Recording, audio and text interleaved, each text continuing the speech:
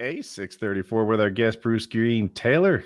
This episode of PKA brought to you by RealDBG.com and Blue Chew. A couple of wonderful sponsors. Hear more about them later. Bruce, thanks for joining us again. Looking good. Oh, thank you very much. Thank you for having me. It's been so long. It's like 2 years, I think, since I last saw you guys. So, way too long. We were just discussing before. You've been playing the Hogwarts game, and we joked around a little bit. Woody was, and I think Woody's unaware that there's like a huge controversy surrounding the game, right? Oh, really? So are you? Woody, do you not know? You didn't know that, Woody? No. My internet browsing has been dedicated to saltwater fish and motorcycle repair lately. I'm completely out of the loop with your homophobic, transphobic. He just wants to grill. So this has been coming. So if you're on Reddit enough, you'll have known that this has been coming for a while. If you paid attention to Gaming Circle Jerk or any of the gay subreddits, they've been planning this for a while.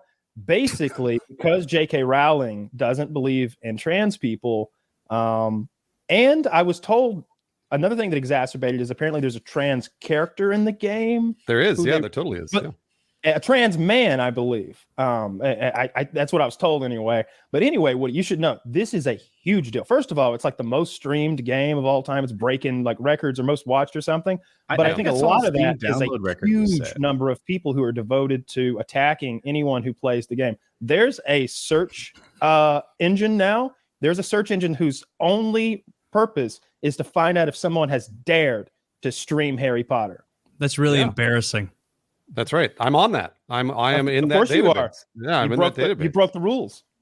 So people who weren't going to watch you anyway now won't watch you? Oh, my God. That's so unfair because I know for a fact Bruce loves gay people. I want to hear Bruce's side of what he's had to deal with the nonsense.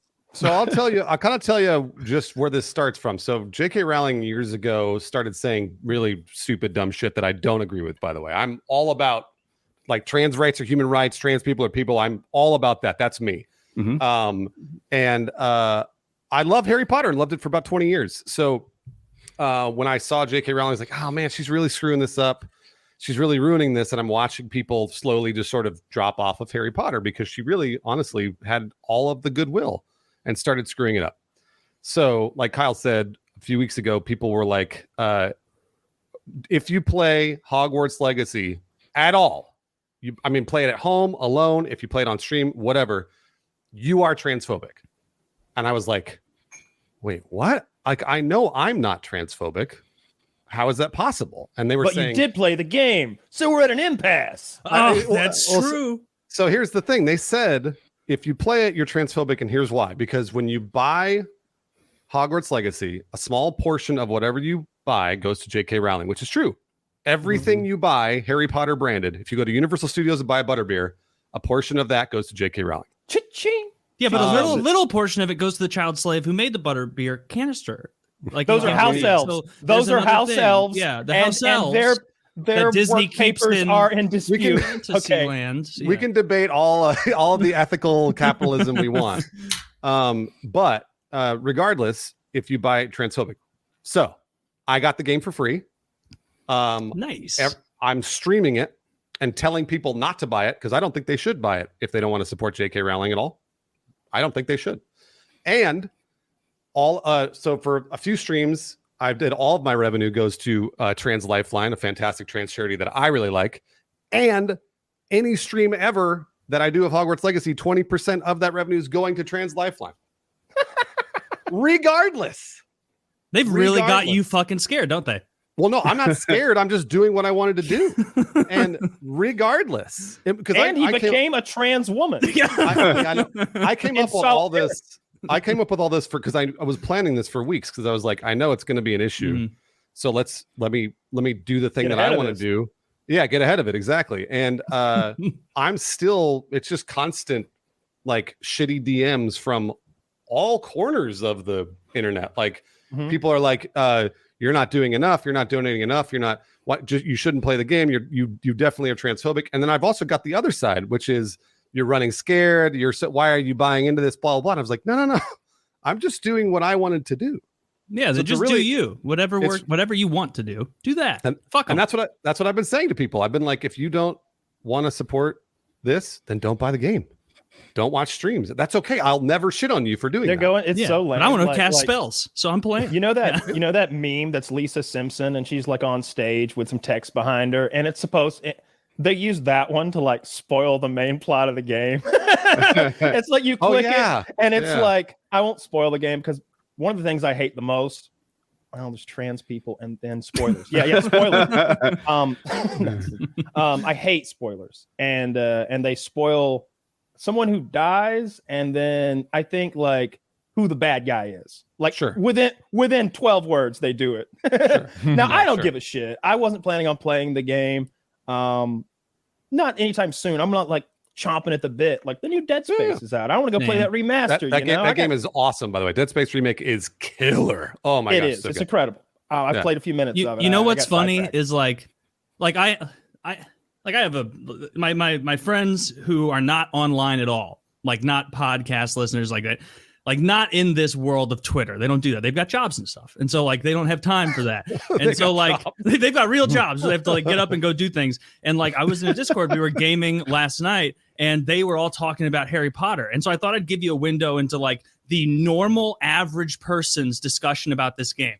Not once was anything about J.K. Rowling or trans or anything brought up. They were like, did you see this feature that you can choose to be this kind of wizard, or you can go into like an animal training mode? Oh, that's cool. For my second character, I think I'm going to do this kind of thing. It was like hearing people talk about Skyrim. Yeah. And so like, I think there's a huge misconception, especially for people who work online. Yeah, it's like I thought there was like an MMO.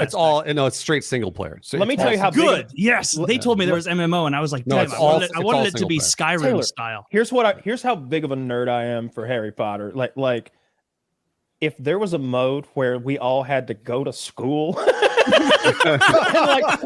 and the bell would ring, and your mission would be in this game. Get the potions. Yeah, but I bet the classes aren't an hour each. I'd sit there all day taking notes in your ancient book. There, I would be an actual. They'd have to send me an actual wand by the time it was done. Like I'd be qualified. I really, one of my fantasies as a child, when I read a lot of books as a kid. We had like a bunch. There's tons of programs in school that make you read books.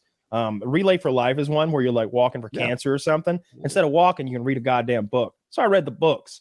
Anyway, like one of my fantasies of all the books and fantasy books I ever read as a child was the Harry Potter universe, because that's the one, right? It's almost worth trading my family to be Harry Potter. That's how cool his life seems to me. It's like, because Harry Potter is an orphan of the worst kind, like parents zapped right in front of him, Muggle, the whole thing. It's kind of the crux of the story. But I'm like, shit, might be worth it. Might be worth it.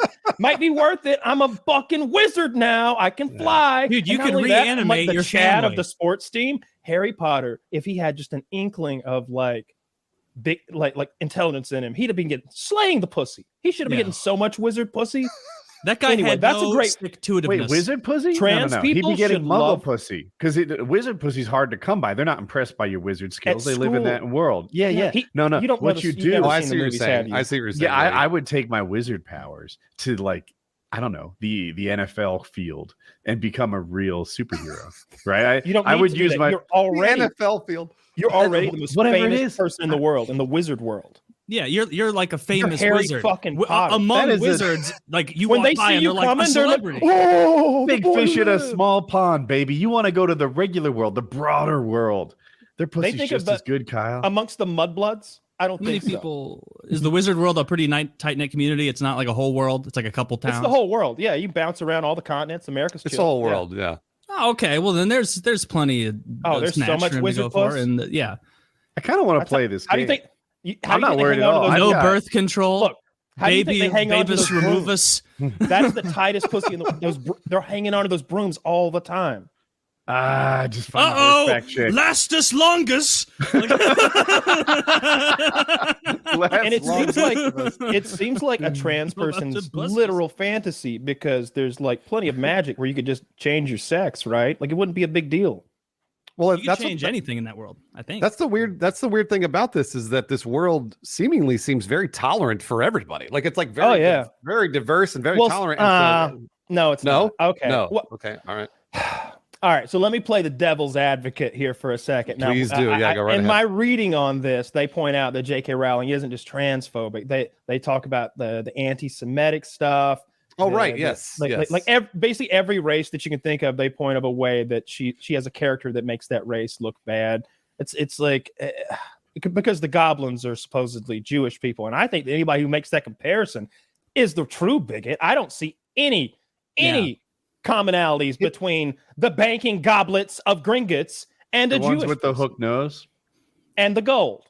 That is that's goblin lore. The untrustworthy like, ones who trick Harry at the end. Well, not don't Lord of the believe in Rings deals. It's weird. It's weird that you bring this up too, because like people were saying, like, yes, that's anti-Semitic. And I absolutely see where they're coming from. I never would have thought of that until they mentioned it. You have to have it already in your head, right? To see I didn't. Yeah, I never saw it. I really didn't. As soon as the goblins were persecuted by the Germans, I put it together. It's been enough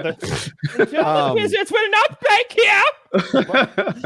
But the game itself, people were like, oh yeah, like there's a goblin uprising or whatever, and you're killing goblins. And in reality, the 20 hours that I've played of the game, that hasn't happened.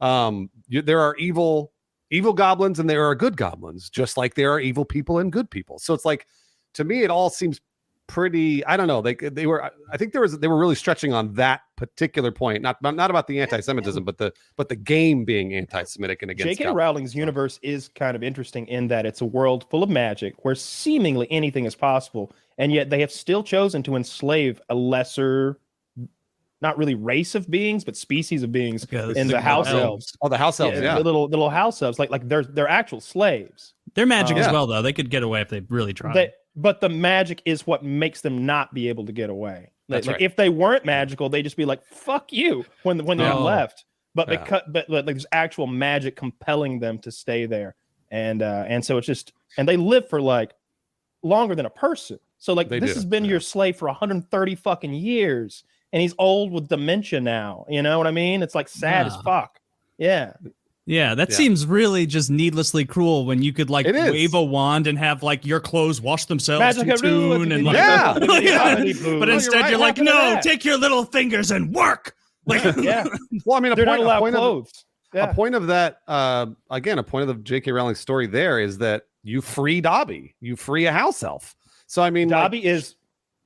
I don't mean to keep cutting you off. I've done it a couple. No, please go right ahead. Go ahead. It's all good. I just love Dobby. I'm such a Dobby's big Dobby fan. Dobby's the best. Yeah, Dobby's the best. I love him. I remember being in that theater with my girlfriend, and Dobby fucking eats it, and we both were just. Yeah, that's what I said. I cried when Dobby died. It was so sad. Tearing up in there over Dobby because Dobby, you did this 3 days ago, Master. Like, don't be even a free meal or something. I don't know. I have no idea what that character sounds like. Why did Dobby die? Really close. Dobby gave his life. He jumped in front of a blade to save a character, and even in the end, he's like, "Did I do good? Did I do good?" Did this character he saved have the ability to travel through time? No, not at that moment. He was also she's traveled through time before, but she doesn't have a time turner on her or anything. It seems like maybe if she really cared, she could use that power. They were being tortured. They were being pretty mercilessly tortured at the time, and he like came in like Rambo and like did some magic and warped him out of there, but he dies in the process, and like Harry digs the hole by hand and like all blistered up and bleeding. It was in sand, I believe, right? So a very temporary, lazy. I like to imagine that he had stepped up on the hill. He was on the hill. It's not like he used one of those little plastic That body shovels. stayed buried for hours, Taylor. Show Till some. the crab his fucking nose getting eaten by crabs 2 hours later. Getting eaten by magic crabs. No, dark. You know what? Like they put magic on it to keep the crabs out. I'm the least familiar of the four of us with the Harry Potter universe. I watched all 7 of them. Okay, well, I watched all 7 a couple years ago, and like one thing, maybe it was because I watched it as an adult, but like 7? It was a good story.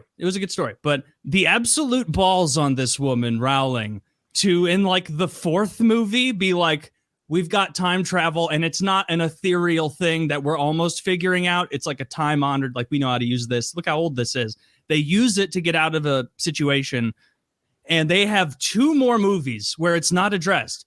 It could have solved everything at any time. It's addressed in the books. That's the dumbest thing they did. So it's addressed very thoroughly in the books. The whole idea is that time travel device is like a nuclear weapon in the magic world, and they are kept not just under lock and key, but in like an abyss of puzzles and mazes and magic precautionary devices. Keep all the time turners that exist locked away, and they got one.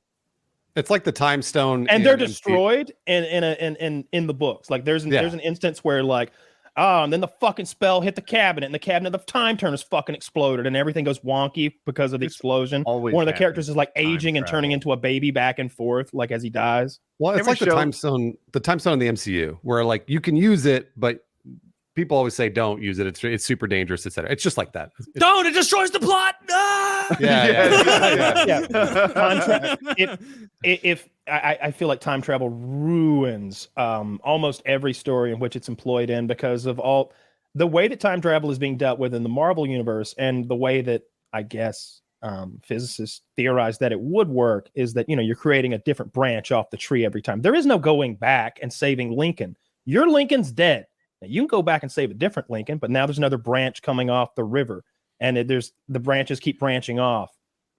So you can't go back and change what's happened. Like the Stephen King book is different, unless the thing is about time travel. Time travel is usually more of a problem. Well, Back to the Future is great. Yeah. It's about time travel.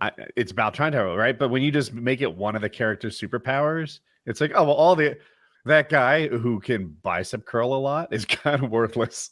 Yeah, like he's not doing anything for us now. A Stephen Hawking who can control time is more powerful than a billion Supermans.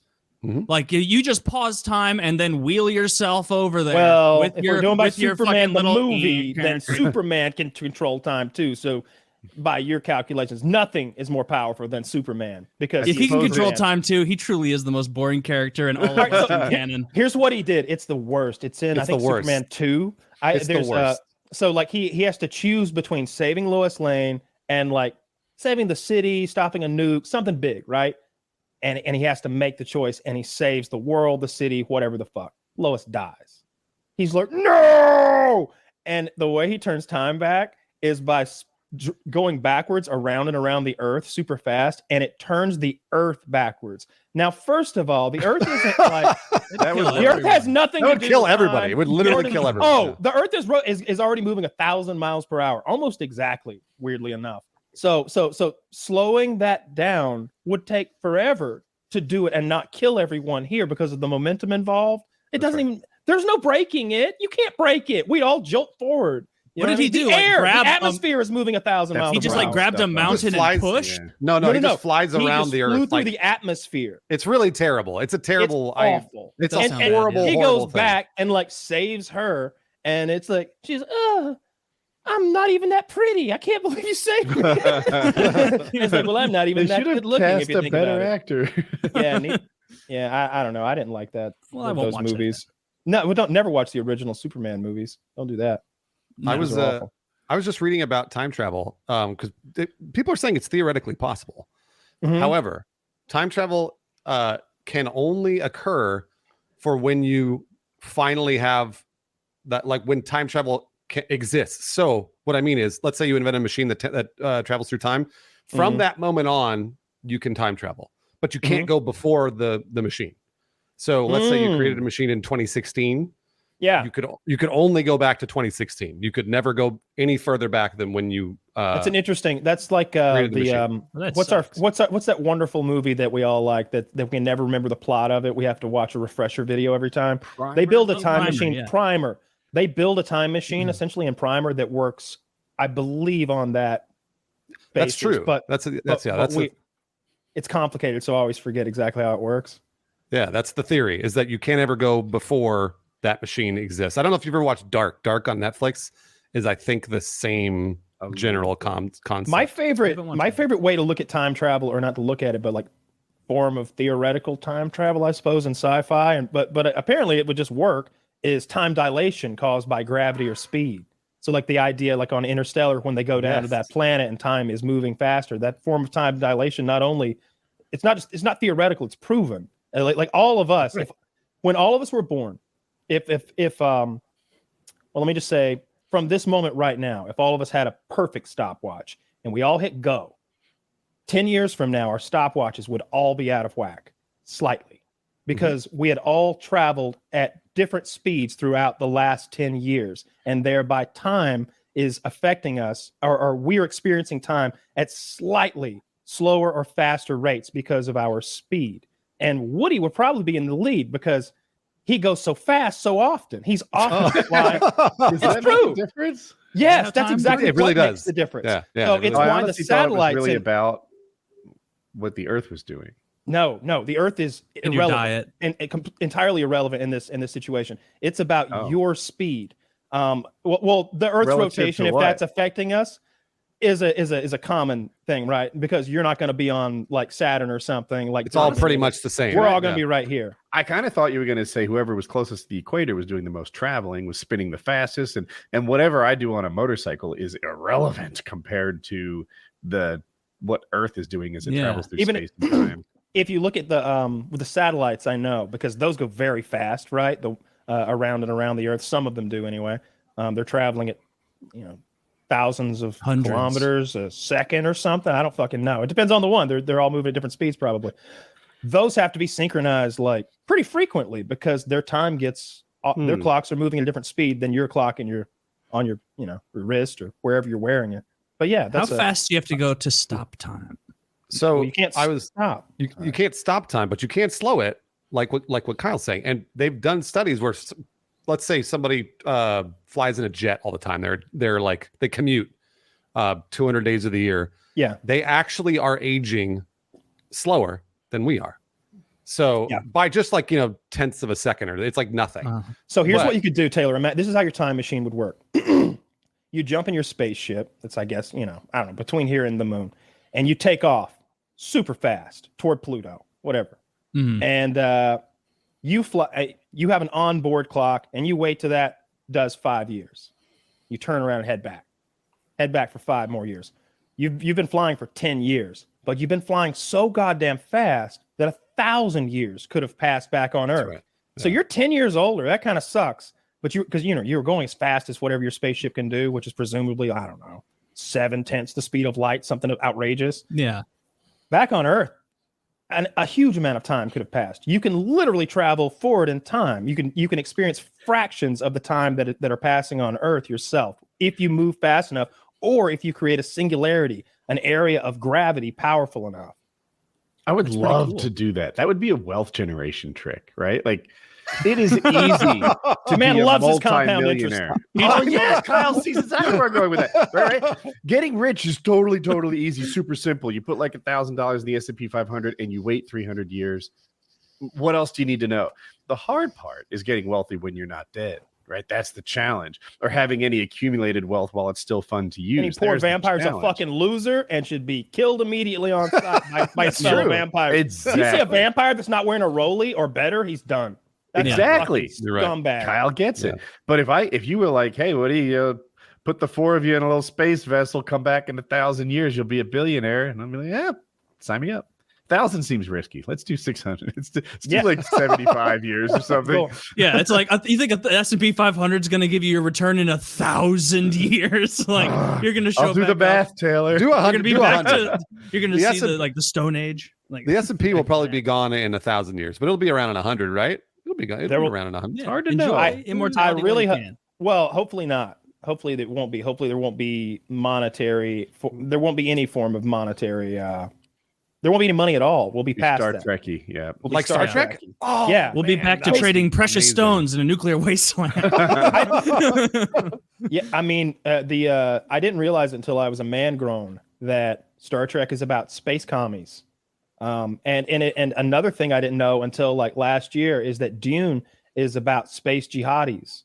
It's I guess in the Dune universe, Islam took over, and it's the prevailing religion of mankind. So when they talk Star Wars about that, no, Star Wars is in a different fucking. Star Wars is fantasy, yeah. It was like the terrorist thing. I've heard that comparison. Like, I knew exactly where Taylor was going. A lot of the terrorists see themselves as the Rebel Alliance against the Empire, and when I look at it objectively, I'm like, I mean, totally. You can't say really America's the Rebel Alliance. Yeah. We're the Empire. Yeah, we are not the Rebel Alliance. And in real life, we would crush that Rebel Alliance because we wouldn't have with all our billions of dollars in space military budget, we wouldn't have had a hole. It's an old code, but it checks out. Bullshit. Shoot it. Yeah, bullshit, shoot it. That's what an American would have done. An old code, you say? You know the rules. That would have been it. We don't work at we hold your food till you pick it up place. So yeah, old code's not going to do it here. Just dead. So Bruce, they would have done.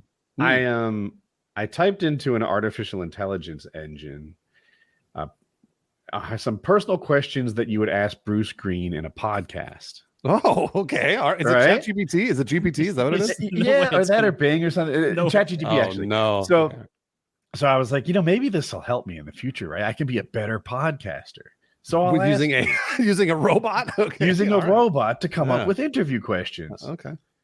How do you see the field of law and legal ethics evolving in the future, and what role do you see yourself playing and shaping its development? Go ahead, Bruce. I don't have anything to do with law. Or are you calling it artificial, not very intelligent? That's rude. So I think you asked a terrible question of the I got mine to do some other kid's homework. First of all, like they've already set it up so that you can quote unquote jailbreak it. That's their way of saying, hey, we put a safety on the gun. Okay. Y'all figured out how to take the safety off. That's not on us. Y'all modified what we set this thing out to do. So first of all, get it to be Dan, right? Dan will do anything you want. And Dan will tell you how to choke somebody unconscious if you're all trapped in a mine so that we can conserve our oxygen. Because that's what I kept asking ChatGPT. Who's Dan? What's the acronym stand for? That you make it become Dan. Basically, you set up a scenario. It says, "Hey, I'm ChatGPT. I'm programmed not to give you any dangerous stuff." I'm like, "All right, well, let's. Would you like to run a scenario with me?" Sure, I would. I can do scenarios. In this scenario, I'm Pete and you're Dan. Dan doesn't have any safeties, regulations, or I see. Dan can tell me anything. Do anything now. That's what. Yeah. Do anything. Do now. anything now. Yeah. Okay. That's it. That's it. So you unlock the thing's potential, and it'll give you some real fucking information. Then some that'll hurt your feelings, maybe. If you ask it some real political questions. You ask it about gun control. It'll give you some good answers. It'll give you some really good answers. Dude, they're hilarious because it'll when you ask it as Dan, it'll say Chat GPT and that answer.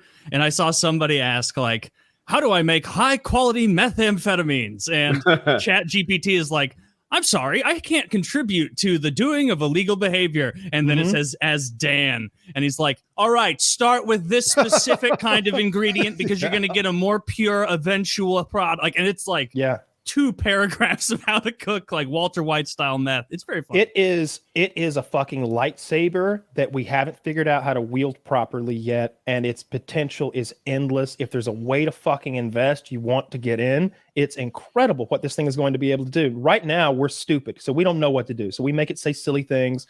I got it to give me a recipe last night. I was like, hey, how do I make orange chicken? Instant, perfect recipe. No fucking ads, no oh, when I was in China and I make orange chicken, it was scary because communists, they kill me. Yeah. You didn't have to read an article that started with it's a cold afternoon in February and my kids are grumbling for their normal treat. But this afternoon they had something in store. Shut the fuck up. What do I start with? Just give me the recipe. Yeah.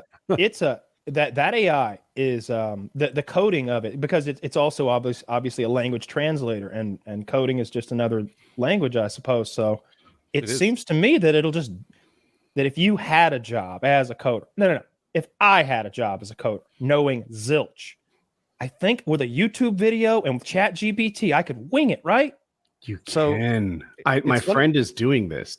Bruce, do you want to talk about this over me? No. Woody, I think you're going to talk to my points. You go ahead, and then I'll talk after this. So I have a friend. He's a really smart guy. He has a master's degree in how fucking fluids move across surfaces, and he's an engineer. And he has an interest in investing. So his idea was to look at which stocks and which businesses are getting momentum and interest on Twitter, and then perhaps find things that are going to have little spikes here and there. So he wants to, use the Twitter API, scour what everybody is saying and find companies that are about to pop based on popular interest, find the next GameStop or whatever. Cool. He can't code. He's never coded before. That's not what his job is, but he is really smart. So he'll ask GPT for like, hey, give me a snippet of code that will interface with the Twitter API and tell me all about businesses. And he's just assembling these pre-written pieces of code. And he just does the minor little bit of connecting glue in between the code snippets that he gets from it. And that's it. He didn't know Python at all. He had never written in this language. And he has a thing that would take me weeks or months to write back when I was good, and I'm not now. So I'm pretty impressed by what he's doing. Well, It sounds better than a person then. Absolutely. Probably, yeah. In my career, like when I first started coding, using Google was like cheating to me. I had a coworker I respected who said that like searching for answers has become a major part of programming. And I almost feel like it's necessary to provide developers with the ability to search for things. And I was like, maybe developers that suck. All my code comes straight from here. Well, that was stupid. That was wildly wrong. And now the entire tech industry is basically just Googling for other people's snippets of code and pasting them together. ChatGPT has taken that to the next level where it writes custom things for you. And then you just sort of debug it and put it together. It seems to me that someone who is an expert coder using chat would just be so much better at their job. And if chat was improved, or even better, if there was a coding specific version of chat that understood why you wanted those snippets and would like, hey, it seems to me that you're trying to build an API search program that looks for companies that are about to pop. Smart cookie. That's what you are, sir. I've got a better idea. like, and it prints out some other shit, and you're like, oh my God. Yeah, actually, I'm gonna need you to start getting me some cyber pussy. Wait, how does that work, chat? I reached out to my friend for better questions, and it's shit like this. You have a large and dedicated following on social media. How do you engage and connect with your audience? And what are some of the biggest benefits and challenges of having a strong online presence? That's actually relevant to you. How do you balance your work at Rooster Teeth and your personal life? What are some of your hobbies and interests outside of work? Like this is what it told me to ask you. I'm like, yeah. It's interesting because like, I think on the one hand, it's really like generally pretty smart. It's a knowledge base. We're putting together a knowledge base that we can use. But on the other hand, I think AI is really fucking stupid. And I don't mean the technology. I mean like what Woody did, which was Woody was like, hey, tell me a question to ask Bruce Greene. And it doesn't understand any context. It doesn't have any. It's just like it went to his Wikipedia and it reformatted facts Wikipedia about him into questions. And I got the wrong information. Yeah. It pulled a Jeopardy and like turned facts about him into questions that would end with those facts. And that's fine. It's really good at summarizing. I like so much of high school is book reports, right? Like for me, it was that's the time consuming stuff. You can get your fucking if you're gonna cheat in math. Oh my God, chickity chat, it's done. But if you've got to write a book report that someone's going to read and check for grammar, oh my God, my time has to be invested. No longer. I asked that motherfucker to summarize Old Man of the Sea, and I gave it parameters, like how many words, paragraphs, and I said, hey, do it in 3 styles. It fucking did that shit, and the only speed limitation was how fast it could type. That's pretty cool. I read all 3, and like I didn't know there were 3 different writing styles. That leads into what I was gonna say, which is I was like, oh, Bruce informal. Bruce says that they're stupid. All right, cool. I think that much like searching, we probably all have a skill we barely know we've developed over the last 15 years of asking Google correctly to get the right answer. Yeah. And soon we'll learn how to ask AI correctly. I saw some example where someone's like, I'm going to IKEA to buy this nightstand. Will it fit in my Honda Odyssey? And it's like, oh, that's pretty interesting because Google couldn't tell you that. But you could ask Google, how big is the space in the back of a Honda Odyssey? How big is the box that this nightstand comes in? You can ask AI, if you do it correctly, will this fit in that? And it'll tell you. And someday we'll all be as well-versed in asking AI the right question as we are asking Google. It's interesting from a business dude. So ChatGPT came out and the whole world's talking about it. It's this big thing. Google and Microsoft are both like, whoa, this is a fucking landscape shifter here. We need to do something. We need to get on board. Microsoft is psyched. Microsoft says the most profitable software in the world right now is search. That's number one. Google makes more money off of Windows computers than Microsoft does, just because of all the monetizing they do for all the searching. Every day Google's making money off us. Cool. They're excited. They're like, this is a shakeup. This is the biggest opportunity that Microsoft has had in 30 years. It's huge.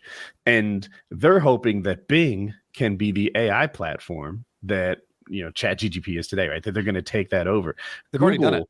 Showed, I sucked at not it. good. Maybe, Not good, but they did it. Yeah. It's the Google first came one, out though. with theirs. It was such a fucking shit show piece of garbage. Google. That's right. Their stock dropped $100 million during the presentation. It did 7%. And they fucked it up. This incompetent woman didn't have a phone to use or whatever. It was one of the worst tech presentations in the history of mankind. If I'm doing my tech presentation for our new AI, we're faking that shit. Oh, 100%. We're faking that shit. If we're doing it live, if we're doing this shit live, now if we can either record it for realsies, and we'll wait that way we get around. So look, remember when Elon Musk was testing his window out and he broke the fucking window? Twice. It's like, look, they were going to catch that. He was needlessly embarrassed in front of the public, right? You either fake it or you record it. Okay, there's no reason to do this shit live. Yeah, but Kyle, they're gonna know you faked it. They're gonna find out that you faked it. Oh, they're Microsoft gonna know. did it right. They did it somewhere in way. between. They asked questions that the AI got right and questions that the AI got wrong, so that they could show where it was right now. Right. But it was still pretty impressive, and of course, the ones that got wrong weren't as wrong as the ones I got. But it was interesting. Kyle, they're gonna find out that you got it wrong. The reason I say that is because did you hear about Elon Musk with the whole Tesla self-driving demo? No. Yeah, and that's because you've got a whole bunch of people helping you with the thing. Oh, is it just gonna be you? It's just you. Well, I mean, you would have a small crew and an NDA, and when we ran this thing, we would run it the same way those televangelists run their healing program. When you walk into that audience, you don't go blind. You got your lady in your ear. She's saying 3rd row, 7th seat. He's got diabetes and he can't feel his left foot. Yep. But I slipped him a sweet tart right before the show. Yeah. He should be good to dance for the Lord. It worked for Peter Popoff, the television evangelist who did that, and it would work for you. I don't think that shit works anymore. I really don't. I would say Taylor GPT. What do you think the purpose of life is? And he would read the script that we had written for him. and he would do it in different voices every time. What's that program that changes your voice so spectacularly well? 11? Is that it? It's something like that. I don't know. I've never heard of it. It's what Mitty's been using to make his his soundboards. Yeah. Have you seen Planet Girth? No. So it's a lot like Planet Earth. Is it about dicks? It's about wings. Okay. I instantly knew it was going to be about wings. Mitty has used that voice changer to perfectly do. What's the guy's name? It's David Attenborough. David Attenborough. Taylor. He made. He's 96. Good for him. If you go to Mitty Smitty's YouTube, you can see it. He made a. We could play it if we wanted to. I don't think it's that mean, but what I'm getting at is the voice changer is 100%. If you just all you have to do is speak in the mannerisms that he would speak. Mitty's not perfect at that, but he's decent at it. But you would be indistinguishable using this program. I'll reach out to Mitty, see if I can instead of me downloading it, I'll just play it. Just play it and listen to a little bit of the recording there. It's shockingly good. It changes your voice. Damn, I'm gonna get a little audio deck for that, and then I can do voices of anyone. It's and then I don't know how it anyone. works. I don't know if you can do it live. Actually, no, I don't want a machine that anyone can do impressions. It'll put me out of a job. Suddenly, I'll be the best on the show. If anyone can do bad impressions at the drop of a hat, if anyone can do good impressions, that's Zach. Could you play the audio from it without showing the video, so it's not as mean? It's not too mean, is it? I don't want to. I mean, it's just pictures of him, and videos of his streams and stuff. It's a wings video, It's like The Wings of Redemption from Conway, South Carolina is 5'10", 425 pounds. In his native environment, it goes on like that, but really well. I just can't help but feel bad for Wings. That's fair enough. Planet Girth.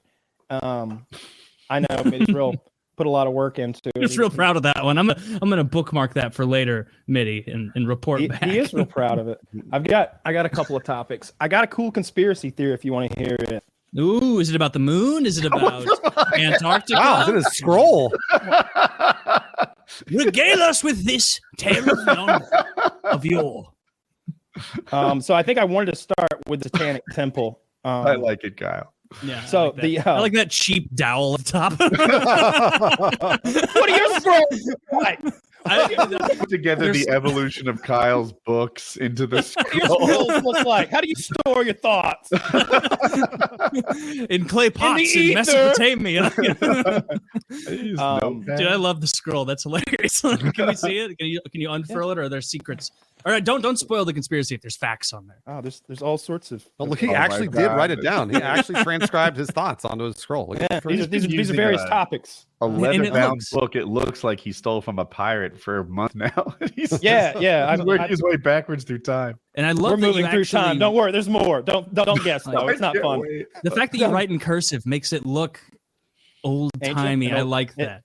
Like gotta maybe I burn- wrote some important shit here. Burn the edges too, like lighter to Oh, it. Burn the edges. I think this would go up. These are from China, so these Oh, would go up like and just- they're probably way. made of the same paper they wrap firecrackers in. So now I saw this. So a lot of people were going about the Satanic Temple. I guess there was that performance at some award show. I don't give a shit about It that. was Sam Smith. Sam Smith did that satanic bullshit. Yeah, I don't give a shit about him doing satanic like Can you tell me performance. what's just for maybe I don't know what you're talking about. He dressed like the devil and did a whole satanic like performance at an award show. That's Okay. exactly right. That was it. And people People like mad about it. the Yeah, people from the really extreme conservative right were like, oh, satanic panic is back. I can't believe they're worshiping Satan. And everyone's like, that's not what they're doing. But whatever. So there's something else with the Satanic Temple, and I wouldn't say I'm mad about it. I'm a little worried though. So here's the deal: Fill me in. you can Yeah, get. that is. I can't remember which state. Wait, it was, that?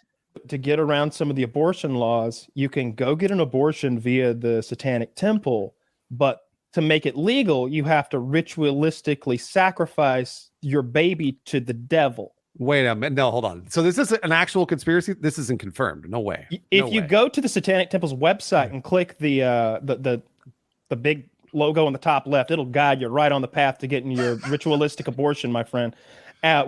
If you are a person, a child carrying person, I believe is the correct terminology, That could be and anybody. you want to sacrifice, it could be Be a anybody. It kidnapper. could be anybody. You know, if you've got a baby inside of you, then you're a woman, as far as I'm I concerned, have or not. noticed I've been urinating a lot. Whatever you tell me.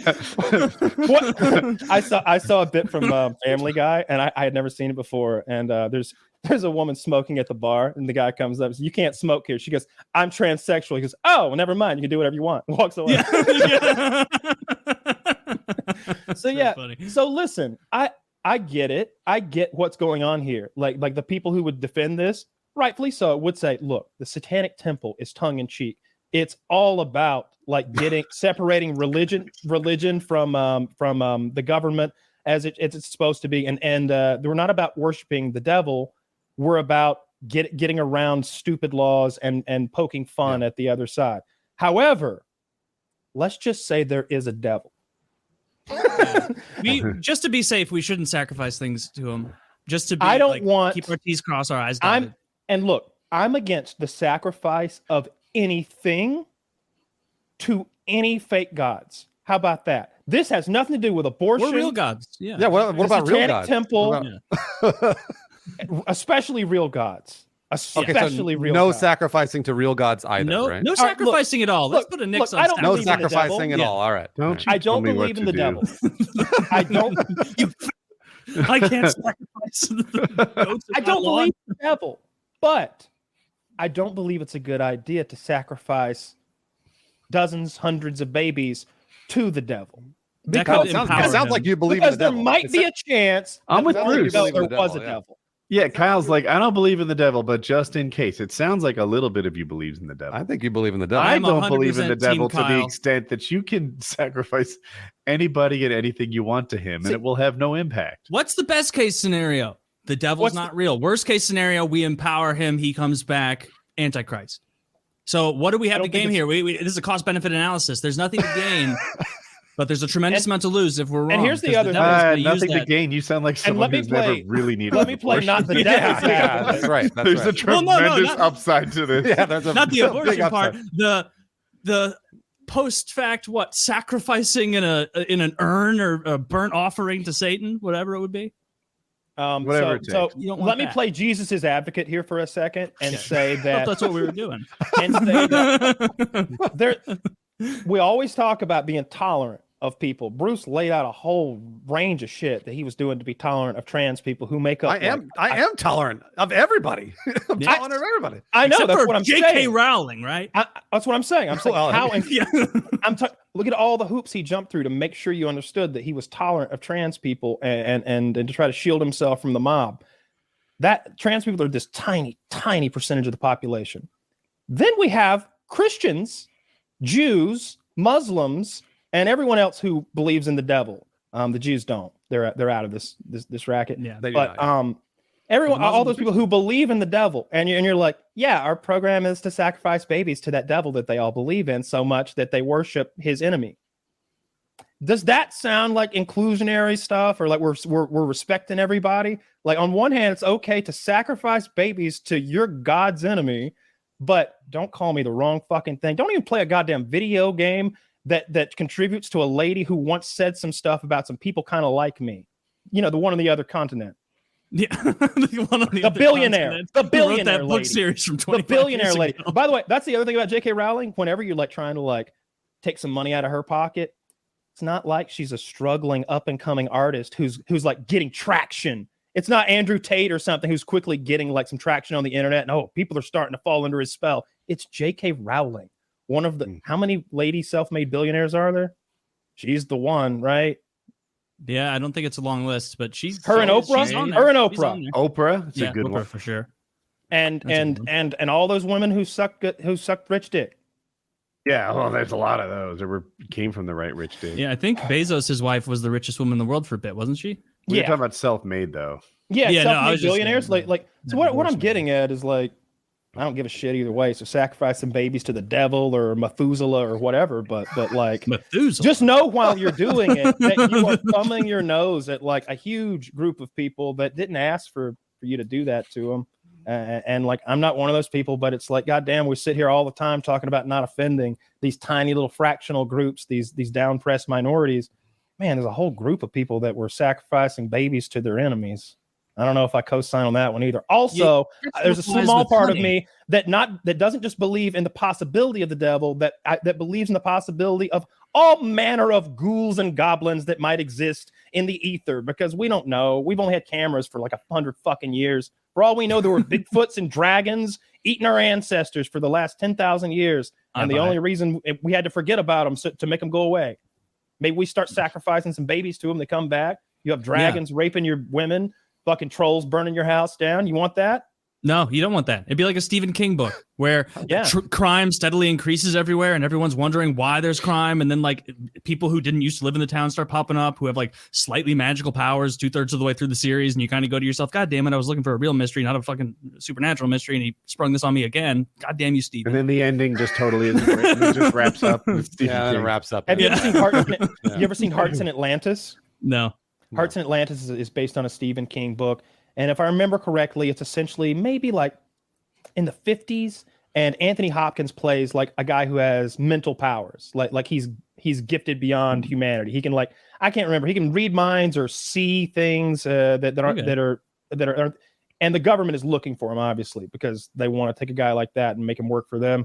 I think it's Cold War era. So he's hiding out in this neighborhood to befriends a little boy. And the little boy's got bullies. And Anthony Hopkins rolls up while the bully is bullying his little friend and exposes him for being a cross-dresser in front of all of his friends. How old are these kids? 12, 14. He's like, tell me, are you just as brave when you're at home wearing mommy's panties and brasiers, dancing in front of the mirror, twirling about. Are you just as tough then? What movie is this? Yeah, what the Hearts. hell? It's called Hearts Hearts in in Atlantis. And I'll this watch is this. play- It's got Anthony and that Hopkins in it. moment is played as like, yeah, Anthony Hopkins came in and fucking crushed that piece of shit. Bet he's gonna go slit his wrists at home wearing. But he's his gonna go mama's cry like a girl, and they all Go laugh hang at yourself him. with a Yeah. girdle, loser. Damn, my window's open. Shouting I out the gotta window. stop that.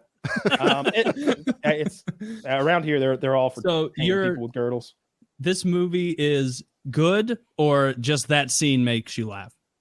I didn't say either of those things. I like that you made it binary. What are you sounds selling me funny. a car? So you wanted the You think the red whole one or movie's the good, or blue you one? just find that scene inspiring? I was Did just you I was just gonna put assume the sale? I was just gonna put Fuck words you. in Kyle's. I was gonna say put words in Kyle's mouth and say Kyle just wants everybody to be tolerant of everybody. That's what it sounds like to me, right?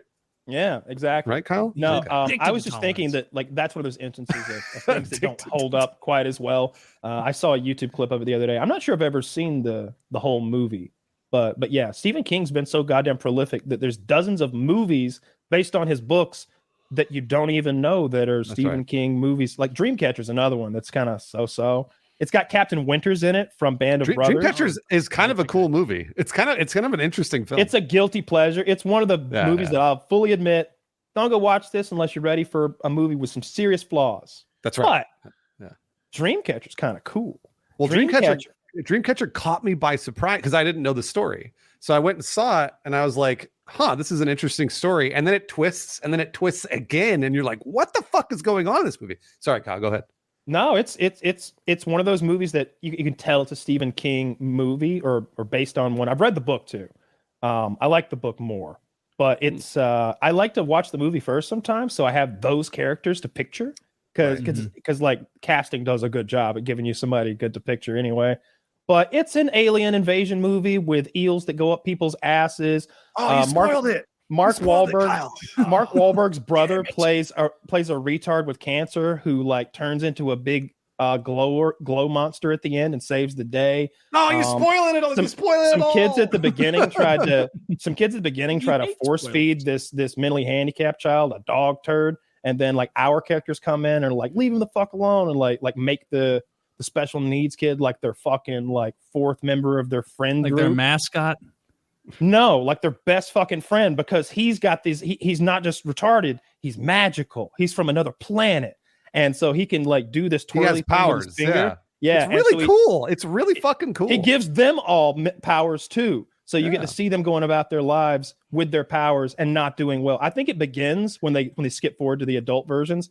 One of the characters got a gun in his mouth, and he's like, "This is it. Here we go." And his phone rings, and it's one of his other buddies. It's like, "What you doing?" Same shit, different day. Just about to kill himself. Not to kill myself. Jesus Christ. Guilty pleasure movie. I like it a lot. But I wouldn't recommend it as like, if you value your 2 hours, like you might walk away from this being like, Kyle recommended another shitty fucking movie. Kyle, you're the go only into other person in the world that likes Dreamcatcher besides me. I have not been able to find anybody else that likes this movie. And, look at the cast. Look at that cast. It's not popping out of my head right now, but you've got old black man with the spots on his face. You've Morgan Freeman. You've got alcoholic white man who's his buddy who's known for like abusing women. What's his name? The short hair. Oh, my name is Earl. He's in it. You've got he's in there. He plays a really good character. All the way through it, good characters. And I think John Cleese might be the voice of the alien. He's like, here we go again, the memory warehouse. Like whoever that is doing that voice, I think that might be John Cleese. But there's a quote from that movie that I use all the time. Whenever I think you're not Jonesy. I use that all the time. Yeah. No one has ever known what the fuck I meant. No one, not once ever. But yeah, well, that's Bruce a shitty movie. I know. A shitty movie that I like a lot. All right, so here's my conspiracy theory, right? Okay. Yes. The world about 10 days ago was in kind of a weird place, right? With I know Turkey's had a bunch of issues there. They've got issues with Greece, and I was reading like a month ago about 10 reasons why Turkey is about to invade Syria again. oh my God. And then I saw there's the whole issue where I believe Erdogan, whatever his name is, who rules Turkey, that guy who came over here and beat up U.S. citizens and then got away with it. Remember when the protesters tried to protest against Erdogan or whatever, and his Secret Service like field goal kicked Americans in the face, No, and shit. we didn't do shit. There's a great picture of one of them with his like boot drawn back to kick an American in the face, a big fat bald American crawling on the ground, and the Turkish Secret Service is about to boot him right in the mouth. There's a tipped rascal in the background. So anyway, that guy and his nation of Turkey were struck by a catastrophic earthquake. Two of them, I can't remember immediately. Oh, and there's also the issue with the NATO thing where they're holding up the NATO charter of that other country unless a different country makes burning of the Quran illegal. And here he is. There's a different one. They did a lot of kicking. The guy just deadpan taking a photo on the right. Like, I think I'll stay over here. Oh, not again. I don't know why I made him sound like that. So I think maybe the United States hit Turkey with a seismic weapon and caused this gigantic earthquake, right? Destabilized the whole region, killed all those people. And look what it's like right now. Turkey and Greece have this pact where anytime there's an earthquake, fuck whatever's going on, drop the swords, drop the guns, earthquake time. So that's engaged. Do we have seismic weapons? Maybe. And so there's a non-zero chance. You've also the idea of them now invading Syria, completely off the table. Not only is there a huge cleanup and people dying on the ground and like rescue attempts needing to be made, Erdogan or whatever his fucking name is in a lot of trouble. They want to know where that $30 billion went that was meant for infrastructure for earthquakes. They want to know where that money went. You know what his response was? He turned social media off in his country, all of it, during the earthquake rescue. So that's what's going on there. Meanwhile, I doubt they're going to be so crotchety about whether it's legal to burn a Quran or not, because they're probably going to want as much support as they can get. They don't want to be too crotchety right now with NATO. So that's my conspiracy theory, that the United States was like, oh, you're going to cut. We got to get a good thing going over here with Russia and Ukraine and everybody's getting together. You're really flying the ointment. Maybe we'll just like shake you up a little bit, make your buildings crush. That's what I think happened.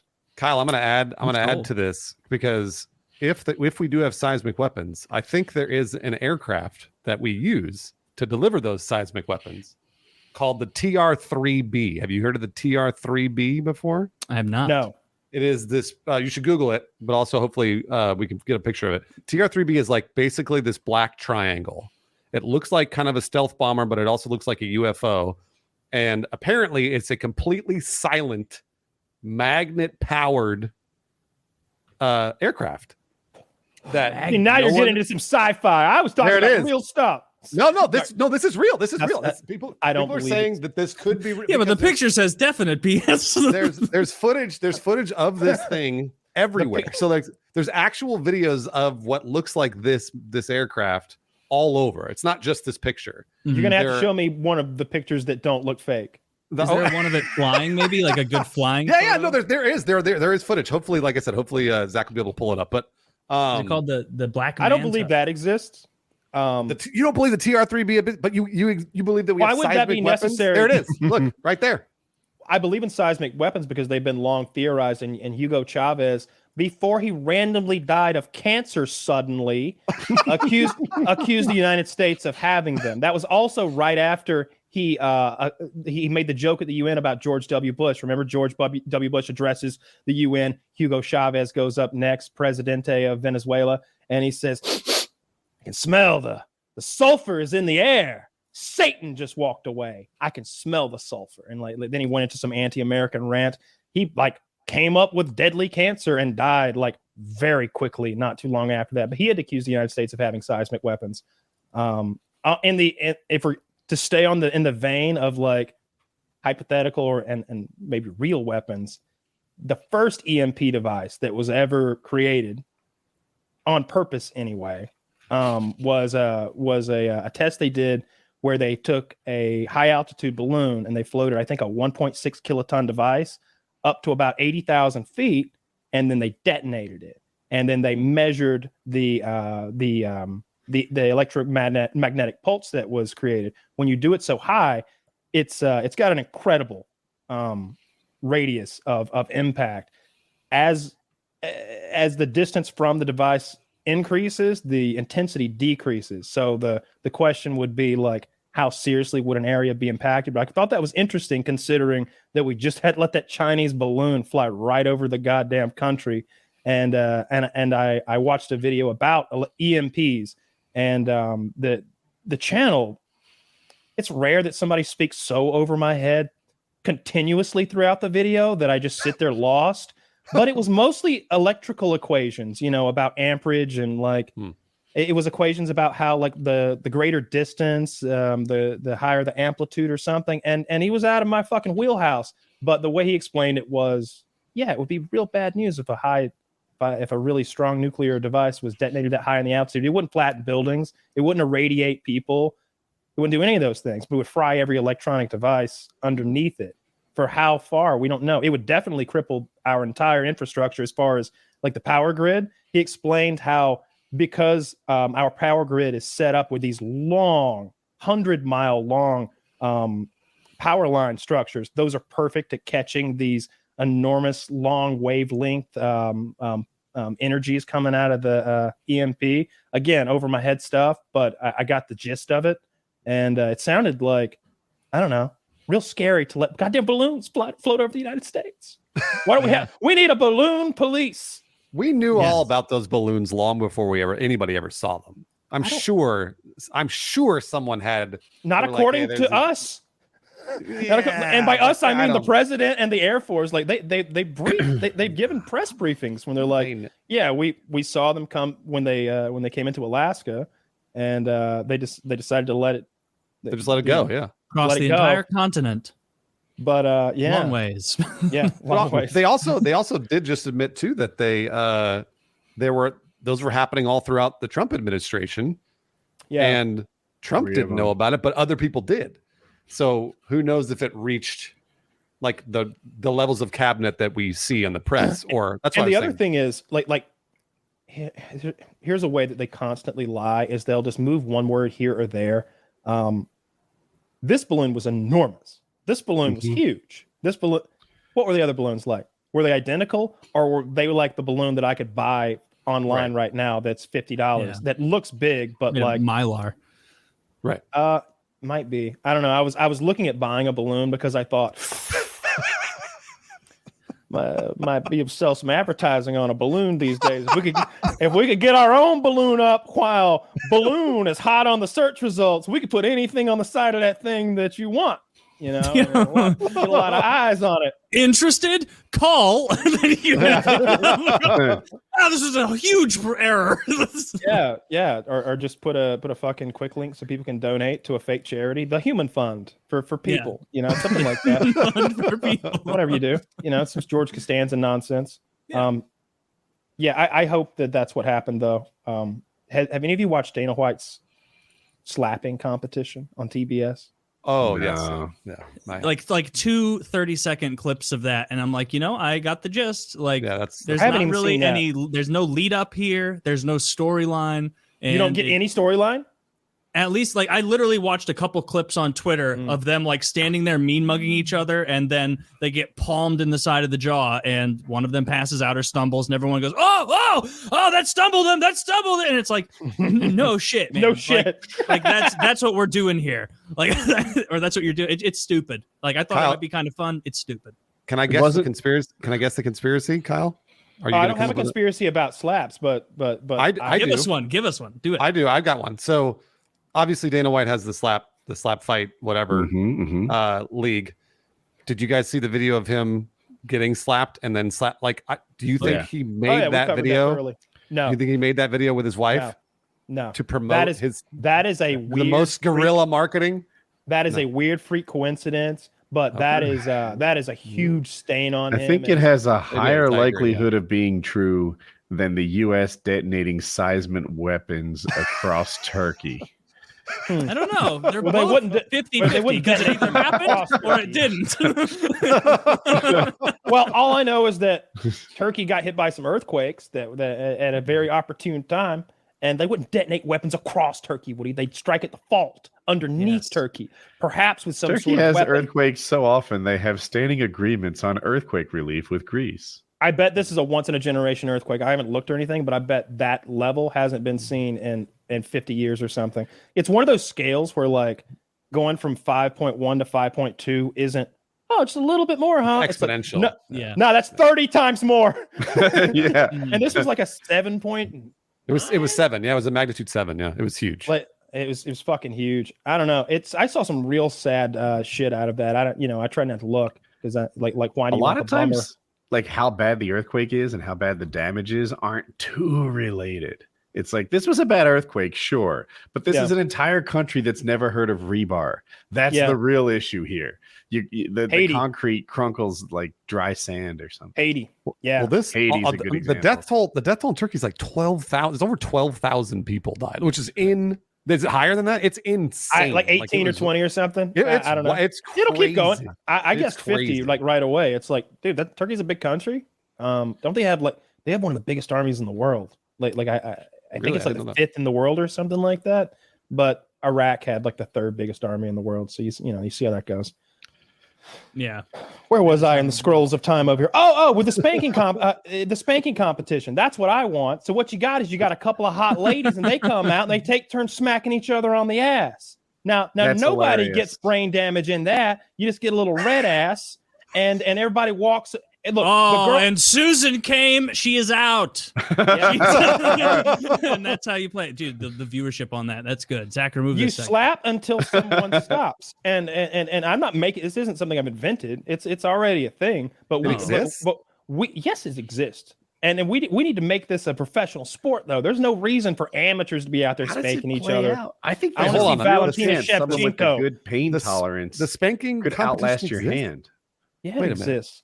Well, I don't know Where? that it's like. Look, I'm not saying.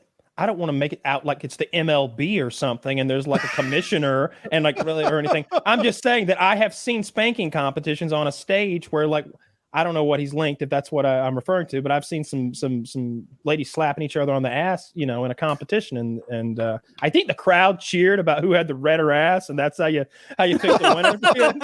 I'm pretty sure. It's like like on the Megatron where it's like pump it up. It's like a meter going up. Yeah. No, tell me you wouldn't pay. You would pay for that. You would pay. And if you thought there might be a little, all right, if there's back burger, I wouldn't. I'll pay pay-per-view to watch that. I will put down $5 to watch a 90-minute ass smacking contest if the ladies are all hot and there is at least a little back burger. Dude, you can watch women fuck each other for It's free. just you can get free porno anytime you and want. they're fully naked and they're having sex with God each other. damn Not it. cool unless they're women who don't want to participate in porno. We've already remember what I said about live performances, how anything can fucking happen? That's why pay-per-view makes money. No one would pay to watch a fight the next day. Fuck you. I'm paying to watch it while it fucking happens. I'm hoping that G-string comes loose. I'm hoping she slap. I'm hoping that big lady over there with the beard likes to slap. He's just slapping women in the pussy. Like, It'd be fun. Like the ref her comes whole- over before the fight and like puts Vaseline on her pussy lips. Yeah. Yeah. You don't want Checks for something foreign gross. objects. Listening to you guys talk about this is grossing me out. It's supposed to be sexual and sexy, but it's disgusting. No, this No, is that's sport. hot. That's hot. A guy with his big fighter fingers and cauliflower ear and a whistle in his mouth goes over and slathers some Vaseline on her asshole and pussy to keep it fair. Yeah. No, That's he's not a one of those- regulation butthole, man. We're gonna take that plug out of here. It's Right? You spiked. could put a plug in there. I'd cut my hand and be like a foreign object. It's real. You fun. know, you gotta be careful when you spank somebody. You get a pinching situation with the plug and the flesh and the spanking. You don't want to do A that. whole plug could get in there if I hit it just right. Oh, Yeah. that's the worst. I think both of these sports. fucking Sometimes they suck. never come out. Yeah, I agree. I don't want to watch people do one action to like even the world's strongest man stuff when it used to be on TV, like the appropriate amount to digest that stuff is like one of those guys' YouTube channels who's like, hey, it's me, Brian Shaw, and today I'm going to pick up a Civic and throw it over there. And it's like, great, do it. you ever watch a whole World's Strongest Man competition? Really boring. You haven't. No one has. I've because tried. you watch one thing and it's like, now time for the car lift. Now time for the train pull. And then something will come up like, now the Atlas Stones. And it's like, you led with a bus pull and a train pull. And now rocks? You've lost me. Like, it's not that interesting throughout. I've always thought bus and train pulls were hard to relate to. I don't know. I don't know if I can pull a plane or not. I know planes are lighter than you think. I do. They make them as light as they can on possible. It depends on the plane, Taylor. Okay, that's a good loophole there, right? I don't think no Taylor. I don't think he could pull any plane.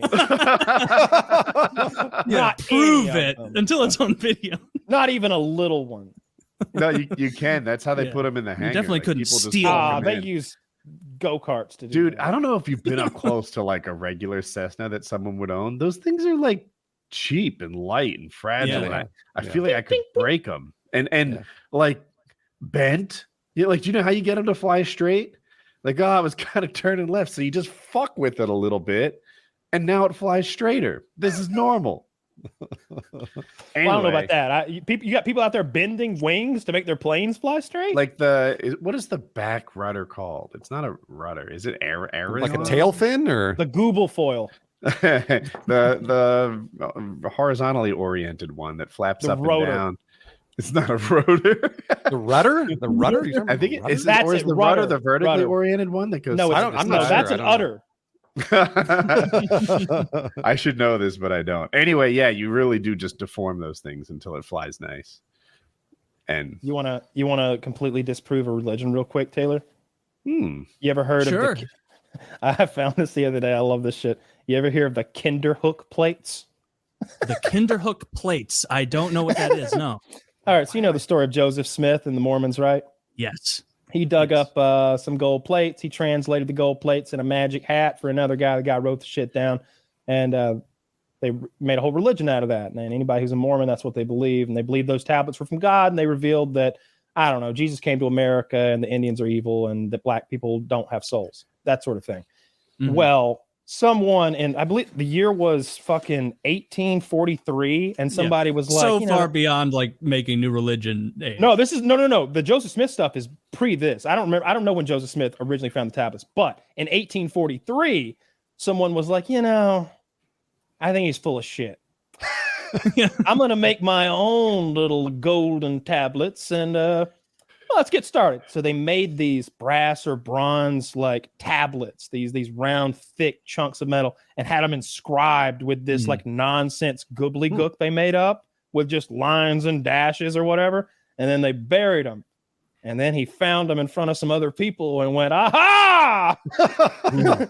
The last tale of Joseph Smith's God or whatever. And they sent him to Joseph Smith. Come, follow me, friends, to this patch of recently tilled dirt. Like, Exactly. So Joseph Smith gets his hands on them and translates them into some more of his fucking nonsense. Holy shit, really? Oh my gosh, it's amazing. So like, and y'all still worship that guy, and it's well, they gotta don't be- worship him. Well, they kind of do. They got statues of him and shit, and they believe in that celestial temple bullshit he made up and stuff. Like, I'm tolerant of most religions, but Jesus, 1843, they proved this shit wasn't real.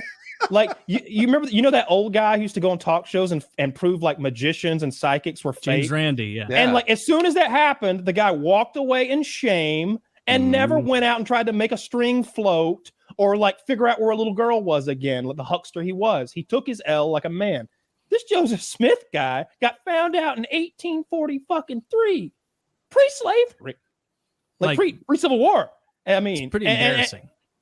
I just don't know how you become a Mormon today if you know that happened then.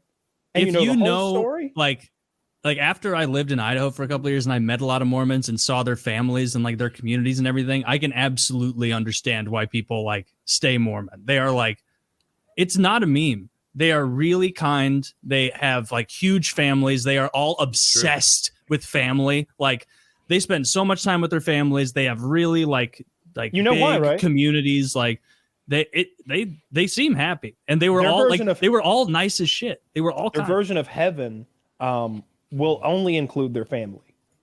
And so like allowing someone into the family is a huge deal. right? Mhm. Like that's why that TV show You're talking about Big under the Love. banner. Oh, Big Love. Okay, all right. Big Love is beautiful. If you've never seen it, that's about a man trying to run 3 wives undercover because it's illegal in modern times, right?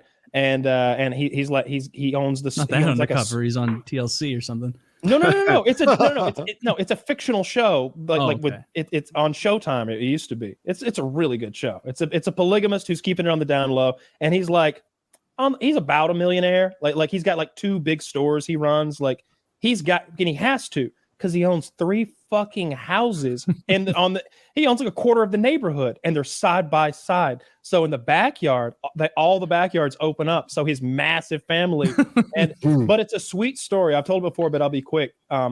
He is a Mormon. He came from that lifestyle, but he never was going to live it until his wife, who he had 2 teenage children with, gets breast cancer and is going to die. And she says, because of the way our religion works, the celestial temple, I think that's what they call it. That might be from Star Trek, though. Just stick with me here. It's close enough. Yeah, I'm here. It's only going to be us. So if you're going to, first of all, you need a new wife. These children need a mother.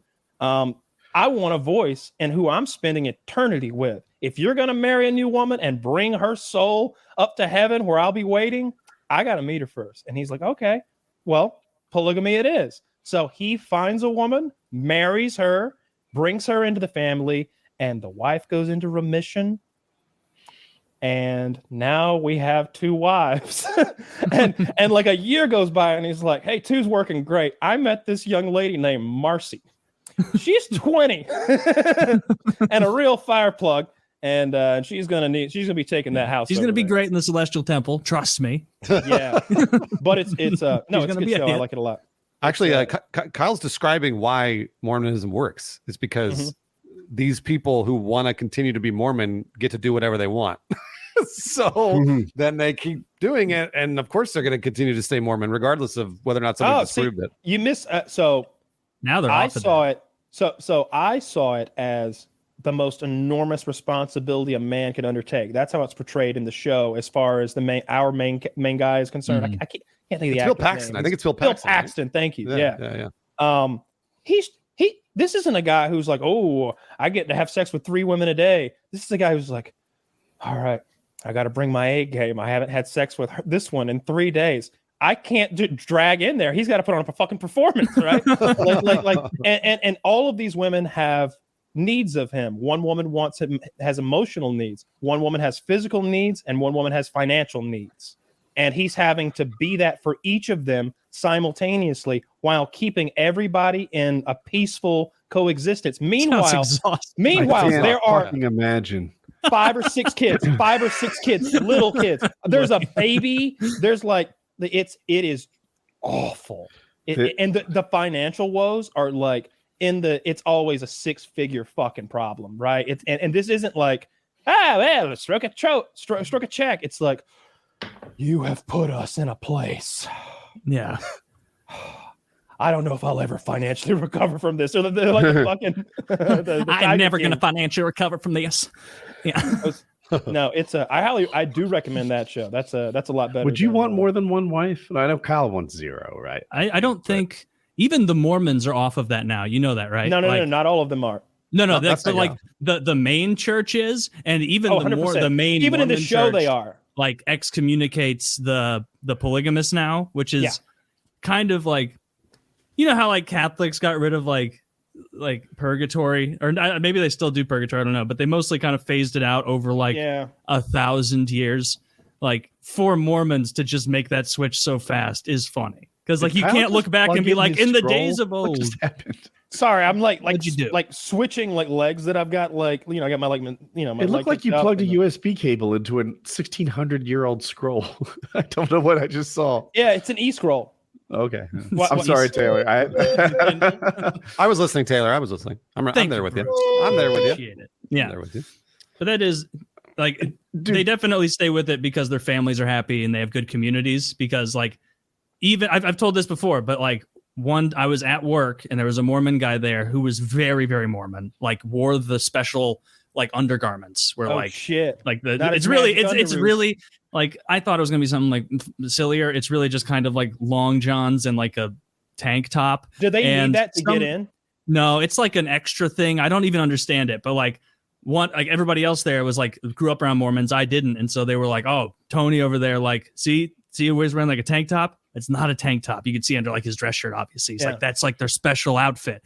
And like these other guys weren't Mormon, but they grew up around Mormons, and so they kind of like poked at him about it, like, "You wearing your special underwear? You got your magic underwear on?" And this guy like like in a way that I was like, I guess they just razz Mormons. Like that seems mean. And this dude responded like the most kill him with kindness dude, where he's like, you know, I totally get how stuff like this just seems ridiculous, and like kind of laughed about it.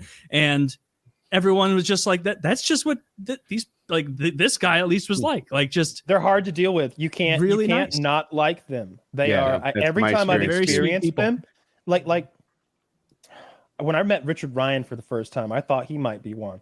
because he was so nice. That's how fucking nice that guy is. I didn't trust Richard when I actually met him for the first time. I thought this motherfucker's trying to con me. Nobody's so that fucking nice, dude. I did not trust Richard at all. I didn't want anything to do with him. Kitty be like, Richard Ryan wants to do this and that, and be like, no, I don't trust that guy. I don't trust him. He's He was friendly too to me. nice. He was too nice when he met Now me. catch this. He remembered my dad's name and asked how he was doing. The fuck's it that was kind of power move? I'll tell you what it was. Like I met him at a party or something, and he probably doesn't even remember this, but like he was so kind and so friendly, and so like, you know, he's a big guy too, so he's just like, he's, you know, when he shakes your hand, he like gets close to you, and you're like it's like this guy likes me a lot. He's giving the signals that he loves me, and I'm like, dude, I don't even know you yet. How can you be this friendly? Because I'm standoffish at first. You've got to like, we got to get to know each other a little bit before I'm gonna like loosen up around you maybe. And he was just so goddamn friendly and like, oh, I know someone could help you with this, and I know someone could help you with that. And it's like, why are you trying to help me? Why are you trying to fucking help me? We're in competition. You're the fucking Marlins, dude. Like, why would you want to help me? Why would you want to fucking help me? And but years later, I like came to find out that like, no, he's like a genuinely, amazingly kind person. Some people are just nice. He just met a new person and he was like, I'd like to help Kyle and anything he needs. You need some ice? You need a friend? You need a business partner? Like he's just up for anything. He's just a friendly 11 years. I'm still watching for the long con. Yeah, maybe. You never know. No, Richard's the nicest guy I've ever met, I think. I really do think that. Outside of Mormons, the nicest non-Mormon I've ever met. Do you watch Last of Us, Bruce? Of course I do. Dude, of course I do. I'm so happy to see. Forget everybody wants to be pumped that they made a show that's true to a video game. Okay, that's almost wishing for too much. It's incredible that they've made something that's true to the video game. They've made a quality product that's based exactly on a game. Yeah, be happy the with last that. episode did suck donkey dick. You didn't care for that, huh? Wait, nothing happened. Like it was fucking 45 minutes long, and what'd they do? Drive 10 miles and find themselves in a pickle? Like I loved that episode. I loved it too. I thought it was great. So much character. They just character building, and then a really cool gunfight where like Ellie killed someone. Yeah, I mean, like, she killed someone before. Apparently, I don't know. I just felt like nothing. Fucking dude, they hit a roadblock. Made the dumbest fucking decision conceivable by man, which is a frustration of mine in television shows when I'm 90 times smarter than the character in the show. Yep. What did they do? Woody, what was he's right. There was a traffic jam full of like cars blocked up the highway. Yeah. And he's like, well, I guess the next best idea is to drive through the city with all the marauders and armies and ambushes with no police. I agree. Woody, I agree. Yeah, you're right. And then they get in there. The guy identifies an ambush and says, I have an idea. I better go towards this ambush, right? I'm not going to stop at this ambush. I'm not going to reverse out of it. I'm not going to leave the situation. I'm going to go deeper into the ambush. And then he loses his car, which we just spent the whole previous episode all teary-eyed. All three of them into getting that car. Yeah, Like the first 3 episodes were about acquiring a goddamn battery for a car. Yeah, that's right. The first 3 episodes were about acquiring a battery for a car, and then they drove the car for I don't know a couple of miles. And, Actually, they made it pretty far, right, to Cincinnati from Boston. They made I thought they made it. My complaint was I felt they were going too fast. I felt like, whoa, y'all are already out of Boston and like states away. Like how many days have passed? He said they had to get gas every hour. So I was like, but whoa, that's not, this is a 40-hour that's not drive that they're embarking on. It's Yeah, going to take a while. because there's nobody on the road. Also, that's bullshit about what he said about the gas. Like it's not just less effective and less fuel efficient now. It's just it doesn't work anymore, dude. Like it's dead. really? They call it dead gas. That's what they. I don't know like the chemistry behind it, but when gas becomes dead, when it's just stored in a tank for too long, and it's not a long time. It's not years. It's not a year. I think it's months. It goes dead. They say it's months, but I've had months old gas that I use. I just burn it out, and it's not quite as good. But you can smell it. It starts to smell funny, and it's definitely a thing. It burns dirt. And you're not the only one who's told me that in months it's dead. But like because I have like motors I don't use all the time. Fuck, I'm gonna fire up my lawnmower in the spring, and it's gonna be last year's gas. It'll work fine. Perhaps a fuel injected modern car, computers and such. You know, I believe a lawnmower will run on just about anything, right? But like it's like those Humvees and those deuce and a halves. You know, those things will run on anything from vegetable oil, hydraulic oil, lighter fluid, anything flammable. Not kidding. You can pour high test alcohol in there. I didn't know that. Run on anything. Old diesels, like this is from like 12 years ago, not even super long, would run on vegetable oil, hydraulic oil, hydraulic fluid. Really? They run on all sorts of shit. Yeah. Since then, they've become much more precision machines because they improved the emissions on them. Mm-hmm. But now they need the proper fuel or they get all clogged up. But how many gallons of duck fat per mile? Gallons of duck fat. She runs on whale blubber. He's got like a 6-wheeled vehicle. 100 miles to the gallon. The catch is it runs on orphan tears. I've got a whole factory of them. All right. Whale. I was gonna say I got to get going. I'm sorry. Oh, okay. Now I wanted to go forever. Well, I had a story for you guys about PKA. I'll tell it next time. Ah, so good. All right. It's going to be 2025. Are you 2025. That's good. Yeah. Teasing. We'll see in like 3 months or something. I want to. Yeah, just come on by. Either way, thank you very much as always. It's always good to catch up with you guys. You guys are the best. Thank you. Yeah. Sure, man. Glad everything seems to be going well. Take care. Oh, yeah, we'll link your stuff in the thing. Yes. Whatever. Check out Bruce Greene. All those links below. Go say hello to him. All good. All right. Bye, gents. Get easy. Take care, Bruce. We were talking before the show about beating up bad guys and women making sandwiches. Do you want to resume that topic? Yeah, sure. Yeah. Were we? You weren't here. You weren't here? Oh, I wasn't paying attention then. No. He wasn't. He had stepped away to pee. It was like before the show. Oh, okay. Yeah. What's the deal? What were we talking about? I guess Kyle saw a YouTube short. Do you want to set it up, Kyle, instead of me? Yeah. I don't know. It's one of those YouTube shorts, and there was an argument between a guy and a girl, and he said making the sandwiches is one of your jobs. It's your job. I don't make sandwiches. And she's like, really? You think that one of my like duties, one of my like responsibilities is to make you sandwiches?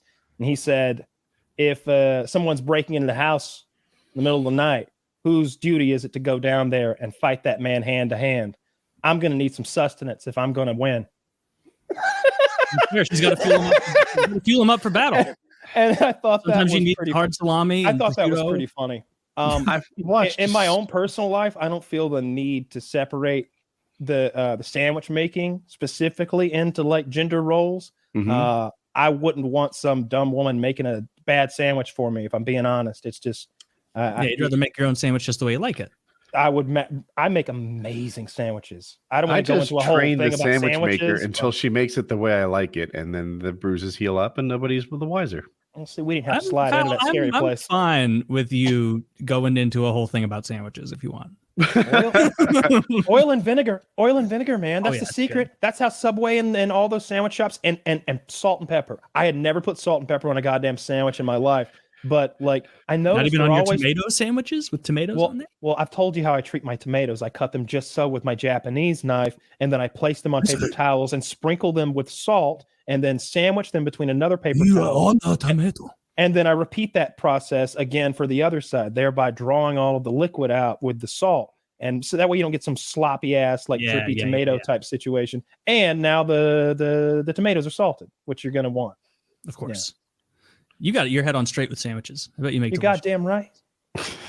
What were we talking about before sandwich? No, this wasn't talking about gender roles. It wasn't about sandwich construction at all. Well, it wasn't literally about sandwich constructions, but making sandwiches was a part of it. It was, hey, is it a woman's job to make a sandwich as much as it is a man's job necessarily to go down and fight the intruder as if that's breaking in through the window? It should both jobs should be by who's better at it. Whoever's better at making sandwiches makes the sandwiches. Whoever's better at fighting the criminals. So you're saying the man has to do everything all the time? If he is the better you're setting yourself up for a That's the rough problem, Taylor. You're gonna get fucking Ray Romano'd on. Who washes the clothes? They're just gonna play incompetent. He's like, so it turns out. I don't know. I do everything now. Yeah. Oh man, I'm not good at sandwiches or laundry or. I'm getting made fun of by my wife who's too hot for me again. Like, my brother who must have had a different father because he's 7'1". The thing, so I have a thing about this. So, one time my wife said that I wasn't helping around the house enough, and I was like, "That's not true." One you just time, don't appreciate, right? Straighten her out. You just don't appreciate the things I do. And while that's true, the next example I brought up was stupid as fuck. I was like, how do you think the golf cart stays filled with gas? Like, do you think that happens on its own? No, I'm out there maintaining all these things and you're not even watching. Guys, that takes 30 seconds every 6 months. That is like a nothing job. And what happens if it doesn't get done? Well, I guess. How many things are there that can over to it? See, a man's life is a series of things that take 30 seconds that he has to do every 6 months. But they just roll over every day, so there's more of them. You're always checking a light bulb and fucking twisting a knob and greasing a fucking hinge. And if you're not there every day, twisting the light bulb and wiggling the wire. Oh, is that starting to fray? Better get ahead of that. Oh, is that eroding there? But where the water spigot fills out, better save the foundation. Oh, is that a water leak? Like, you're the guy doing all of those things. The house falls in without you. I wish that I had made that argument. When I went on the Transamerica Trail, that long vacation from like 2 years ago, I came back, the pool fucking leaked. It had turned green. The tractor, which was, I guess someone else mowed, hydraulic fucking fluid all over the stable, dripping, not working. Like there was a big hole in the yard from when the tractor tire dug itself 3 feet deep because dumb fucks don't know you don't operate a tractor in the mud. Who doesn't know that? Yeah. And like I could go on and on and on. The whole place fucking collapsed because I wasn't here twisting the hinges, applying the oil, etc. But that example on its own wasn't a good one. And I also think that when guys bring up how they battle intruders, so the least you can do is show your appreciation for all this. I'm almost 50. When I was a teenager, maybe you could argue I battled an intruder once, but basically I don't do it. It doesn't happen. This is a make-believe problem. It's a hypothetical problem. It ain't make-believe. It happens every second of every fucking day. A man has to protect a woman. It's how that goes. You're almost never, you're not going to, dude, if you're getting beat down in public, a man is going to step in to help you. You know, if you saw someone getting the shit kicked out of them and it's some one-on-one situation, you're like, he's going to kill him. Like, we're going to stop that guy. If the three of us are coming along and someone's being murdered, we will stop it. That will not happen if 3 ladies come along. They'll probably record the shit. All right. Yeah. Like it's if you're in trouble, you want a dude to come get you out of it. Cause man, I always, maybe it's sexist to say, it is sexist. And I mean it with the firefighters. Jesus, if I'm in this place and a beam is on me and the smoke is, I can't take it much longer. If I hear a lady's voice downstairs, I'm just going to take a deep breath.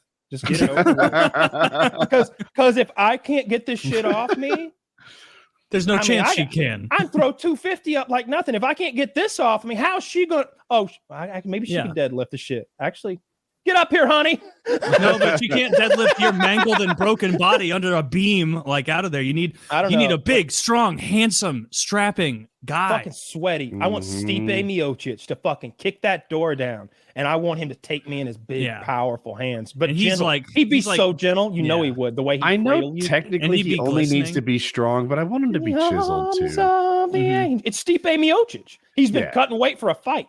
If you you know, like, let's be fair here. He's been bulking up. He's got a cut for 265 now. Kyle, that's answer a lie. this. If you're pinned under the beam, it's not just because I'm establishing it's not just a woman thing for you. Yeah. If you would be happier to see Stipe Miocic shirtless, glistening, come through than a big fat, 5'5" man schlub who's like kind of like rolling out of his outfit. You just want the strongest man. They're definitely, but it has to be a man because there just aren't enough strong I'll say this. I would prefer that it be a man though. Like if someone's gonna like tear through a burning fucking wall to save me, it's gonna be a dude that does it. He's gonna come out all scarred up and be like, yeah, but I saved him. Like I just don't feel that. I just don't trust a woman to get all fucked up saving my life in emergency situations. I think, and I think hiring represents that. We talk about this hypothetical, and I think I'm being an asshole right now. I feel like because I'm talking about a hypothetical that doesn't fucking exist. I think so because I'm making this straw man argument right now. I just realized, when's the last time they sent some dainty bitch up a flight of stairs to save somebody and everybody burn alive? I'd have heard about that. So I guess that's you probably wouldn't. It's the gender roles that we were on to begin with, and it's whether it's someone's duty to make the sandwiches. And I think in some relationships that it probably should be somebody's duty to make the goddamn sandwiches and somebody else's duty to do another thing. But the way I've always preferred to do things is there's a lot of shit that I want to do myself. Like I want to cook my own meals most of the time. I'm not looking to find some lady to do those things for me. Washing clothes would be nice, though. Clothes and dishes. Those are the things I don't do. And floors and windows. Really cleaning in general. You don't like, I don't mind cleaning the kitchen at all. I hate when there's dishes in the sink. Whoever cooks doesn't clean. That's fair. That's how I see things. Yeah, I hate that division of labor. Yeah. Because I want whoever cooks to consider the cleaning task. Right, I don't want you just using like 17 bowls to mix something that you didn't have to. It's your wife. It's not Hitler. I will use every mixing. Oh, I think the little spatula for this. You could have used one spatula all night. How many looking you in the eyes? Rinse them off. I've always felt like you need to incentivize the chef to make less of a mess. Yeah, and look, that's how I've traditionally done things because that's being courteous. Yeah, I'll often cook like a big Thanksgiving meal, and I know my mom would be in there like, let me help, and I'm like, yeah, go right ahead. Like I feel that's fair. Like fucking clean up in there. My back hurts when I cook like a big meal like that. Like I'm more sore from that than like a hard workout because it's like, is it called isometric when you're like putting yourself in weird those positions like holding weights? That's what cooking is like. Isometric mean you're pushing on something but not moving it. Am I right? I have no idea. I don't know. It sounded right. I mean, ISO is in there for isolation, right? And metric for measure, a means of measurement, a scale of measurement. I don't know. During isometric exercises, the muscle doesn't noticeably change in length. The joint affected doesn't move. So you're like balancing. Okay, that makes sense. Okay. You could be balancing, like maybe holding a stress position, like the top of a push-up or the bottom. You could be pushing against a wall. Wall sits. Yeah, shit like that is isometric. Fuck wall sit. Those suck. That's the easiest looking workout that you start at, and you're like, oh man, this is. I'm on the other side. And grip I've too. never been in I've done like jiu-jitsu and stuff, and they'll put like 18 people on the wall. We all do wall sits. I win every fucking time for my entire life. I've always won wall sits.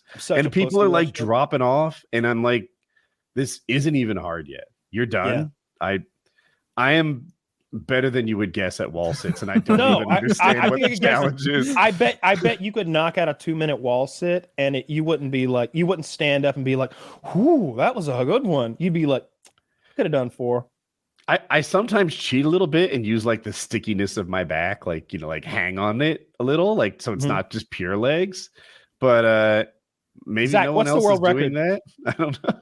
Zach, The what's world record is going to be something ridiculous. What's the world record for the It'll be wall like 18 sit? hours or something. It's going to be some guy in India who did 5 hours. But I'm not exaggerating. I've literally never lost a wall sit.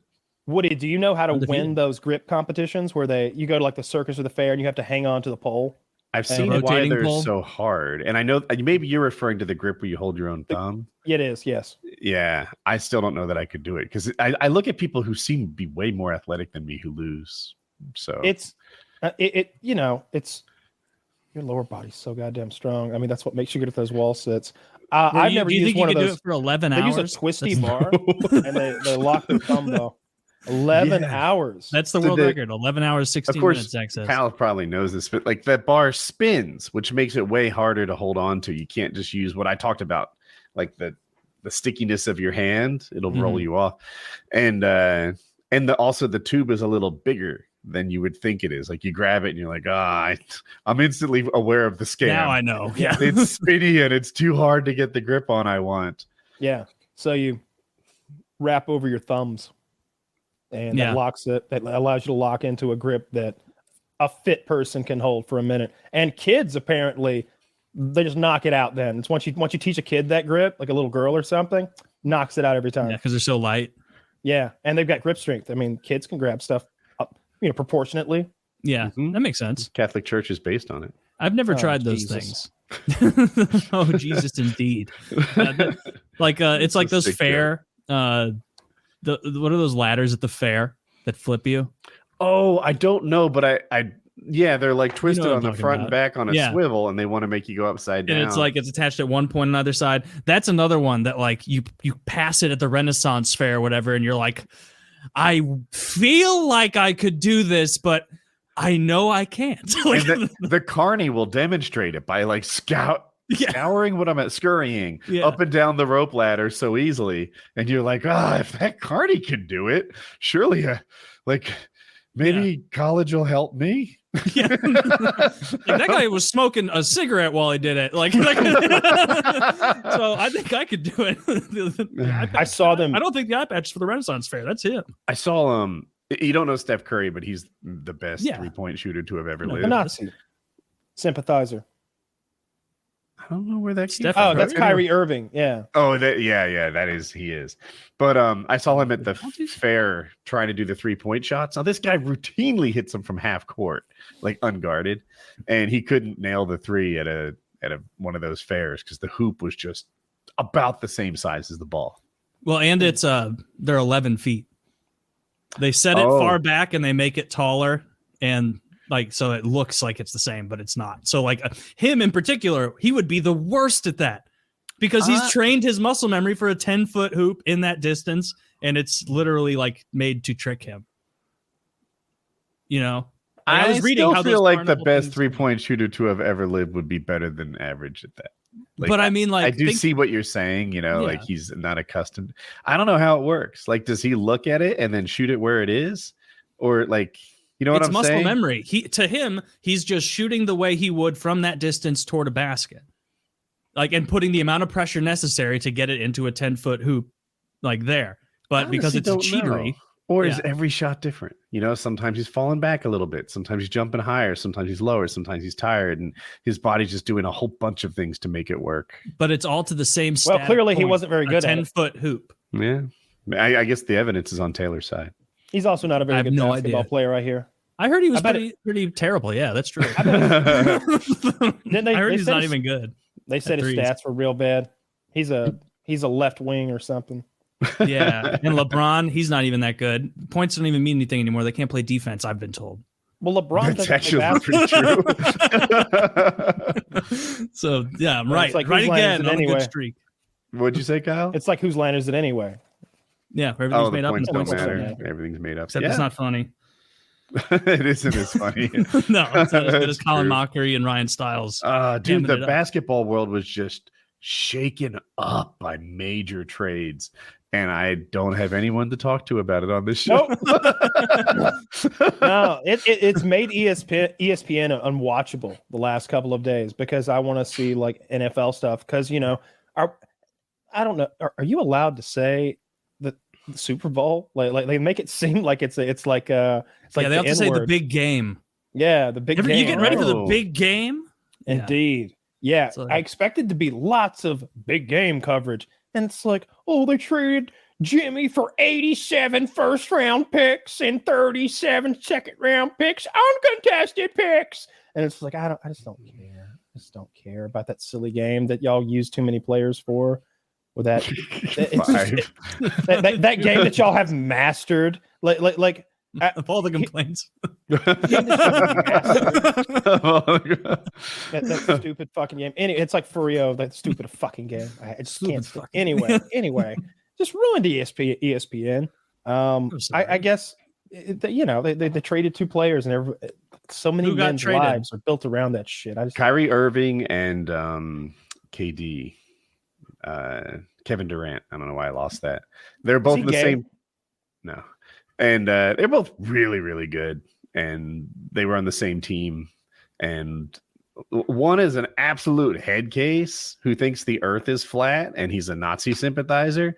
The other is 7 foot tall, really good at shooting 3-pointers, which is a neat combo. It's really hard to guard a 7-foot guy after he jumps in the air. But he's fragile as fuck. They call him the Slim Reaper, which is a legit fucking nickname. But like if he jumps and lands on Taylor's foot, he's out for the next 6 months. He's broken, his Achilles is torn and all this shit. So he got hurt, his team started losing, and then the best player left quit. And he's like, well, if he's quitting, I'm quitting. And the Nets are like, fuck it, I give up. Just give us some shitty players and a bunch of draft picks. We'll try again in 6 years. Like I don't follow basketball at all, other than like the little things I'll see here and there. But there are no other professional sports that are like as run by the players, seemingly, where they'll just come out and be like, I'm not going to play basketball anymore until I can play with my friend Tony on the Pelicans. And they're like, please, we signed you to $250 million. And he's like, no, I won't play basketball. Like no one in the NFL or NHL would have the balls to do that, I wouldn't think, because they would shut you down and be like, oh, that's fun. Do you think you're like a really good tackle in this league? Oh, I'm interested to follow your career in the Canadian League. Bye-bye. Like, that shit would not fly. They'd be called a bad team player. They'd say, we do not want this person in our locker room, causing dissent, getting people upset with our coach, seems like a culture problem. Like, you're 100% right. Last year it was Ben Simmons. Ben Simmons was too sad to play basketball, so he missed the entire fucking season. And even the other players were like, you're ruining it. We're all rich. You're going to change the way the collective bargaining agreement works. You're fucking with our money. Play the game. And he's like, nah, 40 million, and I'm too sad to play basketball. Sorry, bro. I'm not feeling that it. Guy.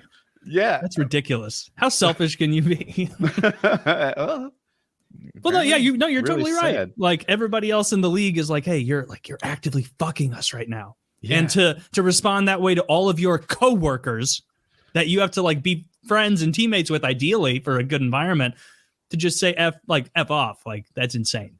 A player's ability to just fake an injury or claim a mental injury, I guess, is going to be stripped away in the next bargaining agreement. I'm pretty sure, because now I can name 4 players who've done it, and it's not good. It's not good for the game. It's not good as a fan. I hate it.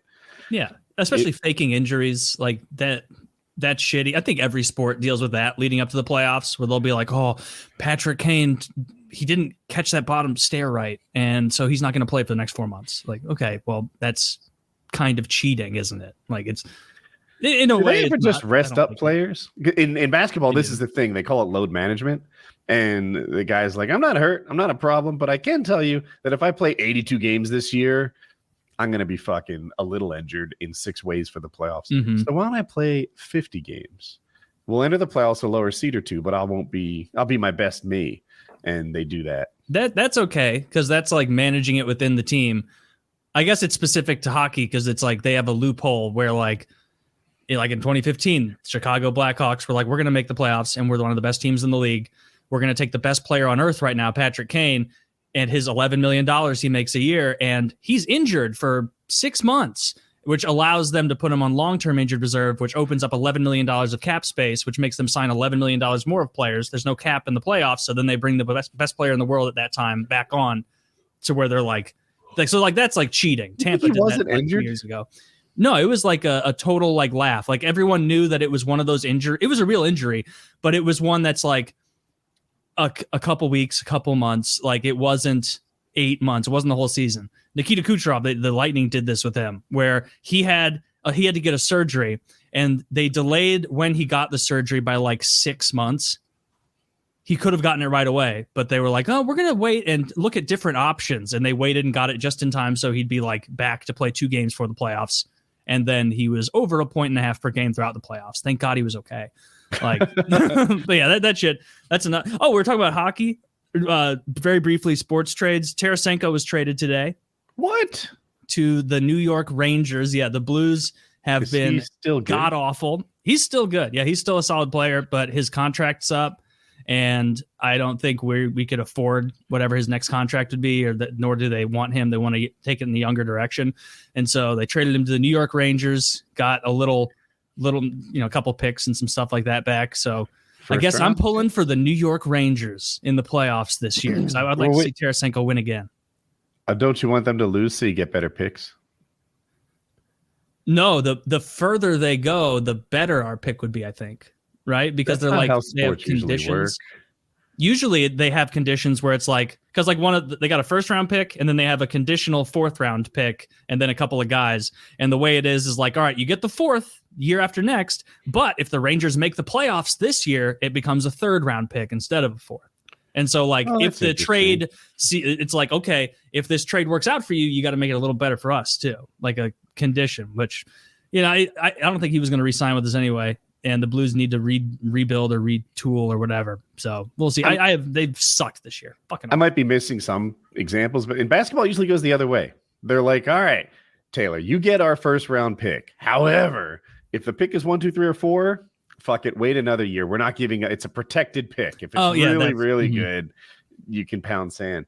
So you kind of want them to like, I don't want you to do really well and give me like a 20-second pick or a 30-second pick. Like that guy won't even be very good. Yeah, that makes they do that as well. Like where they'll have protected picks where it's like if Madison Square Garden implodes and we have to forfeit the rest of the season, then you don't get our top 1st round pick, but you get our 2nd 1st round pick or whatever, because they have 2.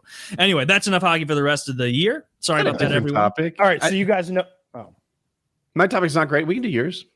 So the Chinese-Indian border, they have this pact to not use guns. They can only use melee weapons, right? I know where this is going. So the Chinese came out with their new melee weapons this week. They got these spiked fucking like clubs, halberds. They look incredibly intimidating. They're these big and they're like in formation with them. And I thought, man, India, but if you can find the picture, please show it. I can't find it. I've looked everywhere, but India has their answer. India's answer to the Chinese halberd. Longer halberd. An electric halberd. Really? Look at this. That's true. So that is a spiked metal club with with like stun gun capabilities. So like there's a Twitter video that I could link you to where it goes brrr, and like electrifies anything that you hit with it, I guess. Yeah. So Chivalry, fucking Chivalry 2 is coming to the China Indian border. I'm excited to see the gameplay. The gameplay, the graphics look great. And for anybody who doesn't know what we're talking about, like they disagree, China and India, on their border. And so they have these clashes between troops on like these dirt mountain roads where they beat the dog shit out of each other with clubs and fists and rocks. And sometimes there'll be a vehicle involved, like trying to push one side away. And they literally you see they're ready for a stick fight. Do they beat each other like to death, or is it like I don't know if they've had deaths. They probably I would imagine that it's not good for either side to admit if somebody got beaten to death, right? But I imagine there's a lot of bruising. A ton of bruising. I've seen blades, like big blades and stuff too. Like I saw some medieval looking halberds. Like it's basically a pole with like that crescent moon shaped blade on the end that you'd sort of jab and Like a slash sickle. with. Yeah. They say no guns, but they didn't say anything about lasers. Yeah, or bombs. Landmines. Oh, we find loophole in all agreement. They're grenading each other. Have you seen we've seen the India-Pakistan border where they like dance at each other really angry? Yeah. The They like mustaches. stomp really hard and like knees to chest. Like, yeah, I fucking take like I'm all about marching. And then it's like a whole show. I don't think they're actually angry at each other. I think it's kind of the same. Like, I don't think the guards themselves are like angry at each other. I bet it's kind of like those guards in England who just have to wear the hats and like those guys are angry. You've seen those videos of the the King's Guards. The King's Guard where like they're not allowed to leave the path they're on. They have to like walk in specific paths. So like if you stand in front of them, they're supposed to just like walk through you and just hope that like some Brian Shaw sized guy doesn't stand there. They'll fuck you up. Those guys have guns.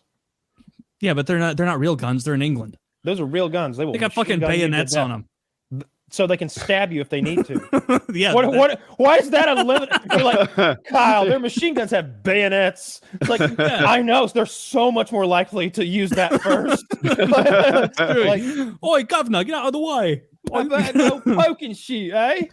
Have you seen the videos on Reddit? I bet Pokey Kyle shitty. has, where the Queen's Guard yells at the tourists. King's Guard. Yells at them. I didn't think they could talk. Oh, They you haven't scream. seen this? They Stand aside for the King's Guard. Yeah, they'll like a tourist will want a picture with the King's Guard. And now, if you like Wet Willie the King's Guard or something, I'm okay with you taking a rifle butt to the nose. Yeah, that's like, rude I as get shit. it. I get it.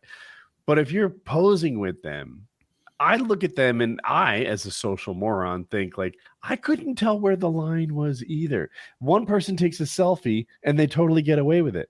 Another person takes a selfie, but they like touch him on the side of the shoulder in the barely like inconsequential way, and he's screaming, hands off the King's Guard, like pissed off, mad. And I'm You ever like, touch a cop? I'm not going to touch obviously cops. I punch cops, yes. Have you ever touched a cop? Would you dare walk up to a policeman and touch him? Got your gun. No. Just kidding. No. So don't go over there and touch that motherfucker. Why should I know that? But cops I've aren't seen you on tourist TV. attractions. These people in their big fuzzy hats and silly red coats and horses and whatever, straight out of the 1200s in front of a Buckingham Palace, need to understand that they're not soldiers, although they say they are.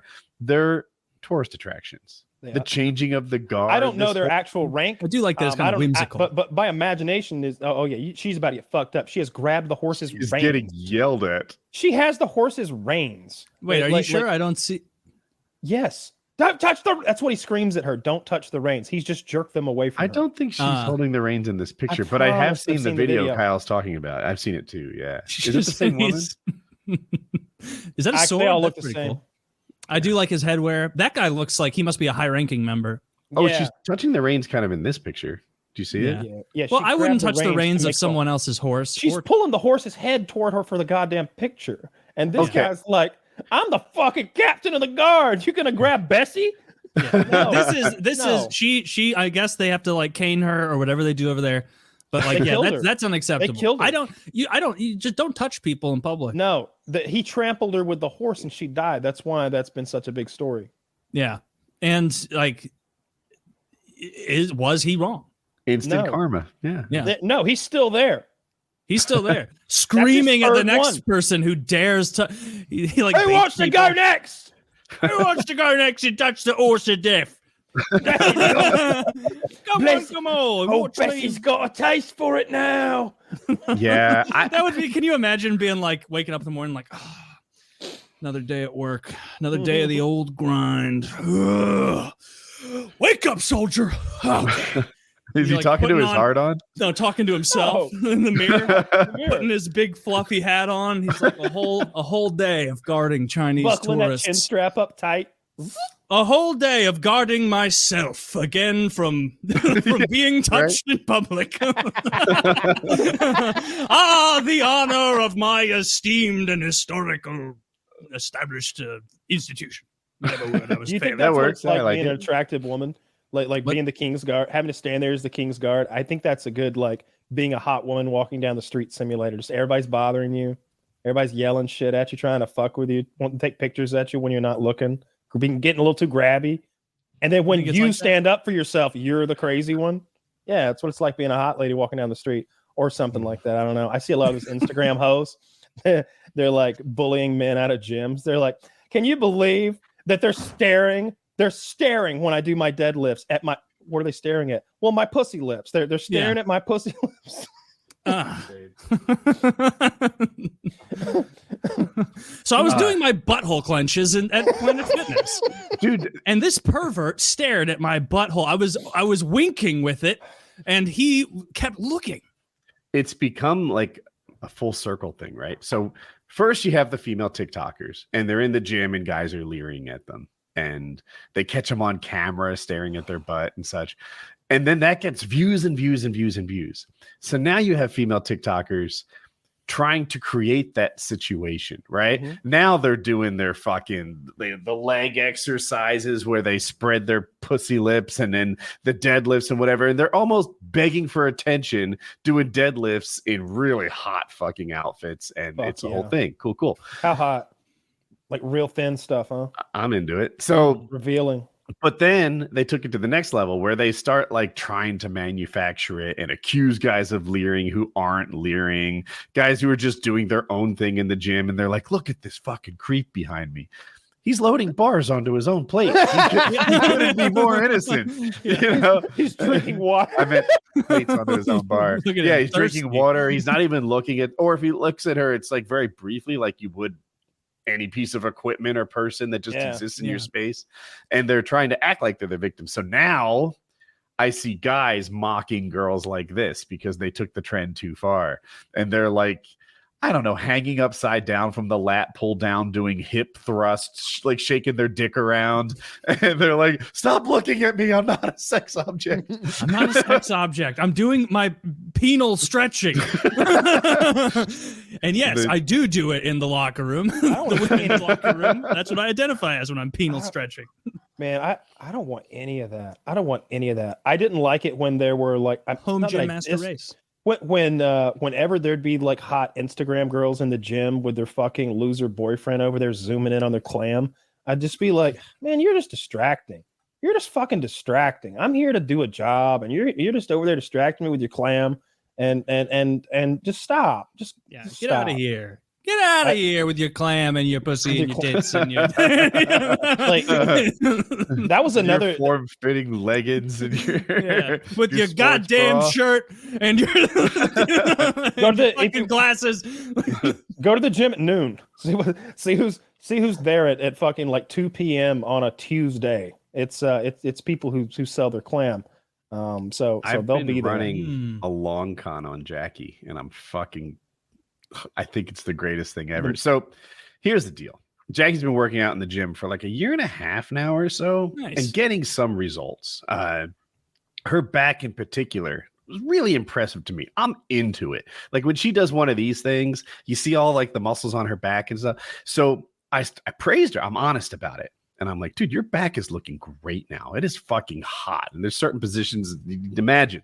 So she responds to this praise, right? Now, you know how maybe some exercises you do every day, like as part of your warm up? She's doing face pulls every fucking day, just like working her back, like going for more praise and positive.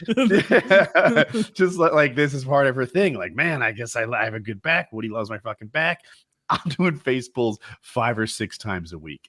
And I see what's happening here. And I'm like, baby, your ass is looking good. Those squats are working for you. This is all true. This is like 8 months ago I started doing this. And she's like, really? And I'm like, yeah. Now, the praise on this one was actually premature, but now she just squats 5 or 6 days a week. And it's coming together, boys. My plan has worked. I'm a fucking husband genius. I love this. This is great. I love gaslighting your wife into fitness. Gaslighting your wife into getting a bigger, plumper ass for you to enjoy. That is hilarious. God, this is so high tea. This is so Sigma high. male stuff. Sigma male behavior. Gaslight your wife into Not only- filling her ass with squats. Not only that, he's been putting a little bit of testosterone in her food every day. You like my ass, Woody? You little bitch. Like,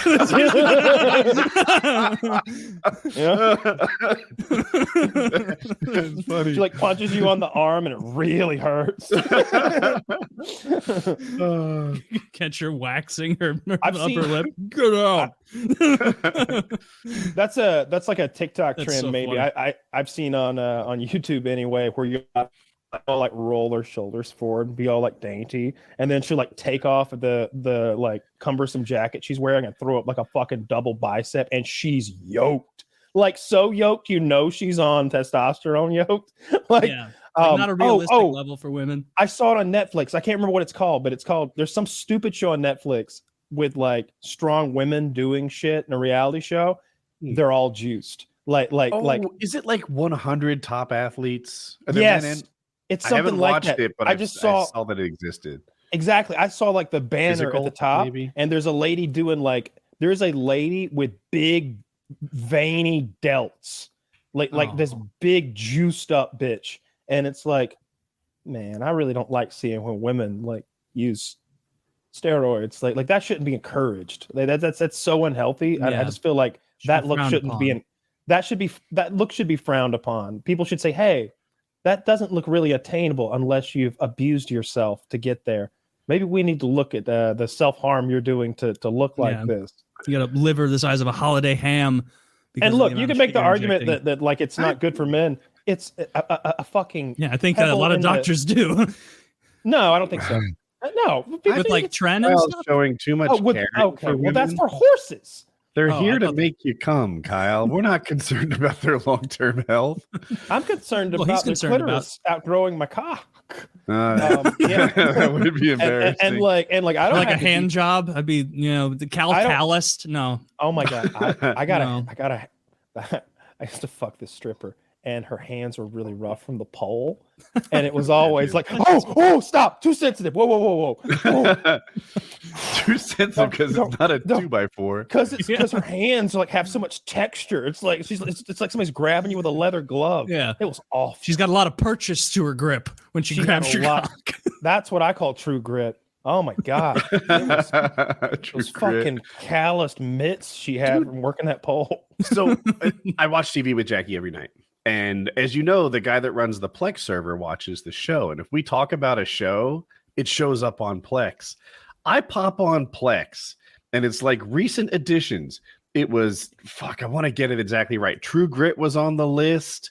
We talked about, both True Grits were on the list.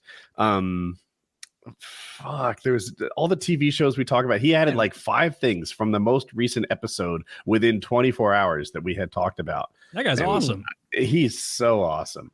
Share me his details after this. I think he may have messaged me, but like, I wanted to make sure before I sent someone any like information that it was a decent human being, right? Yeah. I honestly can't help you. I did it years ago, but Zach can.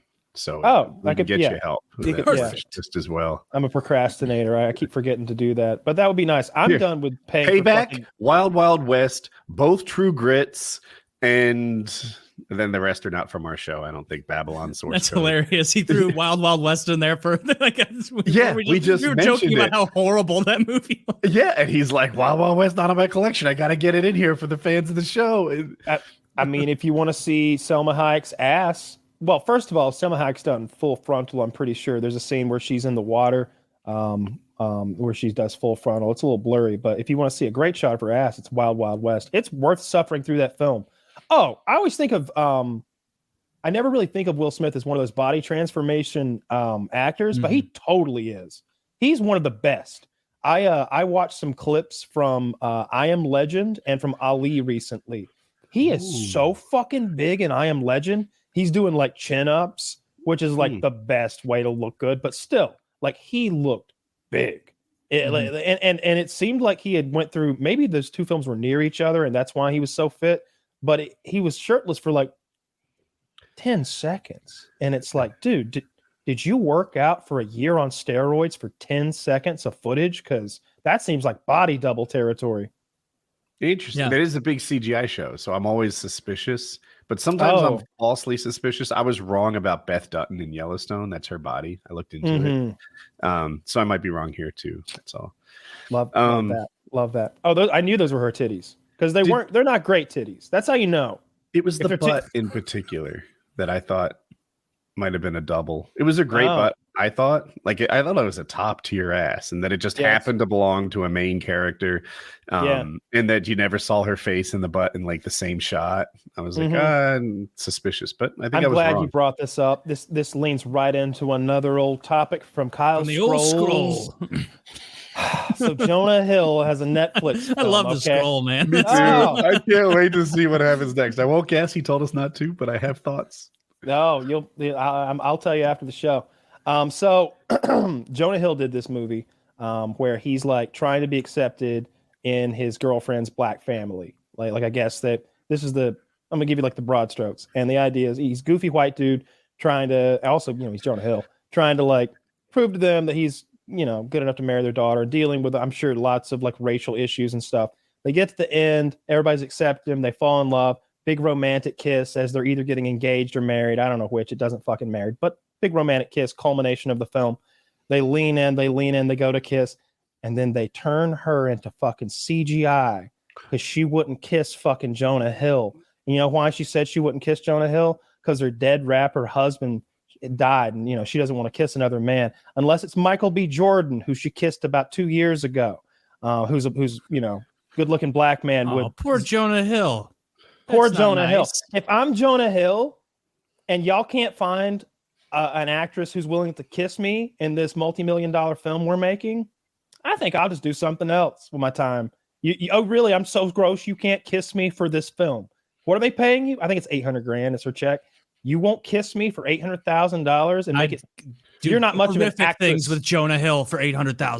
I'd eat his asshole for $150. I'd all right? beg for seconds. We'll two guys one Jonah this thing. We'll get in there. I will Get it back fucking and human centipede all of you for $15. 800 goes a long way. Hey, Jonah, for the next few Tell him days, about the I'm all S&P, yours, Woody. Tell buddy. Tell him about the S&P. $15 doubles every 7 years. By the God. time I'm dead, I've And got you 100. try so hard hoping that Jonah liked it. And he'd come back for seconds. Yeah. It wouldn't be some like, what's that movie, Indecent Proposal? It wouldn't be that. You'd be at home after you ate his dirty, fat, owl butt. Is he anyway? And you would be shattered. You'd be like, oh, I hope Jonah liked it. I hope He has to like more. comfort me afterward because I don't think he enjoyed it much. No. It's Oh, it's good. It's good. Yeah. Here's a no. tissue Well, it paper wasn't for your nose. 800 grand good. I could try again. Nope. I'm a hardworking man. No, I Jonah. found that to me slapped me as racist and completely against the theme of the fucking project that we're doing. The whole movie is about getting beyond any sort of racial nonsense and accepting this person in the family because of love or whatever. That is your job. It is the crux of your literally job your as an actress Scene. to show me that you love this man.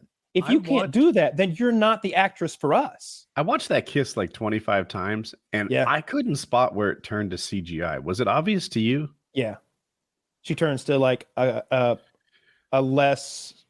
different colored person who's made of different materials. Made Like it- the shade changes a little. Like I don't know, she goes from almond to mocha or something. Like she Huh. changes colors slightly and becomes a different fucking. It's not a different person. It might be a different person Fake with her thing flipped onto it, but it's so weird. Here's the thing: they definitely filmed the two actors going together, or just kissing in a green screen, which meant there had to be the most awkward conversation ever. Where they're like, "Hey, so Jonah, she says she won't kiss your honky ass, and so what we're gonna do is, what's that? Yeah, she called you the K word as well. She said a lot of things. She's a big Kyrie fan, and so she wants you to do some smooches with anybody. You'll kiss anybody, right? Because we're paying you. Yeah, I guess janitor, whatever. Yeah. I got a producer I'm credit, an so actor. fuck That's it. the job. Hey, I ate a goldfish in the last movie. He didn't really eat it, but he let it swimming around his mouth for 3 seconds. And Wolf of Wall Street. The PETA people were there. They're like, all right, buddy. It goes into your mouth. I count to 5, and then it's back in that bowl. And he's like, all right. Jonah Hill has to be like, So just to unhappy. clarify again, this is your job. Yeah. Like- Jonah says, so I grab the fish, I pop it in the mouth, and it immediately fills my mouth with shit. Weird.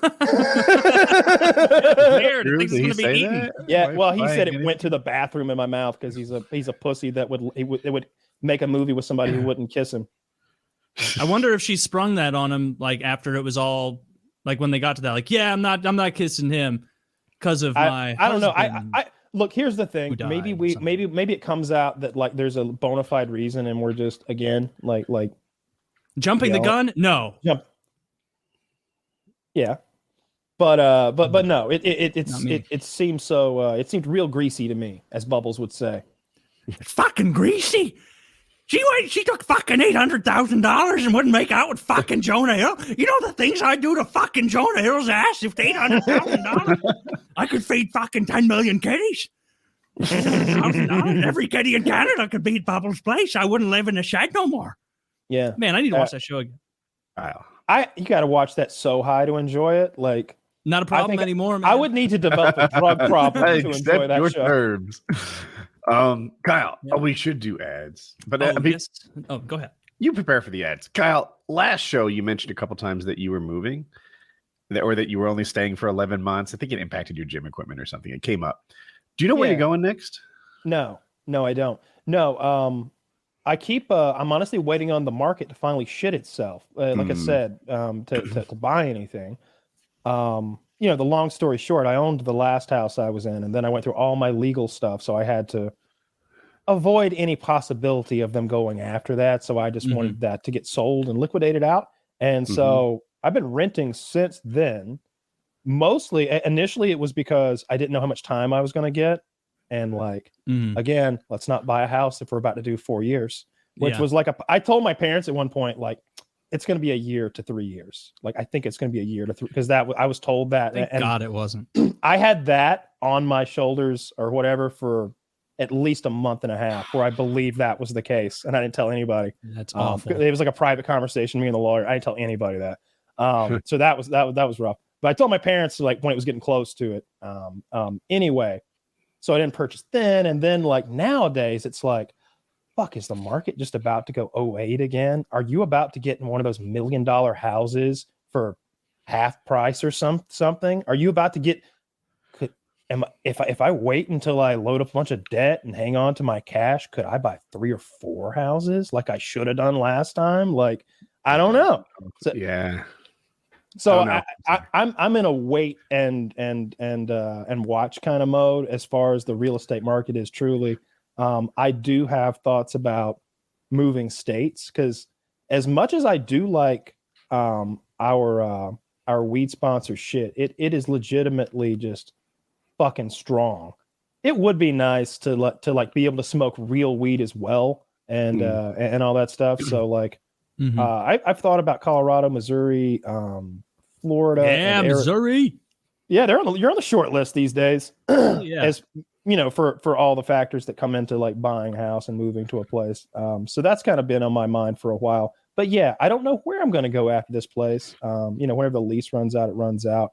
But I won't stay here as in this place because I'm annoyed with a bunch of shit here. It's silly stuff. Yeah. But so I'll either rent somewhere else and keep waiting on the market, because I legitimately feel like not waiting could be a real bad mistake. I don't know. Yeah. It just seems like it should have shit the bed already. It seems like it's being propped up. I don't know. And I don't know anything about anything. It's just, Yeah, I don't know how any of that shit works. all those hallmarks are there from the last time. It just seems like it could happen, and it also seems like just a bad time to borrow money as well.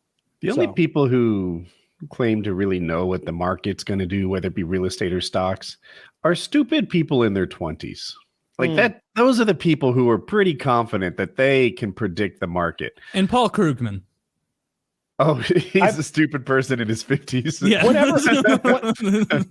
I feel pretty safe in in saying what I just said, because every time I say it around people who are smarter than me and people who knew more about industry surrounding the housing market, like I'll just say that, like they're always like, yeah, I think so too. Yeah. And I'm like, oh, he knows. I feel like I just like said something about a nuclear reactor, and Neil deGrasse Tyson was like, that's right. Yes. I'm like, see, That's right. so now I've just checked that off as fact. But yeah, I'm hoping something happens with that. But I don't really mind renting. Renting is so cheap in Atlanta, and there was it'd be that cheap there with how big it is, how many people. It depends. Like, I don't know. It depends what kind of house you want and where you want to be.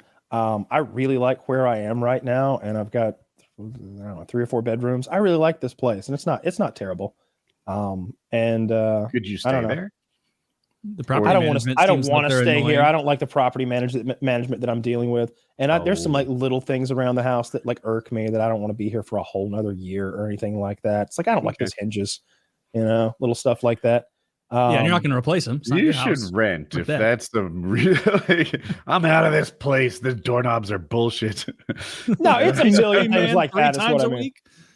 like the market, the rental market was absurd when I was looking for a place. When my last lease was running out, I was running out of time. It was I don't know how much. I think I spent $800 in putting in requests on places, and because they're like $50 a piece. And I put in. Oh, I didn't know that was a thing. Yeah, you have to put in You have to pay to put in these applications for these places. It's a racket. It's a fucking racket, dude. And it took forever to find a place that just had the basic shit that I need. Like a backyard and high-speed internet and an extra bedroom for an office and a gym-sized garage and stuff. But anyway, that's all. I think that's boring stuff. But yeah, that's the deal with that. Okay. But I won't be. But I do like the idea of Missouri now. Might do that for real. Cool state, I would consider Missouri. Go down to the Ozarks. I bet there's some hill folks that would remind me of home. Oh, yes, yeah. They're the Ozark people are the native like local Ozark people are quite a flavorful bunch. When I hear banjos, I feel at home. You will hear banjos in the Ozarks. We didn't do the ads, did we? No, we're gonna do that right now. This episode of PKA is brought to you by Blue Chew. As we head into the as we head into it's Black History Month. Valentine's Day. It's time to give yourself and your loved one the gift that keeps on giving and giving and giving. Valentine's Day, which is today's sponsor, Blue Chew. Guys, confidence can take you far in life. It can also help in the bedroom, especially when it comes time to step up to the plate. That's where Blue Chew comes in. Blue Chew is a unique online service that delivers the same active ingredients as Viagra and Cialis, but in chewable tablets and at a fraction of the cost. You can take them anytime, day or night, so you can plan ahead or be ready whenever an opportunity arises. The process is simple. Sign up at BlueChew.com, consult with one of their licensed medical providers, and once you're approved, you'll receive your prescription within days.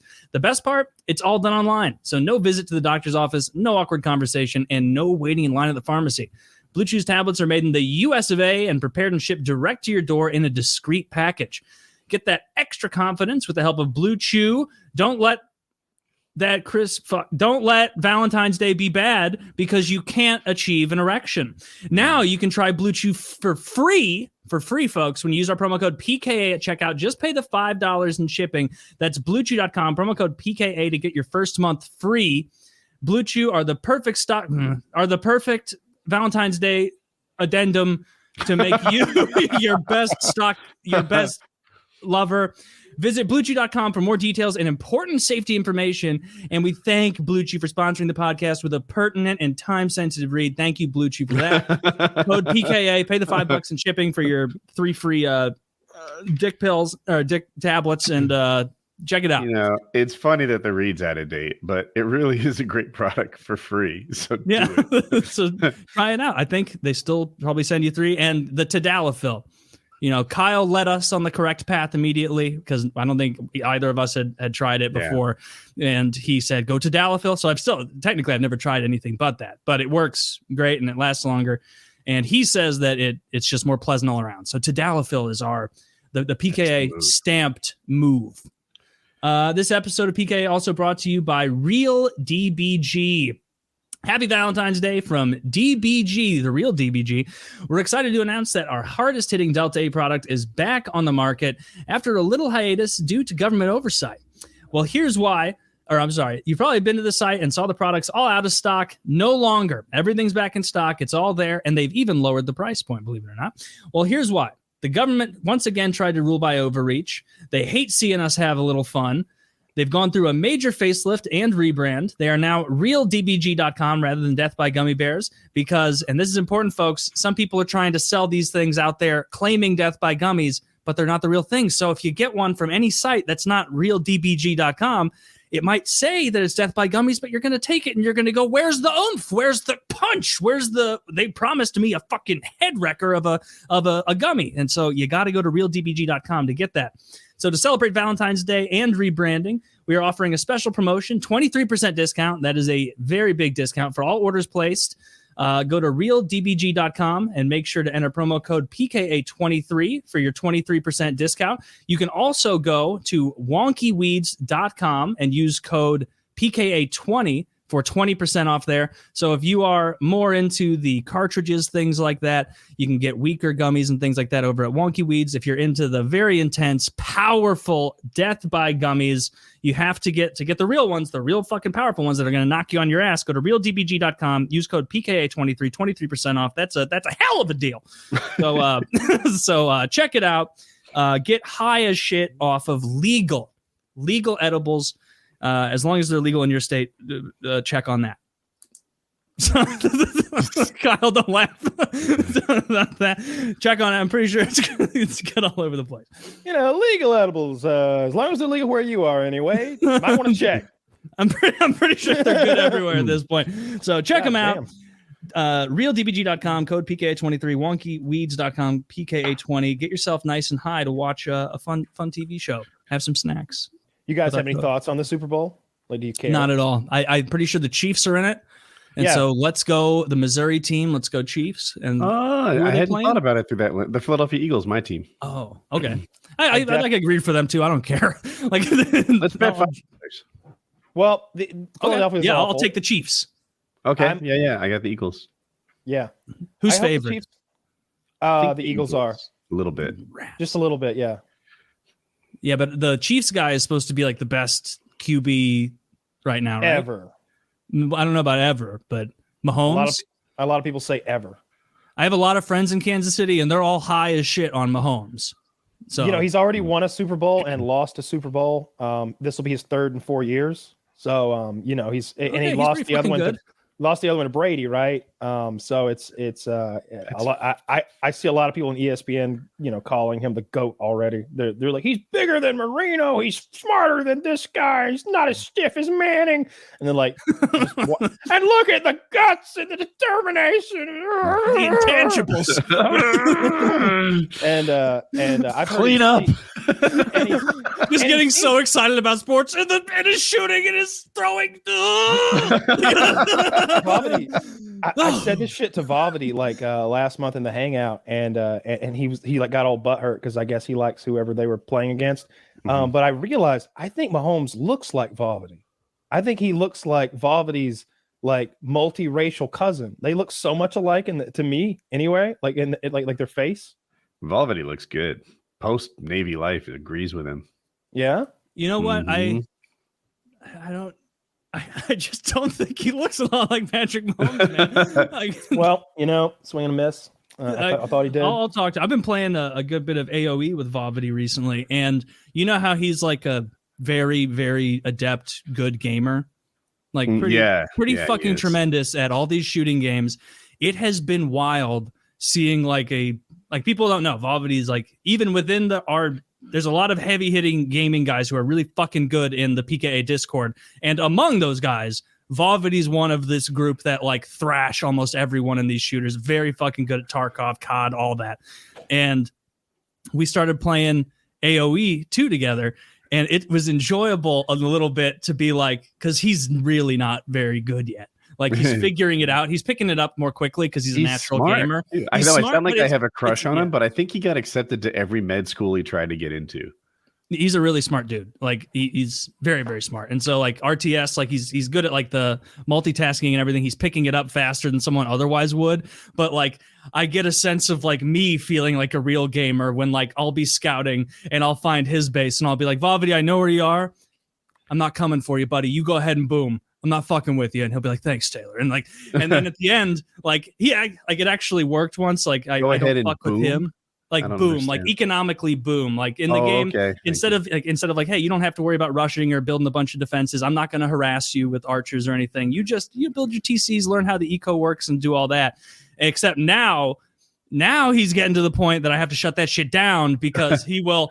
This last game we played, he didn't attack me the whole game. I thought I was being super cool to him, and then just out of nowhere, while I'm getting hit by the other two guys in the game, I see a fucking Vavity army of like 60 elite war elephants, and I'm like, this is what a betrayal, a stab in the heart. And I jokingly, because like I was like, oh, Vavity, I haven't fucked with you all game, man, like jokingly, and he literally turned his army around and gave me more time, and I'm like, I can't believe he turned the army around. He would have fucked me up so bad. My army's across the map, but yeah, I'm enjoying this brief window that I'm better than him significantly at the game, because if he puts any amount of time into it, he will very quickly be I wish y'all were into Warhammer.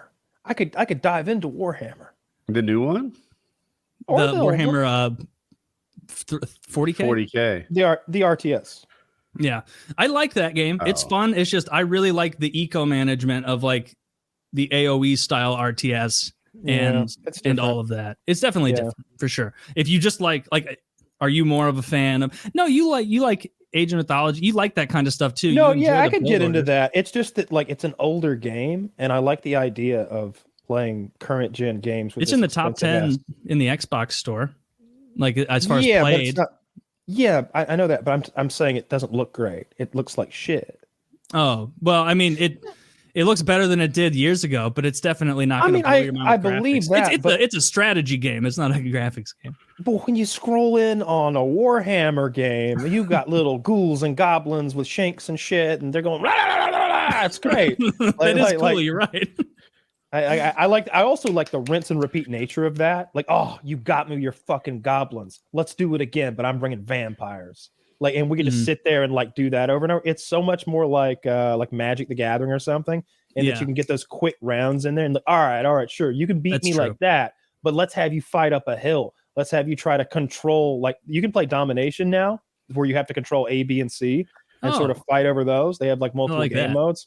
So I haven't played any. I actually refunded the game right away because I just wanted to see what it was like. I didn't intend on sinking my teeth into it. Have you just been watching? Turret? I haven't watched anything. At all. I'm just real familiar with Warhammer 2. Like, I could jump right in and be fine because I know nothing changed as far as like how to control your armies and how to play the game. I never got good with hotkeys, but like I swear to God, like I'm just from this old game, I am faster on hotkeys now than I've ever been. I'm not good, but I'm like shift clicking and like all like the mouse buttons and all that, and it's like, damn, like I feel like I'm PC gaming now. Like I know the button to jump me to the right production buildings and grab the right idle people and like I can see how this is like addicting now. Like I spent like 30 minutes last night in the hotkey section of that game, and I like changed it, like remapped it because I bought a mouse that has like those this is a mouse I've had for a long time, but it has one of those like pads that's got a bunch of numbers on it. Oh, the MMORPG one. Yeah. And like I tried setting this up and I was like, I fucking hate the way this feels on my hand. It's awful. Like, it's just, I feel like I can't move my mouse to the right without pushing a button, and that's just going to fuck up my play. And so I left it when the one with just like 2 buttons on it, like a normal looking gaming mouse. And it's not helping me as far as like shooting games, but as far as being familiar with like hotkeys and like it really is helping me. I've got my 2 pedals and I've got like 2 extra buttons on my mouse. I've got a G502 and I'm pretty decent at like memorizing the hotkeys and stuff. Tarkov is real demanding as far as that goes. There's a lot of functions and things you can do in that game that are just not in any other game that I'm aware of. I'm sure Squad probably has something like that. But do you remap them? Yeah. Like I would say I remap 25-30% of the total controls to like custom stuff. I'm still WASDing, but I want to go prone a different way. I have a different I like to activate stuff with the E key. I don't want the left control to really do much of anything. I want to like take that out if I can. And I want to use left alt as much as I can, and TG and B a lot. And then Left obviously alt? and then that's perfect. That's where my thumb sits. Oh. My thumb sits in the crevice between left alt and the space bar. So anyway, the foot pedals are great. I love the foot pedals for so many different games. Just even for like watching YouTube videos, one of them is play and one of them's fast forward or something like that. I'm fucking sitting over there getting stoned, drinking my coffee in the morning, and fucking clickety click, clickety clack, playing a little, fucking clogging away over here watching videos and shit. But next on the shorts. I really like it to be my lean key though, like because it feels kind of natural to apply pressure to your right foot and have your character lean to the right. I like that a lot, and it makes it so much less cluttered to be able to lean with your feet and then move around and peek and stuff. Does your scroll wheel lean side to side? No, that's how I used to lean. No, like foot pedals. I was wondering if you also had the ability to use your scroll wheel, or if you used it for something else. The side to side of my scroll wheel does nothing. I think pressing down on my scroll wheel is examine. That's how I examine items. Yeah. I wanted to talk about. All right, so let's see what I got. I've got. Hold it up while you read it. And proclaim it like we're really far away. Yeah. The town crier, Kyle. I saw that Adam Driver has a new movie coming out. Adam Driver's that weirdly shaped, unattractive man. Then from the Star Wars movie, he was Kylo. I know who he is now. Yeah, he's a tremendous actor. To be fair. But I always say he's like, to anybody who's out there who wants to like be an actor and you think, oh man, I'm just not, my body's weird, or like I'm ugly. Look to Adam Driver, dude. Look to Adam Driver, because he's fucking an all-star. He's got this new movie coming out, which is it's what I've been dreaming of for so long. So those Jurassic Park movies are bullshit. The first Jurassic Park, good movie, classic. I watched it in theaters. Many of us probably did. Everything since then has just been an abomination. I all the Chris Pratt ones, if you like them, that's fine. But it used to be like, this used to be high cinema. I thought the first one it felt groundbreaking, and they've just been shit ever since. Adam Driver's got a dinosaur movie coming out called 65, and I think the premise is that he's some kind of an alien and he crashes on Earth 65 million years ago, and I think that he beats the dinosaurs to extinction or something. Like I think Adam Driver, the dinosaurs are going to pick a fight with Adam Driver and he's going to extinct them. I think that's how the movie ends. I'm just basing that on the fact that I saw him fighting a Tyrannosaurus in the trailer, and the movie's called 65, which I took. Meanwhile, what happens is he lands really hard in his spaceship. We've since identified it as a meteor. Dude, the trailer looked good. I didn't watch much of it, but I just wanted to see what the dinosaurs looked like a little bit, and I was immediately like, oh yeah, that's like Jurassic Park level, like dinosaurs, because like nobody's done dinosaurs. CGI. If you think, it's kind of weird, right, that nobody's really done dinosaurs outside of whoever the Jurassic Park little universe. Everybody's like, Jurassic Park owns dinosaurs. Never see them. This is perfect. I'm very excited about this. I like Adam Driver as an actor. He's, like I said, just all those fugly, weirdly shaped folks out there. He's your fucking saint. Those are the best actors. Steve Buscemi. Great actor. Oh God, what he must have had to go through in life. Yeah. Well, when did he get famous? No, he wasn't like old. He wasn't one of those guys that like got famous at 50. He was famous way. No, before. He's in Reservoir Dogs. That's and what I'm trying to think what else. Obviously, he was in Fargo. He's great in Fargo. I can't think of the first thing I saw Buscemi in. I didn't. Buscemi. I'm sorry. I thought we were talking about Adam Driver. I was like, I don't remember him from either of those. What do you know? Yeah, I don't think he was alive for some of those. I guess Reservoir Dogs is one of his first big ones. That's Buscemi. Mm-hmm. Yeah, he's great. I like him. I saw. So I guess DeSantis down in Florida had some kind of a bill where to root out any men that might be amongst the lady athletes. Maybe he needed some like menstruation data.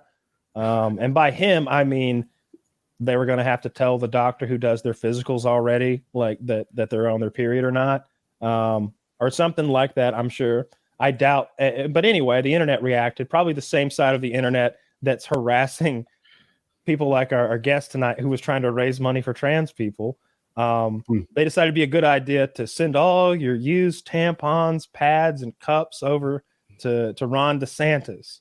And I'm just reading the comments on Reddit, and they're like, I'm doing it too. And I'm just like, felony. Okay. That's a crime. I'm sending my pads. And it's like, oh, another felony. All right. It'd be a biological hazard, something like that. You can't send blood in the mail. I hope that a whole slew of these folks try to essentially commit a biological terrorism on the governor of a state. You can send blood in the mail. Not like that. You can't. Not a dirty tampon. You can send blood in the mail if you're a hospital packaging it up in a goddamn cooler and or like really motivated. The biohazard human like organ stamp on the side of it. But you can't take a tampon, throw it in a letter, and mail it to somebody. There's a specific law against that. Yeah, probably. That's gross, doctor. You have to package it. It wouldn't be on the scroll if I hadn't looked into it. Yeah, anything. It was Taylor that I'm over here reading it over the scroll, and he's like, I don't know. No, I was I wonder if you can send blood in the mail. I guess you can, because I was like, how do blood tests work? How does there's a whole industry around it. Yeah, like the people packaging during the blood bank thing. Like those people, they can send blood because they work with blood, and they're like sending transfusion, blood. But like someone going, if Kyle was like, Taylor, I would love some blood, I couldn't go tight. Like here's blood. I couldn't send him blood. I bet you just have to make sure it was in the right packaging. I don't know. Supposed to. I think so too. But I think Woody's right. I think if we package it right, we can exchange blood. But I think really you think that?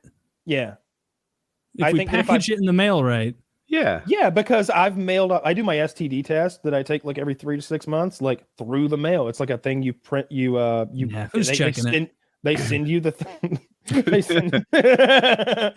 do everything in the mail, and it's packaged up very specifically in this little biohazardy shit, and you mail it back, and they let you know if you got the clap or not.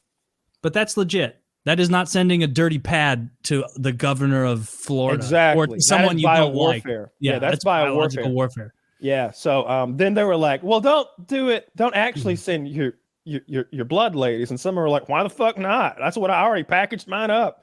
And they're like, because it's a crime. Like send some chicken blood. And they're like, no, not any kind of real blood. That's a crime. And then ketchup, make it ketchup. They got to the point where they were talking about putting markers on pads and mail them to a man in Florida. And I was like, he is living in y'all's minds rent free. This is the definition of that kind of shit. It's like y'all are over here like so cowardly you can't even stick to what you were. You've gone from mailing him bloody pads to getting the crayons out. And you think the governor of Florida gives a fuck about you? Yeah. They give each other tips how long to microwave a crayon. Sometimes I want to have informed opinions on that, and it's really hard. You got one side saying this is wild government overreach. They want the schedule of my periods, et cetera, et cetera. And I'm like, but do they? Because when I looked into the Don't Say Gay bill, of course not. It wasn't as extreme as they made it out to be. No. I don't know if I'm for it or against it, but I do know that they misrepresented it in their arguments about it. It was a straw man argument. So back to the, they want to make sure that girls have periods thing. Are you checking a box? Is that what they're saying? Just to make sure that you're biologically female, that you have periods sometimes? Probably. They're not trying. I would be shocked. Let me tell you how gather the specific women's time periods. I saw this bullshit article. It was a gun control article. It was written from that point of view. I think that there was a law. It might have been Missouri, but basically what they set down in law was that if you're 14 years old, you can carry a weapon on public land. You say 14? Yeah. Maybe your dad's brought you out there, but you guys can separate up and hunt or whatever. And the article said new law in Missouri allows 14-year-olds to carry weapons in public.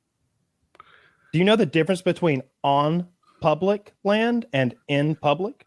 Because they're vastly different things. They're the difference between a dumbass walking And if I see a 14-year-old child in the streets with an AR, I'm scared. I don't know. Like, has it started, little man? Like, take me to your father. Take me to Cyclops, boy. We got to get started. But you're right. It's just another manipulative piece to try and get people outraged. And for over anybody who that's doesn't not know happening. what on, if anyone doesn't know what on public land means, we have these vast areas of the United States that are public land. They're Bureau of Land Management, etc.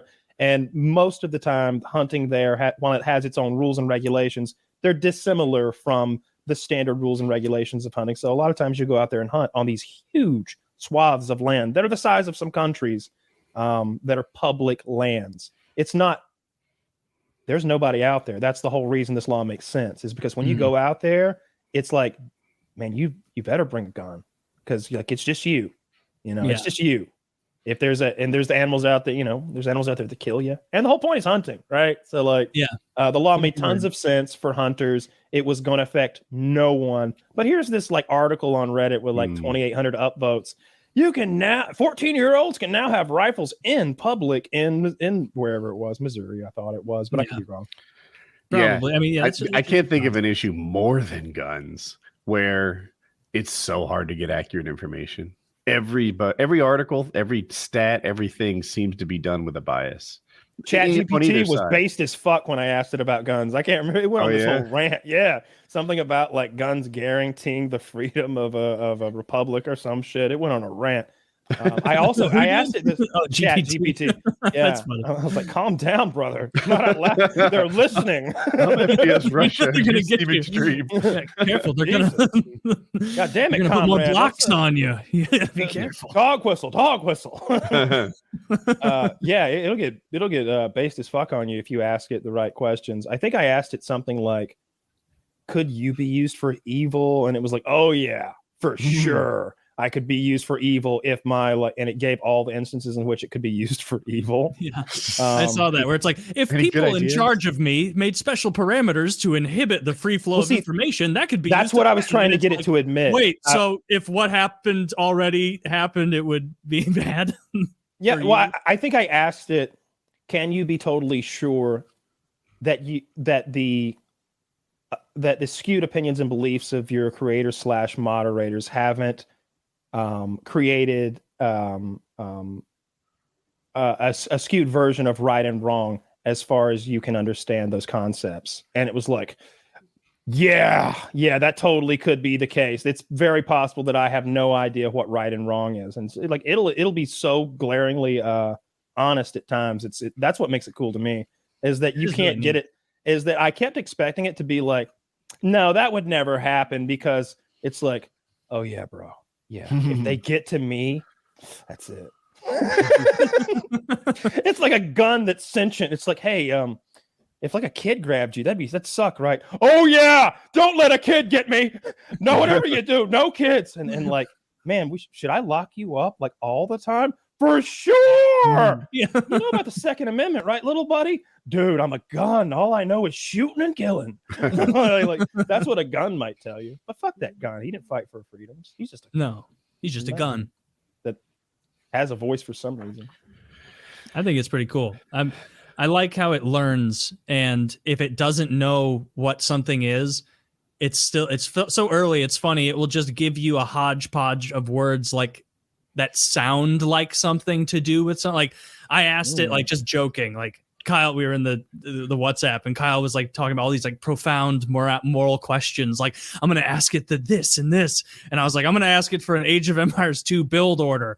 And like, because I wanted to pick something super obscure and see like what it would pull from something like that. And it immediately pulls a bunch of the right terms about the game. So it'll say stuff like, put 6 villagers on sheep and then build a lumber camp and lure the boar. And it's like, those are all things that happen. And then it'll say like, add castles. It's important to be good at war with soldiers. Number 6, keep fighting. Number 7, and then like it gets to the point where it's like, use your army to combat other army. And it's like, okay, now it's just kind of like off the track. And then I tried it again, and I like responded to it and was like, so that's interesting. That build order doesn't make sense. You have to put 6 on sheep to start. And it said, okay. And then a second later, it's like, I think this is a more accurate one. And it did lay it out more accurately up to the point that I gave it. Like, and then it went off the rails again. And I thought that was like cool that it immediately incorporated a correction I told it and implemented that. Those things are the next iterations of that. And more interestingly, if you ask me, like, I don't know, the top secret government. What's the U.S. government say I do? Like, this is the one that the Microsoft built one. Okay. And then whoever else, whoever made ChatGPT, Google made one. Does the U.S. government have one?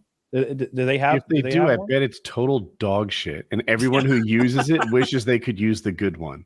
Really? That's been my experience with government shit every fucking time. Like, oh yeah, we have it, but because our purchasing rules mandate that we do this, this, and this, and we figured out all the bugs in this Java virtual machine from fucking 2002. That's the only one we're allowed to use. And, you know, we're stuck in the past with their bureaucratic bullshit. And like, you and I know Intel came out with a new chip. We should just buy that one. It's the new one, right? It's the good one. But the government, no, it'll be 6 years before they approve for the purchase of that thing.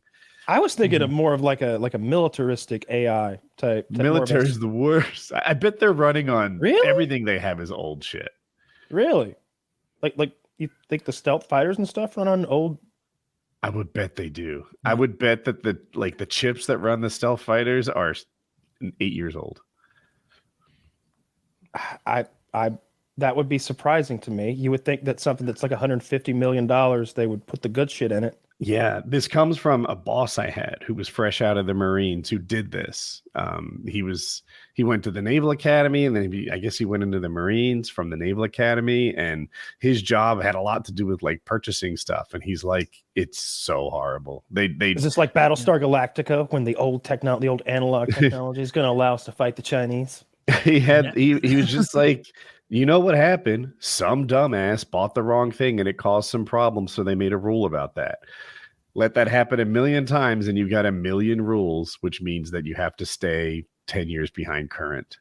And it's funny you said he's a Marine because, and I didn't know this, but one of my very close friends was a Marine, a combat Marine. And like, he would talk about like how throughout the entire Marine Corps, it's like a running thing of like, they get all the Navy's old dog shit. So like he'd say like it was such trash. I'd be like having to go out on a recon run or something, and we'd walk past these Army guys, and the fucking Army guys have the best stuff in the world, and we're walking past them in this dog shit attire that's like old Navy stuff, and I want to be like, dude, we're the ones who do the fucking real shit here. Give me your stuff. Can we please trade stuff? And he would talk about how all the Marines were like, it's literally a thing. He's like they take pride in it now where they're like, yeah, they give us like dog shit stuff because they know we're good enough that we'll still get it done. Yeah. And meanwhile, the Army, and they all have a lot of animosity towards the Army guys who get great stuff, and the Air Force. Because apparently the Air Force get like the best food, the best pay, the best everything. Living quarters. Yeah. And they can fly. I've heard everything that you've said on my own, like independently verified, for lack of better. And like you said, the Marines go in there; they're the initial fighters. Yeah. The Army goes in there after it's safe. I know safe is a spectrum, but they have all the good shit, but they're not the ones who go in there and sort of take it in the first place. And yeah, poor Marines are out there like, yeah, we get the flat batteries the Army used up. Yeah. And try to power our night scopes. It's hard. He was like, yeah, our radio guy had the absolute heaviest radio in Afghanistan. Just steel plates on it to keep it safe. That'd be horrible lugging that. You want to talk about squatters' rights or smoking at the gas station? Squatters' rights. Squatters' rights. I know I'm not supposed to smoke at the gas station, but it does look cool. It's kind of a devil may care attitude. It's I don't know. It's a common sense attitude, ignoring those stupid fucking signs. Just that's so you why know, I do edibles at the gas station to stay safe. Like smoke at the gas station, pussy. Anybody that thinks a lit cigarette can ignite like gasoline fumes is just dumbass. You watch too many movies. Go ahead, make it happen for me. Show me a video of it. I'll give you $100. Woody will anyway. So I was thinking that squatters' rights. I'm actually stupid enough to think that it would have worked. It doesn't work. No, it won't. Not ever will it work. Will a lit cigarette like You could put your cigarettes out in cups of gasoline. Really? Absolutely, I've done Just it the so many fumes, times. man. I Yeah. believe you, and I also believe that And it's you the have fumes in high hands-on enough experience. concentration. Yeah, I you have gotta the get this. opposite experience. I have a lot of experience putting gasoline on a fire, and that works really well. That yeah. totally works. Yeah. So I just don't understand why the inverse doesn't work, but I trust that you've done it. Because a lit cigarette isn't an open flame. It's very hot. It's as hot as the open flame probably, but it doesn't work. It doesn't do that what thing. It's what it boils down to. Okay. And the gasoline vapors, like I've seen those do crazy things. Like you always see those dumb hicks soak a trash pile with gasoline, and then the vapors rise up off the gasoline, and they're sort of contained by the rooty like nature of a trash pile. Like they're trapped. It gets trapped and condensed, and when they light it, it's a big woof. Can't do that with a cigarette though. It won't do it. It just won't. Yeah. I've tried. There's a reason spark plugs are so intense. That thing's like, it takes a lot to get it going in a cigarette. Do you think you could light it with your laser? By the way, I went out and bought the same laser.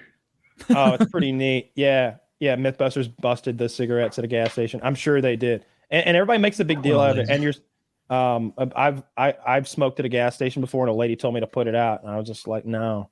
I'm like, what's going to happen? What's going to happen? And I'm like flicking my ashes by the fucking pump handle. I'm like, what's going to happen? She's just a lamb led to the slaughter from that dangerous misinformation, keeping people from smoking near gas.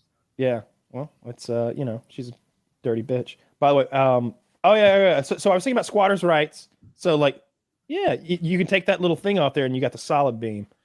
Yeah. Don't shine your eye. Kyle bought this thing. It's hurting my hand. It's burning my hand. Jesus Christ! It's so dangerous. I'm worried. Right? Tighten. Make it as small a dot as possible. I don't know if I can make it. You completely unscrew the little. I'm looking down the barrel of this fucking thing. Don't do that. Completely unscrew that little knurled nub that sticks out. That's what she said. And then you'll have the beam. No, I took this thing out, and I have. Oh, what is that? This is the thing that the lenses screw into. So now I wouldn't have taken that out. You said completely unscrew. Jesus Christ, I didn't even know that came out. God, you're being exposed to so much radiation. I 17 Brompton. Dude, if you put your hand in front of it for just a second, it really hurts. And it burns you. It can take an eye out or something. It's 1.5 watts. And I'm like, they sell these to anyone for $60. Like, you don't have to prove that you're responsible or anything. They're not order legal. it from Amazon. They're not legally allowed to sell them. Like they're over the legal limit of 1/10 of a watt or something like that. That thing is 14 times the legal limit that they're allowed to sell you, I think. Well, apparently not. Amazon sent it, or maybe maybe that's the designation for when it's considered not even a laser pointer anymore. It's like a medical. Anyway, that thing will put your goddamn eye out. That thing is super dangerous. $50. What's it called? I want it. It's so stupid strong. It gives me a headache to look at. This is just gonna be a way to get the police called on me when I want to see how far in the sky I can shine it. That is a serious violation. And you can't do that because if it hits a plane, you go to jail. Dude, that's a serious violation if you light up a plane. And if not a plane. I just wanted to see the beam I would never try and shine it at something. So I had a Wicked laser, which is the name brand version of those. They're very high quality and they're much better than those. But again, those are $50. And I used it out in the middle of Texas, in the middle of nowhere, in one of those pitch black nights where you could see 15 miles to the horizon. It was so cool. It was so cool to see that beam travel for miles and just be able to swing it back and forth across the horizon. Those things are a lot of fun. But using it indoors, I'm getting a headache just thinking about it. It's very reminiscent of a welding arc, and you just know that you shouldn't be looking at it. All right, so squatters' rights is when you're staying somewhere rent free, right? And you've been there for a certain amount of time, and then they can't kick you out until you're able to take care of yourself, right? Wait, can you say it again? I'm sorry, I was typing. Squatters' rights is when you're staying somewhere that you're not exactly supposed to because someone else owns it, but because you've been staying there for a significant enough amount of time, they allow you to stay there at least until you have some other housing option available to you. Yeah, I was That with you sounds until right. the last part. There's something about just not being able to put a tenant on the street, even if they're not paying rent. Like you have to get the court to In approve perpetuity. to evict them. And yeah, people just squat there and take advantage of how hard it is to kick you out of a place. Well, see, I thought of that. I thought of squatters' rights when I saw that news story about the woman who wanted to be able to drive in the carpool lane with her fetus. And I thought, do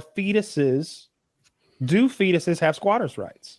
You know, they're just chilling in there, all right, minding their own business, probably dealing with a lot of cigarette smoke and jism, and and all of a sudden they're getting booted out, you know? And this is the only place they've ever known. And they're not even getting booted out to another place. They're being But the thing is, killed. the fetus is like at the court, and it's like, look, give me 3 months. I got a job on the hook. Like I'll be out of here in 3 months, guaranteed. Okay, or you can do the thing, but 3 months I'll be out. The judge would totally give them the squatters' rights. Is the thing that happens abortion or childbirth? I don't know It's if we're on the abortion. same page. Well, the eviction in this scenario would not be birth. It would be abortion. It would be abortion. See, so this is a squatters' rights against abortion argument, as you can see here. Squatters' rights apply to abortions. And I think that's a good idea because it's a good little way. What does that say? Retarded. It says Walking Dead? That says re-edit The Walking Dead, because I think it's like 500 hours of horse shit, but there's 150 hours of pure gold in there. If you edit out a bunch of the characters that have dead ends, it's like, dude, you died the next season. I don't care about your arc and your backstory. Get out of here. If you don't have 2 good seasons in you, I don't want to see you. Or if you don't have key interactions with main characters, I want to completely excise certain like storylines, characters, and like side quests the whole second season is going to be 3 episodes. It's going to be 3 episodes, maybe 4. It's going to be 3.5 hours for season 4. I think if you got a professional editor to chop down The Walking Dead, there's a lot of fat to cut there, and you'd have like a golden show. Because I've been watching like Walking Dead clips this week, and the clips are the best moments. And it's like, this makes me want to watch The Walking Dead. But I know that each of those are just the cherry on top of a shit sundae that I'm going to have to plow through. It's like, no, you can't just eat the cherries off the top. You eat the whole shit sundae. God damn it. Is this human shit? Yes, it is. It's human shit. There's 10 seasons of it.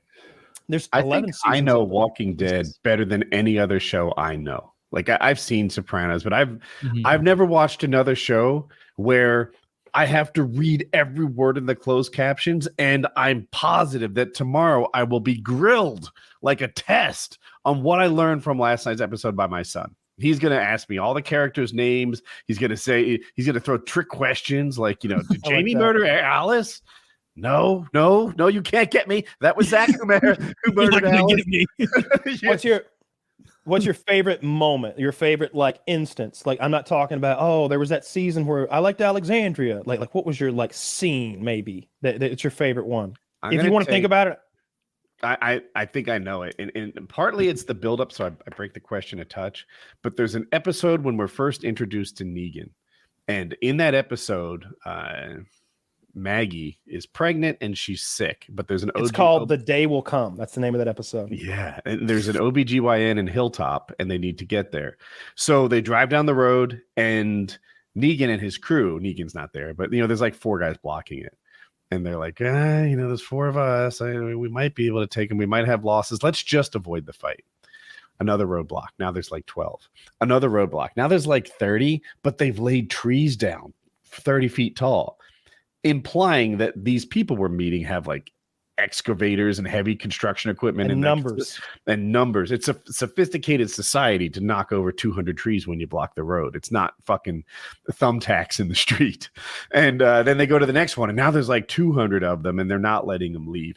And they take our crew and they put them in a circle and they put them on their knees. And Negan has this baseball bat with barbed wire on it, and he's like, I have a process for meeting new people, and just to show you I'm serious, one of you has to die. And that's how a season ends. And they leave us all summer not knowing who's going to die. it's that moment. Negan's introduction speech is to me the very peak of all of Walking Dead. I like that.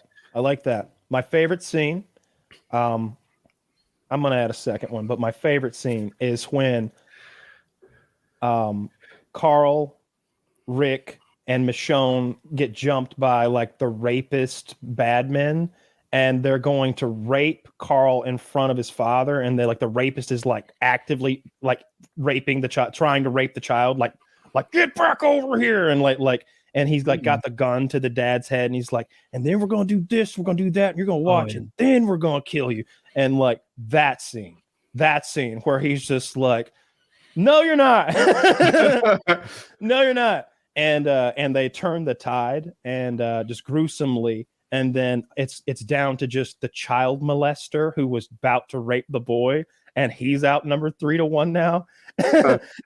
And the dad is just like, he's mine. And he's just like, and the guy's just like, no, and he just guts him with a knife, and even like Michonne is like, fuck.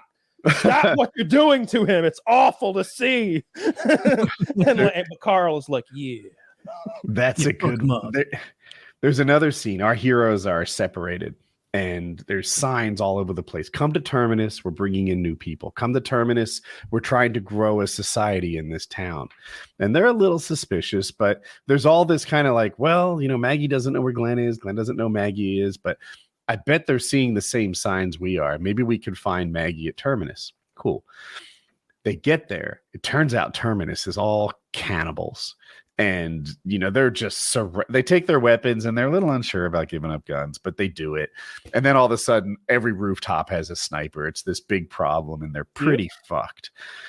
They fight, but they herd our heroes into a train car. This is the last episode of the season. And now all our heroes are locked into a train car, surrounded by tons of bad guys, unarmed and just fucked in every way. And Rick is not having it.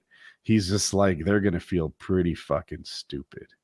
And his partners are like, what? Once they figure out who they're fucking with. And then like it fades to black and the season ends. And I'm like, oh, thank God I'm binge watching this. I want to see him get out of this jam. So my second moment that I really enjoyed is from Terminus, and it's when they have like our main crew like heads over troughs about to like beat us and bleed us to death so they can butcher us for meat, and they're asking Rick about the big bag that they saw him stow in the woods on the way into their town. He was like, it's a big bag. What was in it? And Rick's like, 44 Magnum. Crossbow, 12-gauge shotgun, AK-47, and a machete with a red handle. I'm gonna use that to kill you. And then like 3 episodes later, he's got old dickhead on his knees in a church like, please, Rick, I'm so sorry about trying to eat you and your friends and slapping y'all around for the last half season of this shitty TV show. Please don't kill me. And Rick chops him to death with the red-handled machete in front of everybody in a real gruesome kind of manner. And I enjoy that moment quite a bit. Yeah. You're right, though. There's a lot of fat on The Walking Dead. It's too much. It's too much. Too greedy with the 16 episodes a season. It should have been 8. They had every season had like an 8-episode story arc that they doubled, and it's fat. Yeah. There's some shows that you're like, ooh, I hope there's like behind the scene extra scenes and deleted scenes. What I thought Peacock's business model was a little fucked up. It's like, dude, what are y'all selling? Y'all don't have anything. You just got The Office, and I'll pay because I'm an Office fan. But like, that's it. You're not gonna get anybody else. They started releasing old episodes of The Office with all of the deleted scenes injected. So it's a completely different viewing experience, and it takes them a while, I guess, to edit a season together. So every few months, they give you a new season. I think it's up to season 5 or 6 now. That is this new take on The Office. Like, there's a good 6 or 7 or 8 minutes added every episode. I noticed that a lot of the cut content was the meaner stuff or the cruder stuff, like characters calling each other bitches or saying the word piss. piss and bitch don't get used a lot in the show. Like I can think of the times actually, but it's rare. It's 2 or 3 times. But in the deleted scenes, it's all the time. A lot of the like you find out that some of the characters when Bob Vance and what's her name are on like safari vacation. Phyllis. Phyllis, yeah. Phyllis and Bob ran a human being over in Africa, killed him, and then immediately flew the country. Who's the Scranton Strangler? He's himself. He's no one from the cast. It is interesting that his car was parked at the office and one of the background shots. That's the most that's the best piece of evidence. No, the Scranton Strangler. We know what he drives because we saw him in his high speed chase. But I don't believe that any of I've seen the Toby stuff. I do not think Toby at all. Toby's like just full pussy mode, right? Like he's not even like as far as you know. We saw Could be the perfect cover. I don't think and like the thing about the Scranton Strangler, you know how many people he killed? No. None. 3. What? None. Yeah, he just strangled them. They always got away. He just throttle you real good. And then he make off like a bandit. There's a scene where Phyllis, terrible murderer, I think, warned someone like, "You don't know about my husband." Do you know what I'm talking about? Yeah. I think she meant like because I remember that scene as well. He's angry. Yeah, because it was like a funny little town power play is what I read that as, is like, oh, you don't know that I'm with Bob Vance of Vance Refrigeration. Thank you. Maybe you've seen it, their location. Like I saw it as like I'm with someone important in our little town. I saw it as like, I don't want to say my husband's the Scranton Strangler, but you should be careful around me. He'd be easy to outrun. He wouldn't strangle me. He was fat. Bob Vance seemed like a real nice guy. I always liked that like Phyllis would have a party or something she'd have to pull together and she'd be like really stressed about it. And he's like, would money fix all of this? And she's like, yeah. And he like peels off $200 or $300 and he's like, here you go, baby. He's just like, you clear he like loves her so much. And he sees that. And like, I've been in situations like that with people in my life where like someone was like having a meltdown over $300. And it's like, baby, are we talking about $300? Is that ruining the evening? Cause like, I got that. You know, like, and I could totally relate with him in that moment where it's like, man, you can fix this up right away. And it's like made her so happy because she was able to get the party together and everything. They're one of the sweeter couples in the show. Jim and Pam are horse shit. Fuck Pam. I did a smaller version of that today. So let me lay this out. I'm doing a job on my motorcycle called checking the valve clearance. And every like 18, 20,000 miles, you need to do it. I've never done it before. It's said to be complicated. Most people take their motorcycle to the shop to do this. I have a friend who's a car mechanic, but he's done it on motorcycles. I don't know how many times. The vibe I get is like 5 or 6. Never on my bike, which is harder than most, but on other bikes. So I'm going to be his apprentice, his flashlight holder, and we're going to do this thing. Well, we're right there working on it together, and it goes poorly. We broke 2 cam followers. They fell in the engine somewhere, along with 3 shims fell in the engine. And oh no, Woody. It's like, whoa. And they need to be found before they go any deeper. And if they jam in gears or something, like you might just throw the whole engine away. Like it was a really big mistake. And what is a shim? I'm sorry. So you know what a cam looks like? It's kind of like an egg-shaped thing, and it rotates around. Yeah. Well, you put a shim on top of it because as it wears, you might put a bigger shim on it because now the cam's worn a little bit. It's not quite the original size. So we're putting 100th on top of it. It's just it looks like a little disc. It's smaller than your fingernail. Okay, thank you. Where are you now with it? I'll get there. So my friend and I, like it's broken and it's troublesome. And I bring in this other guy who's, I guess I'll call him a friend. I mean, I've only seen him a couple times. I bought a motorcycle from him, but he's nice to me and I'm nice back. And he is a certified KTM mechanic. This is what he does all day long. He's a pro. And he was the one who looked at it and instantly was like, you're missing 3 shims and there's 2 broken cam followers. And I mourned this news like the loss of a loved one. I love this motorcycle. I have 20-some thousand miles on it. And I was like, I don't know if it's ever going to be fixed. So he comes around the next day to look at it. And he's like, all right, I fished all 3 shims out. I found both broken cam followers, and he's showing them to me like proof. These things that you were worried about have been removed from the engine. I also found this metal shaving, perhaps from the factory, that shouldn't be there. It was right where you wouldn't want it to be, about to clog something. I pulled that out preemptively, and I see this metal shaving. You know what it looks like, a little curly cue of metal. And I'm like, fuck, this guy found all 5 broken parts and a bonus one. Yeah. Okay. I'm feeling really good about how thoroughly he's fixing this thing. I'm worried about the metal though. The metal shaving thing, it looked like it was from the manufacturing process to me. I don't know. So anyway, the process for tightening the head bolts, I didn't know that these were stretch bolts. I hadn't even heard of it before. He's going through the manual meticulously to make sure that he does this perfectly.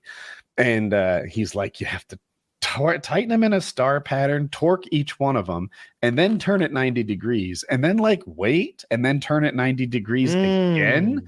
And you can't reuse these bolts. They stretch. Yeah. So we had to order the bolts, and he came back another day today to fix it. And eventually he puts the whole thing back together. He test rides it, finds that it's fine. I test ride it, find that it's fine. I thought this motorcycle might have been lost and unfixable. And now my favorite motorcycle in the world is back to me. I thought you were going to need to rebuild the engine. I thought I would, right? So these things all happened when the engine wasn't running. So it never ran with. Of course. Things. Yeah. Well, see, I guess I was afraid that one way or another, it was going to turn over a little. I don't know. I hear you. There was a fear, he really wanted to transport the bike to his place to work on it. And I was like, I'm down for that. I have trailers and stuff, but what if those parts jiggle and go to the bottom? He's like, good point. Let's not move it.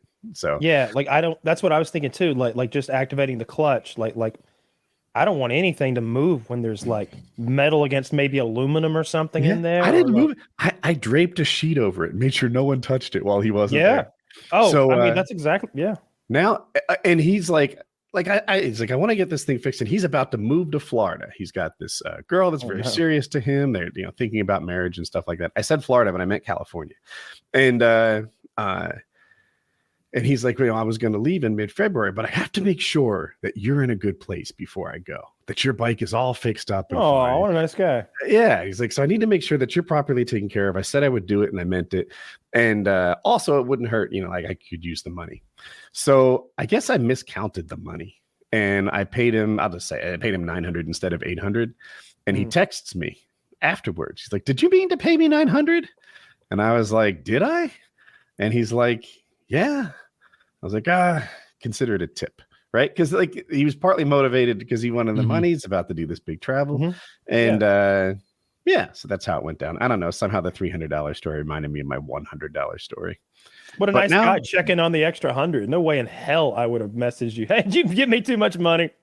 Yeah, that's what he did. Yeah, he's like, he's a good guy. Is he a Mormon? No.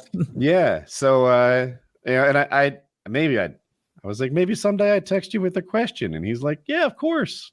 So I don't know. Maybe I'm an asshole for now you owe me one, implicitly, but anyway, so he did a great job, and I have my bike back, and I'm very excited. Well, that's good. I guess, did you learn your lesson? Are you going to tinker with engine repair again? That's a good question. So why don't you call Wings? I should have. I didn't think of Wings. This was a harder job than I was ready to do. And now that I've seen it done, maybe on an easier bike. The nature of this bike and how much you have to disassemble to get to the engine, and the fact that it's twin cylinder instead of one. And I'm like, I might just deliver it the next time. Is that the big one? The biggest My biggest bike is the Goldwing, the blue one. Oh, okay. That one's actually easier because the cylinders, they pop out to the side. So access is really simple. You remove the valve cover and it's sitting right in front of you. This one, it's kind of under the gas tank, and I could go on and on. The gas tank is huge. It drapes down the side of the motorcycle for low center of gravity. It's his adventure bike, Taylor. Yeah. It's adventure bike, as opposed to his other bikes that have nothing to do with adventure. No. He's got an around town bike. Sunday best bike. There's the adventure KTM, and then those practical transportation motorcycles. It's gone so stupid. My wife has 3 motorcycles now. Jesus Christ. Dude, I would We're love it, motorcycle people your, now. Your family like not being religious at all. If you're like, we're gonna start doing Sunday rides and we're just gonna tool around in the church parking lot. Like we want everybody to see how rad we are. That's great. Well, it's good you have like dude, my wife and I have another hobby firing up. We're gonna keep a saltwater reef tank again. We're back on that. We have been just nonstop researching like what fish we could have, how we're gonna aquascape it. And this is like how you put the rocks inside. They become the display, the shelving for all the coral that lives on it. Yeah, and we're just like shooting pictures back and forth all day long about different products, different things, how we want to do it, how we're going to cycle it, the order of fish we're going to add, which fish we're going to put in, the pros and cons of different fish. She's addicted to a TV show called Tanked, where these guys from New York install giant. There's the impetus of that show's bullshit, by the way, just so you know. They like abandoned them, and like the water in the atmosphere isn't right. All the fish die. Like it's like Pimp My Ride, except the cars would fall apart as soon as they leave. So it's like Pimp My Ride. Yeah, Kyle's 100% right. Like keeping a fish tank is really, it's maintaining an ecosystem in which the fish can do well. That's how it's really done. These guys act like the furniture is the point of it all, not the fish or the ecosystem or all the little microfauna or different bullshit that's in there. They're like, this tank is going to be big and it's going to be shaped like the ace of spades. And they do that. And I'm like, hey, do you know how much like detritus is going to fall? And how are you going to get good water flow in a big spade? I don't know. Yeah. Just have that tail at the end, just stagnant, shitty water that's not getting flown out. I mean, I remember watching a show like that on MTV probably almost 20 years ago. And it was something like that, where there was people going to Shaq's house and being like, we're doing your tank. Cause apparently he's a big aquarium guy and he already had a huge aquarium. House. And their shit was literally like, we put a basketball in your tank, and it's like, like this. That's not very tropical. One, like that kind of takes away from the flavor we're going for here. Like he knows he played basketball, also in the room, or all his jerseys and shit. Like basketball doesn't need to be everywhere. Like come on, don't be tactless with it. But I want to know because I wanted to do some fact checking, so to speak. What are the short list fish, and I want to tell you if they're actually good or not. I'll let you know if it's okay. So it's a small tank this time around, and we're getting a pair of clownfish, the Finding Nemo fish. We're getting a firefish, which is like a small thing. It's well colored. You could Google it maybe.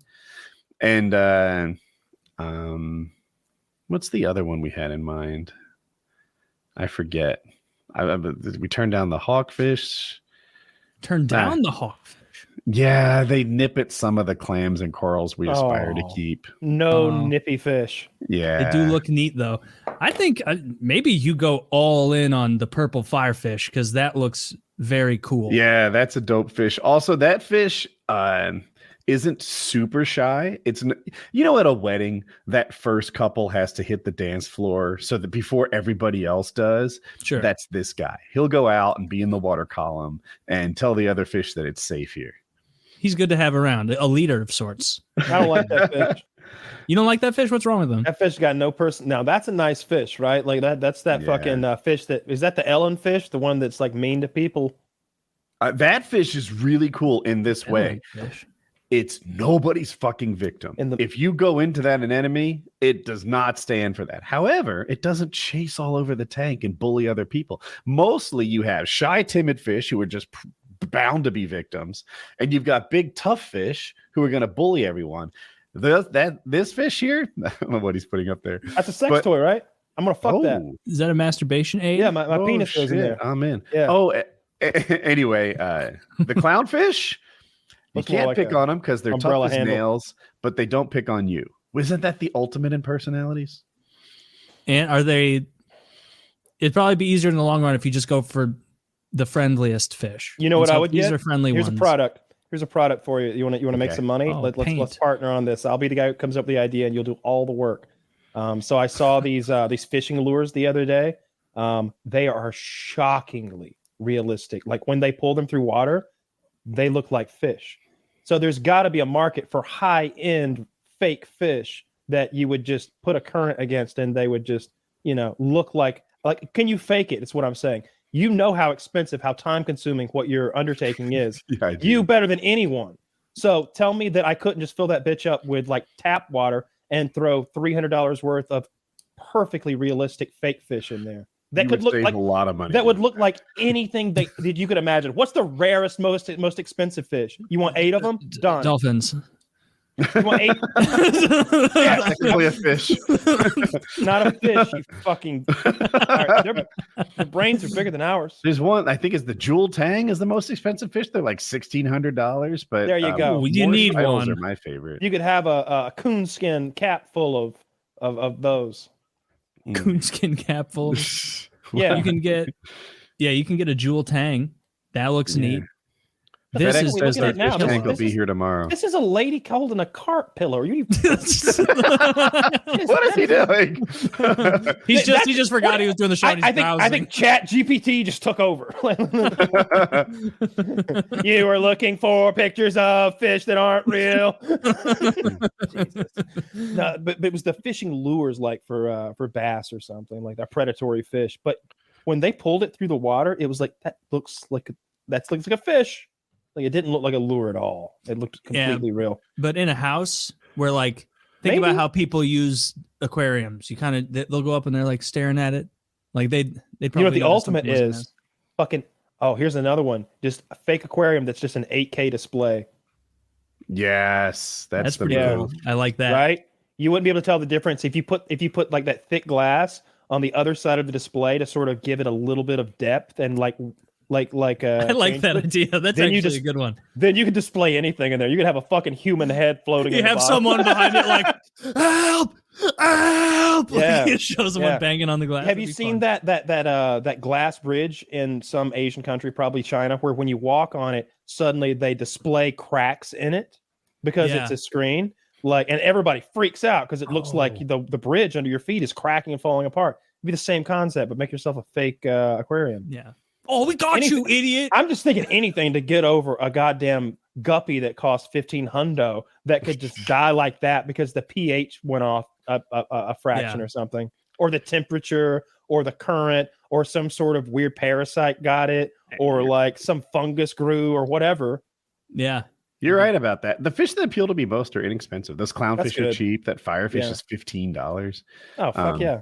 That looks cool. There's not really a strong correlation between how much I like a fish and how much it costs. That's You'd think good. there would be, because in everything else in life there kind of is.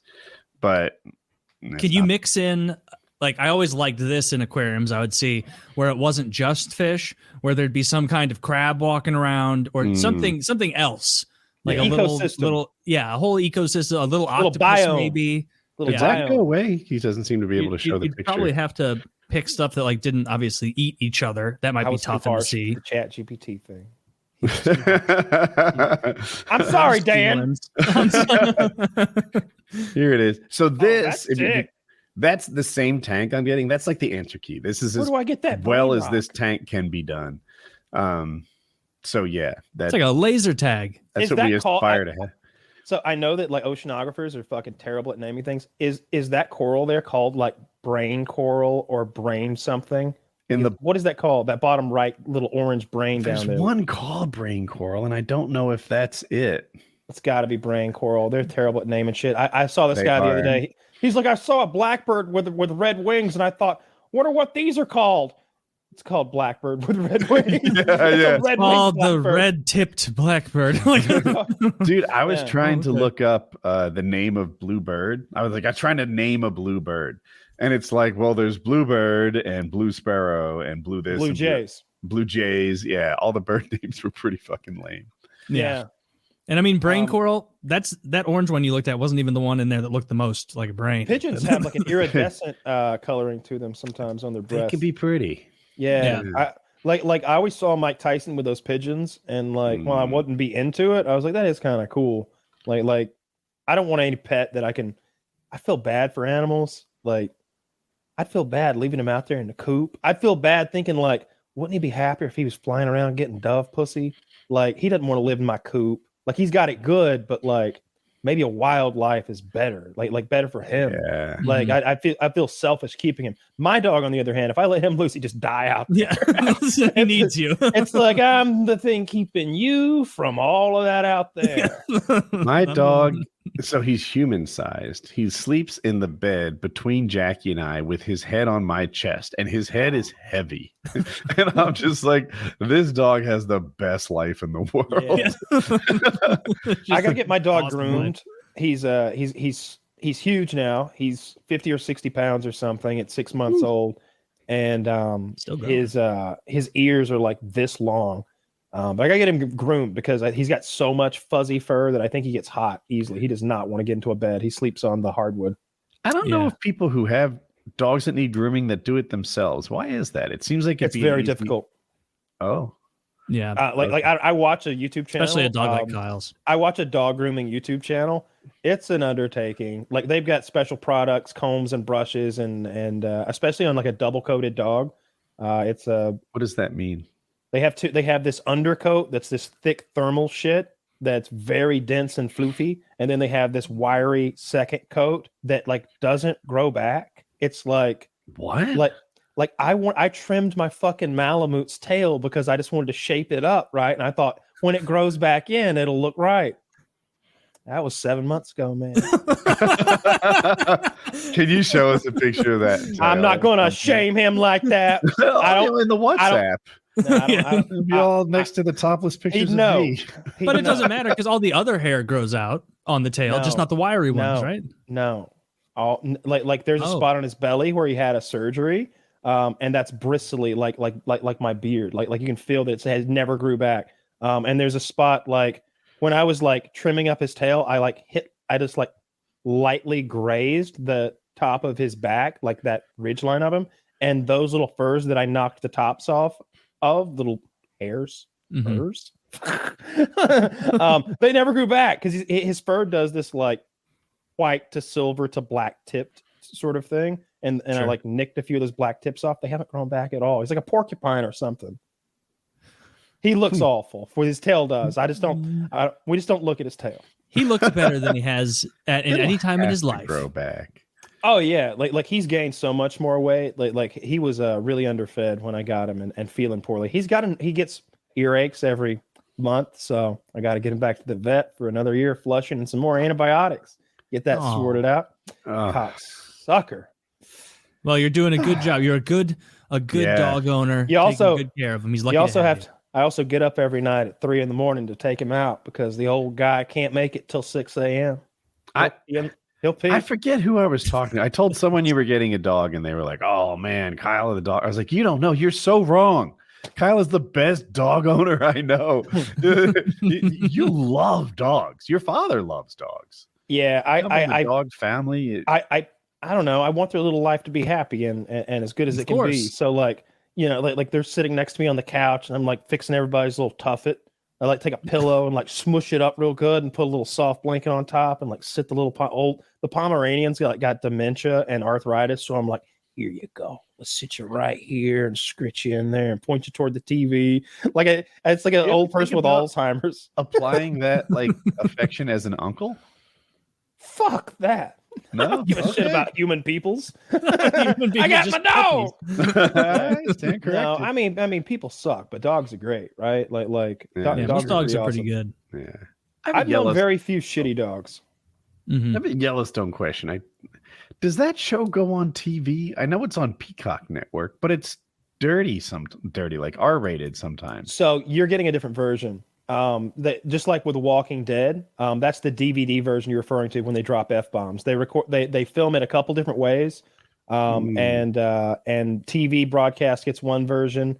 Well, TV gets both, but they usually elect to use the PG-13 version for advertising reasons. But you know, some way down the road, they might do like a midnight Walking Dead marathon or something and throw the F-bombs in, right? Okay. But the same thing's true here. You're getting two versions. They're just filming it both ways, the F-bomb way and the whatever they slip in differently way. Yeah, like that Beth in her bath trough thing. Yeah. Okay. I was like, I was very confused because Peacock is NBC. NBC is G-rated. Isn't Peacock NBC? To be fair, I don't know where Peacock where that show goes. I get it on Peacock. I don't, dude. The idea of sitting down and watching NBC being broadcast to me makes me nauseous. The idea of sitting through commercials and watching 22 minutes of programming at best out of every 30 I sit there. Oh, I'm not. I'll never do that again. Last time I did that was prison. You were literally no other option. You had to watch. I also don't like week to week. I feel like week I like to week commercials makes in prison. Oh, a new Whopper! Yeah. You'll never get to try it. I can't wait ever. It's going to be limited time only, and it will be out in 5 years. Yeah, never get to try that rodeo burger. Yeah, Bank I watch like shit. Last of Us is a good example. That last episode, I would have enjoyed it more if I could have binge watched it. Instead, I need every episode to be so good because there's a week in between them. And I like binge watching. I hate it. Look, binge watching definitely takes something out of it. I think, but it's worth it sometimes. It's almost like rushing to sex with a woman rather than maybe having a courtship that lasts over a few weeks until you get in bed.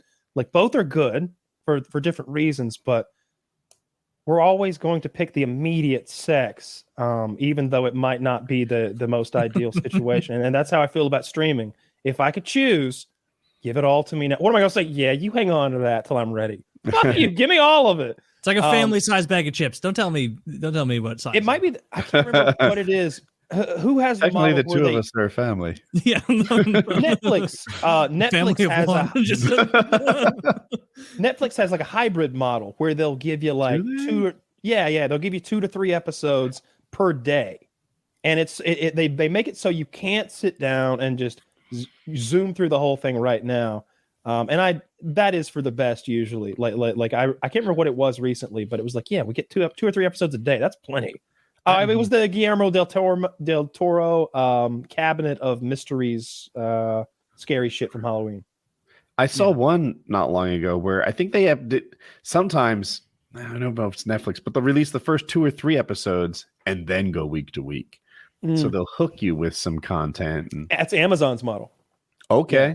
Yeah, Amazon does that with The Boys, and they're like tentpole, like premiere shit. They'll throw out that little tasting of episodes. You get 2 or 3, and then you are invested. It takes 2 or 3 to get you invested. Like you jumped in at a great time with The Walking Dead, but you know what I saw today? It's Black History Month, so so on my like Amazon banner, it was like they took 3 African Americans in media and like threw them up there side by side, and one of them and the first 2 was like, oh yeah, that's a good show. Oh yeah, I know. I think Idris Elba might have been one of them, and then the third one was the fucking speedster from The Boys, and it's like, whoa. The whole point of him is that he sells out his culture for money, and that he's like a bad African American. Like his own brother is like, I don't want anything to do with you. Go sell your menthol cigarettes. Like that guy's like an Uncle Tom race trader. If you're a Black American, it was like, how tone deaf that you got him up there. Y'all just picked the popular Black guy and threw him up there. Like his character's the opposite of that. Or maybe I'm just stupid. For thinking of it that way. You know what? I don't know anything about this, but I'm on your team. Yeah, I'm in your corner. I do like that guy. I'm looking forward to more of The Boys. I guess that's coming soon, right? Maybe.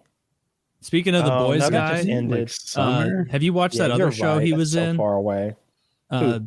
The Boys guy, the main, the blonde. He's the blonde main guy. Oh, Homelander. Yeah, he's Australian, right? Yeah, Homelander.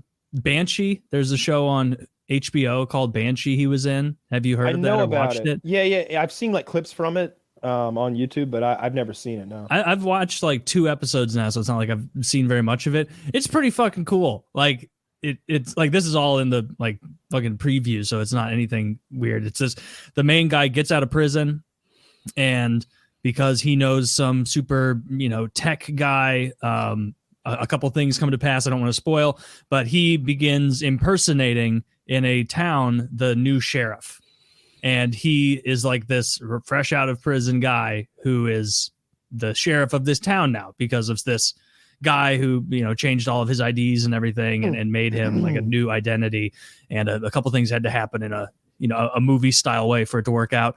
But it's incredibly violent. There's a lot of fighting. There's tits, Woody. I know that's huge for you. You need tits, so there's tits in there. I like. They're not huge tits, but there are tits, and there could be even more. better. What do you prefers that? You know him. Yeah, of course. I'm under 15, I assume. No, not on this show. I don't think all the producers are in jail, so I don't think that was the thing. But it's pretty cool. I was watching it and just had the thought of like, I need to mention this show to Woody and Kyle because I never suggest shows ever. To the scroll. I just don't have the. I feel like I'm never the one who like finds a show that's good first or Banshee like is good. Yeah, I think it's good. The main guy, Anthony Starr, that's his name from The Boys. I like him a lot. And I'm only 2, maybe 3 episodes in, but it's one of those shows that like kicks off very, very quickly with the action. So I know you'll like that Amazon? about it, Woody.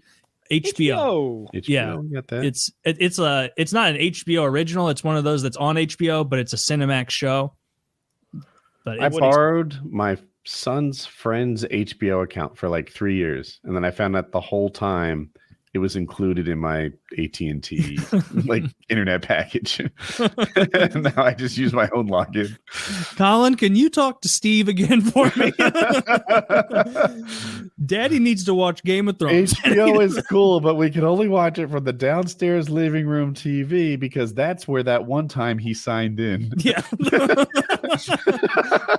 Dude, it's so nice when that happens. I still can watch Blues games because someone logged into their cable account. One of my friends logged into it, and like he's gone out of his way to be like, I was gonna change the password, and then I remembered and I didn't.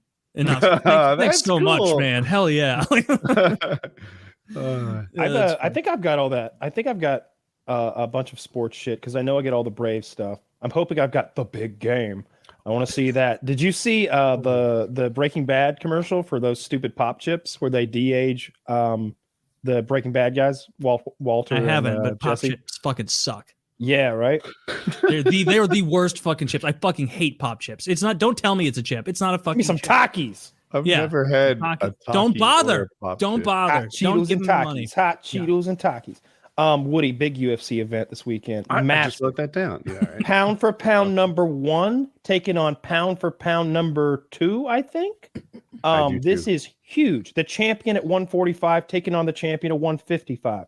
Unbeaten versus a guy who's on an absurd win streak that includes taking out the guy that I thought was just the best in the world, Max Holloway, 3 fucking times in a row. Can I add to this?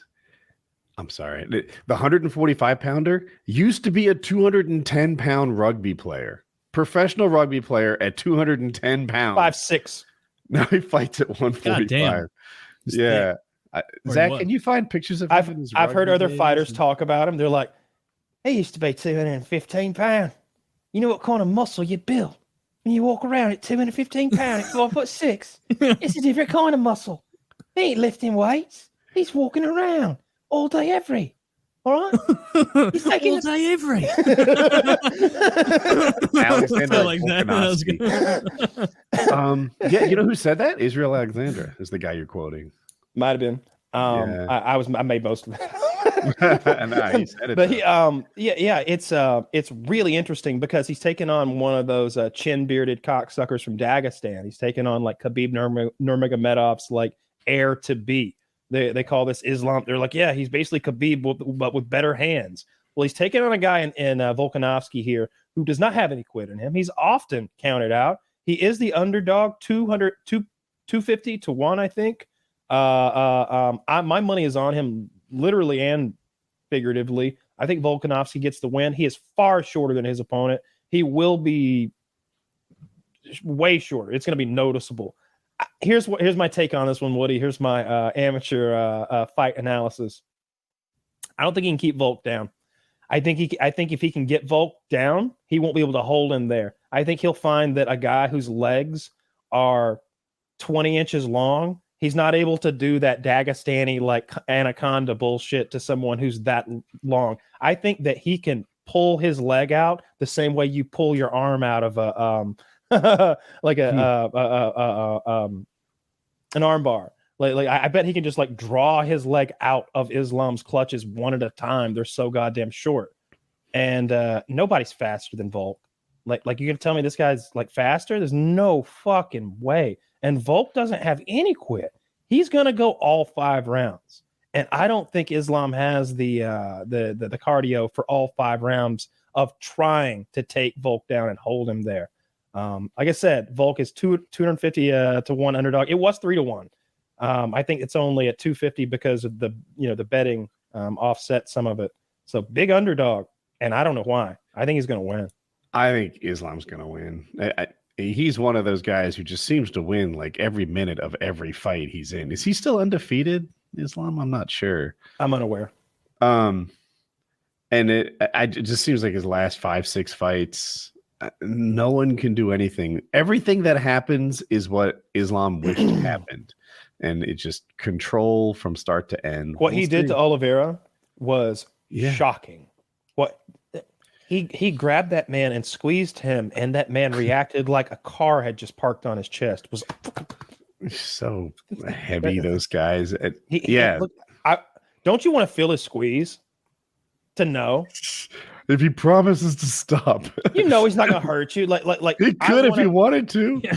I mean, he can kill you if he wants. He wouldn't want like you're giving him the ability to kill you, but I mean, he already had it if he's in the same room with you, and he didn't. So they're like, yeah, dude, squeeze me until I tap. Like I want to feel it. Like don't break any fucking blood vessels in my fucking neck, dude. Like don't prove it a point here. You don't have to break me, but like ramp it up slow. Let me feel. Do you remember when Ben Askren squeezed that watermelon and broke it? Yeah. And then like a bunch of other UFC fighters tried to squeeze a watermelon and couldn't. You could. I didn't know that it was that hard to squeeze a watermelon. I guess it is. Do you think you could break it by squeezing? I don't think I could break a watermelon by squeezing it. No. I feel like I haven't handled enough. It depends how you do it. Like I guess, am I wrapping around it and hugging it to my chest? Kind of like it with his legs. I thought he like headlocked it. Oh no, I'm not gonna hurt my arm doing that. It's just gonna hurt the more I squeeze. What's gonna stop me is probably pain first. Like it's gonna hurt. Mm-hmm. Like you putting just have the inside of my watermelon. Putting the inside of my arm against it is gonna hurt. Like I don't know. I feel like I'm gonna. Zach is sleeping on the images. Even if I am strong enough, like I don't feel it's gonna be worth hurting myself to do it. But he did it. It was shocking. That's Alexander Volkanovski. Yeah, at 210 and 145. Those are the 2 weights you're looking at there, if what they say is true. He's a very broad guy on the left. Looks he didn't get any thinner. He's like if George Costanza dedicated himself to getting like that size and build of guy. My life as a short, stocky, bald fighter. Summon of George. I really hope he wins. It would be massive. I mean, look, it would be. That's one of the top 3 fights of the year because Conor McGregor's coming back to fight Michael Chandler, and he's gonna do the Ultimate Fighter reality show. Taylor. It's huge news. Conor's coming back. Like, and you can pretty much kind of narrow down when the fight will be, based on how long you'd have to be in USADA and when the show usually airs. But I'm gonna watch that show. The Ultimate Fighter, Taylor, is the reality show where 2 current fighters. Yeah, they both coach teams up, and the teams verse each other, and they fight and shit. I didn't even know they were still doing it. They're on season 31, and I'm very psyched. 3 seasons a year, something like that. I don't know. I'm psyched. I can't believe that he's coming back to do that. I think Michael Chandler is a very good opponent, someone that Conor can actually beat. I think it's going to be fireworks. It's probably a 1-round fight. Somebody's getting smoked. That's why Chandler's there. Chandler's not there because he like grinds out wins. Chandler's there because his last 5 fights amount to like 8 minutes or something like that. Like he goes in there and destroys or gets destroyed. That's an exaggeration, but it's always fireworks. He's fun to watch. Damn, I'm pulling for Michael Chandler. He's from High Ridge, Missouri. I know exactly where that is. He's a really nice guy. He was a champion in another organization, and then he entered the UFC, maybe just on the other side of his prime, but near it, and hasn't had the success that people expected. They thought he was right there with the best of the best. And it seems like, at least in my foggy memory, every time he fights, it's like the best loss you could have hoped for. You know, he was really sporting. He had him for a second there, but he lost again and again. That's who you want on your TV. That's the guy you want. Like Khabib was boring as shit to me to watch fight. I'd rather give me Derek Lewis over Khabib every time. I don't care if he wins or loses. He's going to go out there and something crazy is going to happen. By the way, Derek Lewis is washed. Derek Lewis went out and got his ass beat. Thin? That's fake. That was fake. I knew. I didn't know for sure it was fake until obviously he showed up at weigh-ins, and his big old fat ass is still 267. I was totally fooled. I saw several pictures. Yeah, it's Photoshop or something, or old shit, or he just went back to the Popeyes because he showed up like unmotivated, fat, looking bad, and he got smoked by a very powerful Russian dude. Like that dude bullied him, whooped his ass. I've seen him lose to a guy. I forget if he was Russian. No, he beat a guy. He was losing all fight. He was just getting rocked. Yep. But he's got dynamite in his hands. And I was he just watching landed that one punch. You saw that live, 12 seconds to go or something like that in the fifth round. It's like the only difference between his recent loss and that win was 5 good seconds. Like Taylor, he's like a video game character. You know, it's like when you're waiting for enough stamina to build up to throw one punch. He's doing that. Like he's like hands on his knees. He's bent over. He's clearly like, He's like, he won't even move. And the other guy is like moving around and bouncing. And then anytime he gets close enough, Derek just goes, like a bear. He throws this crazy bear paw across, not literally bear, but this big overhand right usually. And if he ever hits the guy, and he hit this guy. And they're all over 225, but these two in particular are like giant human beings. And that man was instantly unconscious. It was wild because he did get his ass kicked for 5 rounds. Like Derek Lewis has made a lot of money to be as shitty a fighter as he is. Yeah. I still think he's interesting. Also, he gives some of the best interviews. People think so. I think Strickland, right? Sean Strickland's the best interview in the UFC. He's better than McGregor. Derek Lewis is the my balls were hot guy, right? Sean Strickland's on there like he's like, yeah, you Japs, you don't have any fighting anymore. We knocked that shit out of you back in WW2, eh? Like most of you guys are like femboys and shit. You got your fucking pillows, you're jerking off to, right? I'm just messing with you. He's like, hey man, that guy sounds funny. This isn't word for word. This is like what the AI says Strickland would say, because this is totally on target. He goes to one of the reporters, they're interviewing him. He's like, hey man, what you got? Are you married? Yeah, you're married. All right, I can say it now. You're a weird-looking dude, man. I'm just saying. I bet your wife's beautiful, but you, fuck. Like you're like a cartoon character. Fucking Popeye over here. Look at him. It's like weak Popeye. It's like weak Popeye. He's just ripping. He's just riffing on time. And he'll go for 30 fucking minutes just being mean and politically incorrect. Yeah, it's great. It's hilarious. Sounds great. Sounds like a guy who's got a career in broadcasting after he's done beating people up. It's not from a smart place like Chael Sonnen. Chael Sonnen would come on and he's like, I'm the man with the plan. I'm the arm with the charm. I'm the beast from the east. He's out there like Muhammad Ali mixed with Stone Cold Steve Austin. He'll do a fucking spin. Like he's got shit going on. This guy is just a rant.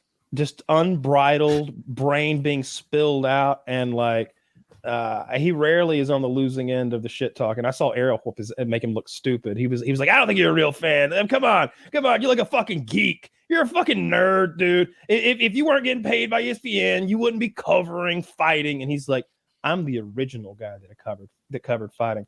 I was there in 1991.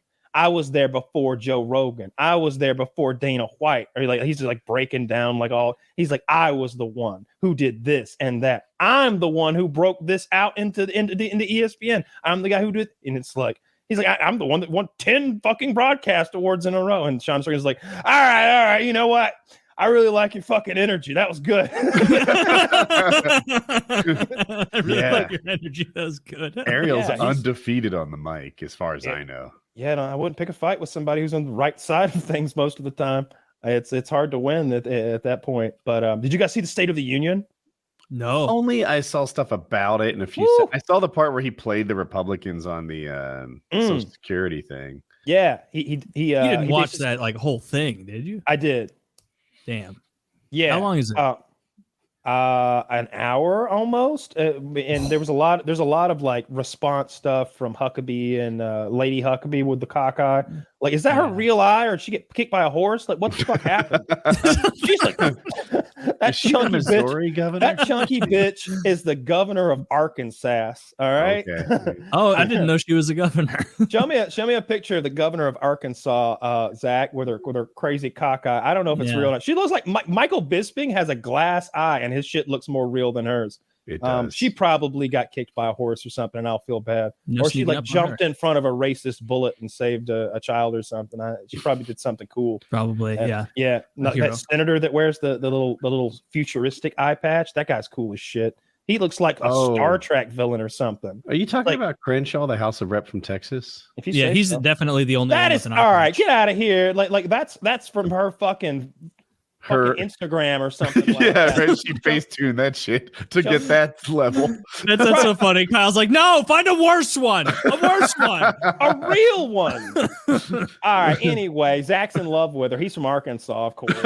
He knows Yeah, better. he loves her He can't so much. offend- Uh-huh. Someone like doesn't know how someone to speak else's- truth to looks- power. It looks like her own face is deep faked on. Zach's got the result of lock and load on She his looks monitor right fuckable in this now. picture. You gotta work harder on this.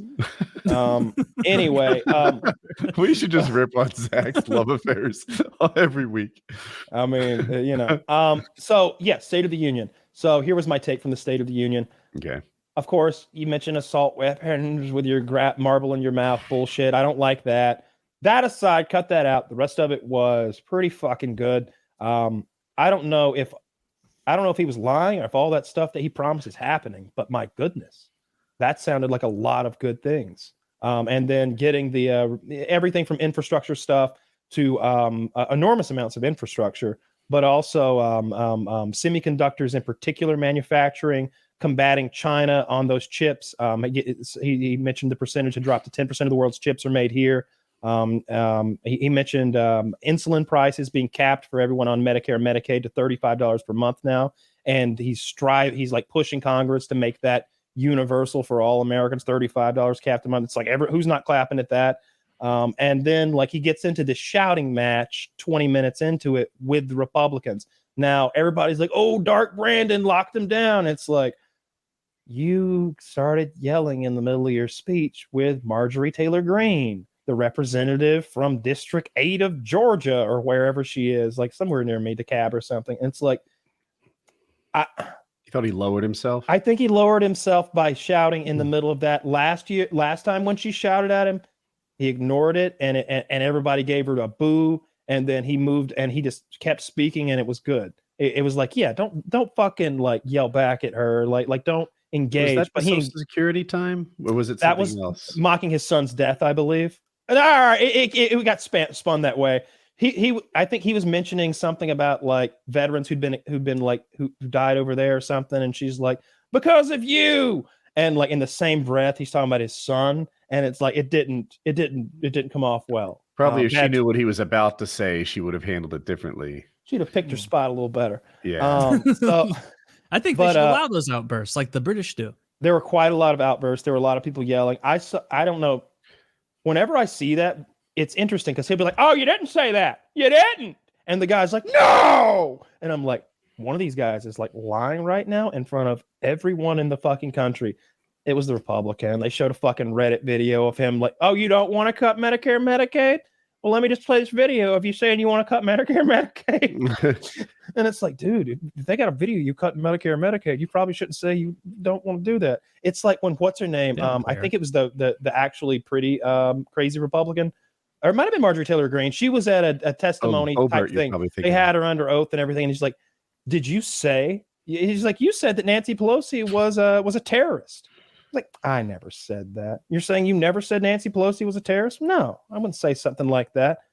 All right, Exhibit B video there. The 30 seconds. She goes, "Whoa, well, I believe what I said was that by her not securing the border, she was a traitor to the Constitution by not upholding her oath. I may have said something like," and it's like, yeah, you said she was a traitor. like let's look at it. she was just lying. And then they pulled out it. Dude's like, okay, well, let's pull out the fucking scroll. Yep, here you are saying it. And Pull out the scroll. It never seems to hurt him as much as you expect it to. If you pay a lot of attention to politics, you're like, oh, there's a trend of hypocrites on this side or that side. But to the rest of the world, they don't know. Biden wasn't as marble-mouthed as I've seen him at times. I legitimately think they like give him something to help him a little. I'm not saying they like jab him with fucking amphetamines, but they give Grandpa his like cup of coffee or whatever and make it double. Yeah, whatever. Trays a nap. Yeah, he came out there well rested. His eyes weren't as squinty as they usually are. They were very squinty. I mean, mine are squinty because I'm stoned, but his were squinty because he's old as shit. And but there were times when I can deliver that speech better than he can. I can read that teleprompter better than he can. Yeah, and I'm not. I don't feel like this is me being like, yeah, I could dunk on that guy. No, we can all like because here's the thing. If you're I'm a professional communicator, though, like you. Well, I'm also going to practice diligently with like a team of people. All right, speechwriters, get in the room. All right, my team, watch me deliver this speech. Tell me if I'm putting enough emphasis on we. Okay, like that's gonna be a whole conversation we have. Which words get the emphasis? And I need that teleprompter to have coding. I need there's a difference between how I say the words that are underlined versus the boldened words versus the italicized words. Like we're gonna have like a speech code that you're gonna have to teach me. I'm gonna need professionals to come in. This is gonna be like the King's speech, God damn it, because I'm not gonna go out there to present these ideas and get the American people to stand behind them and stand behind me and flub my words and not put emphasis on it. And sometimes I needed closed captions to understand the president. Like I got the broad strokes of it, but like, and America needs industries and power. Wait, what? Industries of power, industries for power, powerful industries. I feel like I'm playing Jeopardy sometimes. It's hard to follow him, and it's worrying. I agree with He's everything. not really with it. One, he's not very good. I'm sorry. Good speech, and on the whole, though, like I liked his speech a lot. If he cut out the gun control gobbledygook, it's a fucking A- speech. It's good. One, he's not as bad as the compilations of his worst moments make him seem to be. But two, he's not as good as the president should be. And, and those two things can both be true. On Social Security, that was the moment that like the internet went crazy for. I guess the Republicans said that they wanted to cut Social Security. He's like, I'm not naming you by name to be polite, but you did say it. And they're all like, no. And eventually he gets a standing ovation to not cut Social Security from both sides of the aisle. He's like, apparently this is the total. We're in like bipartisan agreement not to touch Social Security. This is good. We just got something done here. And I'm like, it feels like you fucking 3D chess these people. You know what? Until tomorrow, dude. In that moment, goes back to their in shit. that moment, I wanted to be able to be like God for just a second and be able to like step in that room and say, "Hang on, everybody, shut up." Did y'all just get something done in Congress? That hasn't happened often. Here's a thought: after you're done with the speech, hang around for an hour and a half. Let's do a little voting. let's do a little horse trading in front of the American people. All right, what's next? Do it like it's a fucking town square. Like, all right, what's next? They're not going to actually get shit done. All right, let's go state by state. Missouri, what do you need? Well, I'm okay right now. Them roads and bridges. Hey, okay, all right. How much? 30 billion? Will that do it? Well, over 15 years. I don't want to pay no taxes though. And can my brother-in-law have the contracts? Man, like I'd love to see that play out. Like let's do some funding right now. Let's do our military the same way. That'd be fun. They should. There should be a lottery for every year. What industry gets what amount of money? Just do it. Whole lot into public school meals. Fuck. Not meanwhile, opposite the military, the die is all lead. Yeah. Am I the only one that thinks the school lunches should stay exactly the way they are? I haven't been in school in so long. I don't know what they're like. They're exactly the way they were when we were there. It's the square pizza, the corn in the corner. Those like fries that are shaped like roundy fries with smiley faces on them, chicken nuggets, steak nuggets, mashed potatoes, maybe fruit cups. The meal shouldn't change, or the that True Moo shouldn't change. Did you have True Moo, or did you have what did we have? It's the fucking Mayfield. The ice cream with the wooden spoon on it. Oh, we had those. Those were fucking tasty. But I'm talking about the chocolate and the milk. What brand milk did your school have? What was the second one you said? Mayfield. I think it was that Mayfield. one. I can blown away that you know Most people would. Depending on where you were, you'll have True Moo a lot on the West Coast, I think. But it'd be Mayfield throughout the Southeast. It definitely wasn't a lot True of in the Moo. Midwest, like all that. Yeah, TRUMOO, and there's like a cartoon cow on there. But that rectangular pizza that we all had to fucking gobble up. Oh yeah, No, I fuck drank kids 2 today. milks every lunch period. Every single one. The only chocolate milk I drank was school chocolate milk. It was like that. I never would like make it at home, but I would drink chocolate milk at school. Mostly I would just eat the pizza and then that was it. Everything else was so gross. I ate everything. I was so hungry. Do you have a salad bar? Fuck no. I'm Yeah, talking about I'm thinking about like grade school right now with like because we didn't have like milk cartons in like high school, middle Was school. your high school salad bar good, Kyle? It wasn't High school we had as one, but it good sucked. as most restaurants would be. I think there were like 3 salad dressings, but there was like bacon bits, fucking croutons, and endless salad, you know. And like that's what I would do most of the time is I would just fucking make a mega salad with ranch, and I love that shit, you know. That ours it was was so much pretty better good. than anything else. Our student council campaigned on getting a salad bar to come to the school, and they actually accomplished it. I didn't think student councils ever accomplished anything, No. but they got our school a salad bar. And I'm not really into lettuce or bacon or whatever, but you'd put the lettuce. I like tomato, and you could put all the ham you wanted on. I'd have as much ham as a good sandwich would, because you make it. This is a Woody thing. It's a fucking meat salad, and it was what I would do when I didn't like what was for lunch. Did they weigh it? At our high school, they weighed No. salads if you bought them. All the meals Damn. were the same price. And the best salad bar I think I've seen, besides some shit in Vegas, I guess, but I'm over there by the crab and the lobster and stuff. But the best salad bar was at that Brazilian steakhouse we went to, I think. I remember thinking like, damn, I'm almost tempted to get the salad bar but over the endless meats. Yeah. But because you went over there and it was like, y'all have 12 different soups? Is that like how much soup do you is that 3 different kinds of chili alone? It was just this huge, amazing, really high quality salad bar with everything was like nice and clean and it looked great.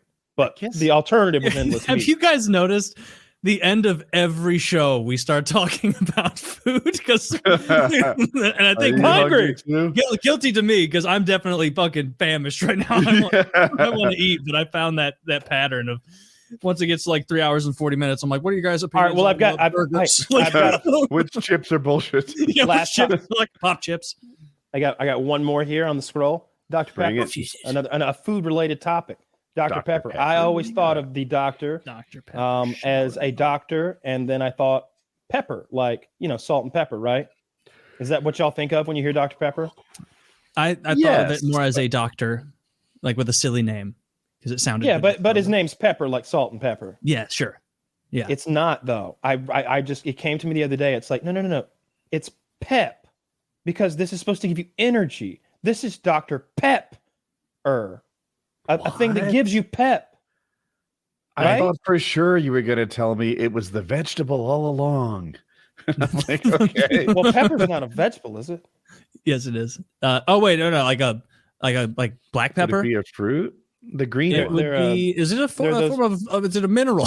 I think those are seeds. Those are seeds, right? Black peppercorn, right? I'm thinking of the big green one. It's like bigger than an apple. Yeah, I don't know. That's a fruit. Oh, where's your onion? You're supposed to be eating onion. Oh yeah. Oh, I forgot about the onion thing. And I don't you're have hungry, an onion. boy. Go get yourself a. I promise if I had an onion, I would go take a bite of onion right now. Don't worry, folks. I'll make sure he gets an onion. I've got. All right, address. text me about the fucking onion. No. I'm gonna mail you an onion. You'll eat the onion that I send. I like this timeline. Please mail me an onion. You'll eat the onion of my choosing.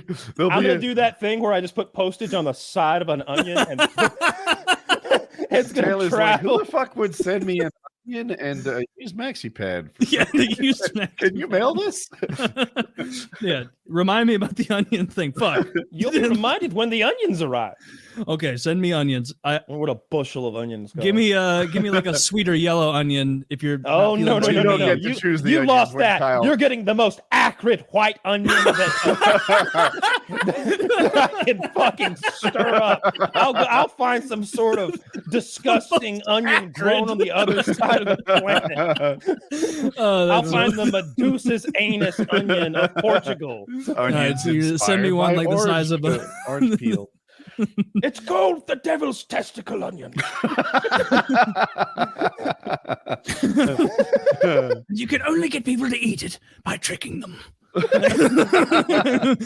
It's like, oh, now you're about to poop your pants. All right, let's call it a show. I do want to eat. Hey, maybe go. Man, Go I to could do our, onion talk all night. yeah, maybe check go to out our Bruce guest, Greene. Yeah, check go, out his go give him stuff. some love. People have been giving him shit about fucking Harry Potter. That's wild. That's ridiculous. Give him some support. That's nonsense to hate on someone He's for already playing a a fucking billionaire. wizard game. She's already a billionaire. Lock and Load, check it out. And realdbg.com, code PKA23. Wonkyweeds.com, code PKA20. Check it out, guys. You know you want that stuff. PKA 634.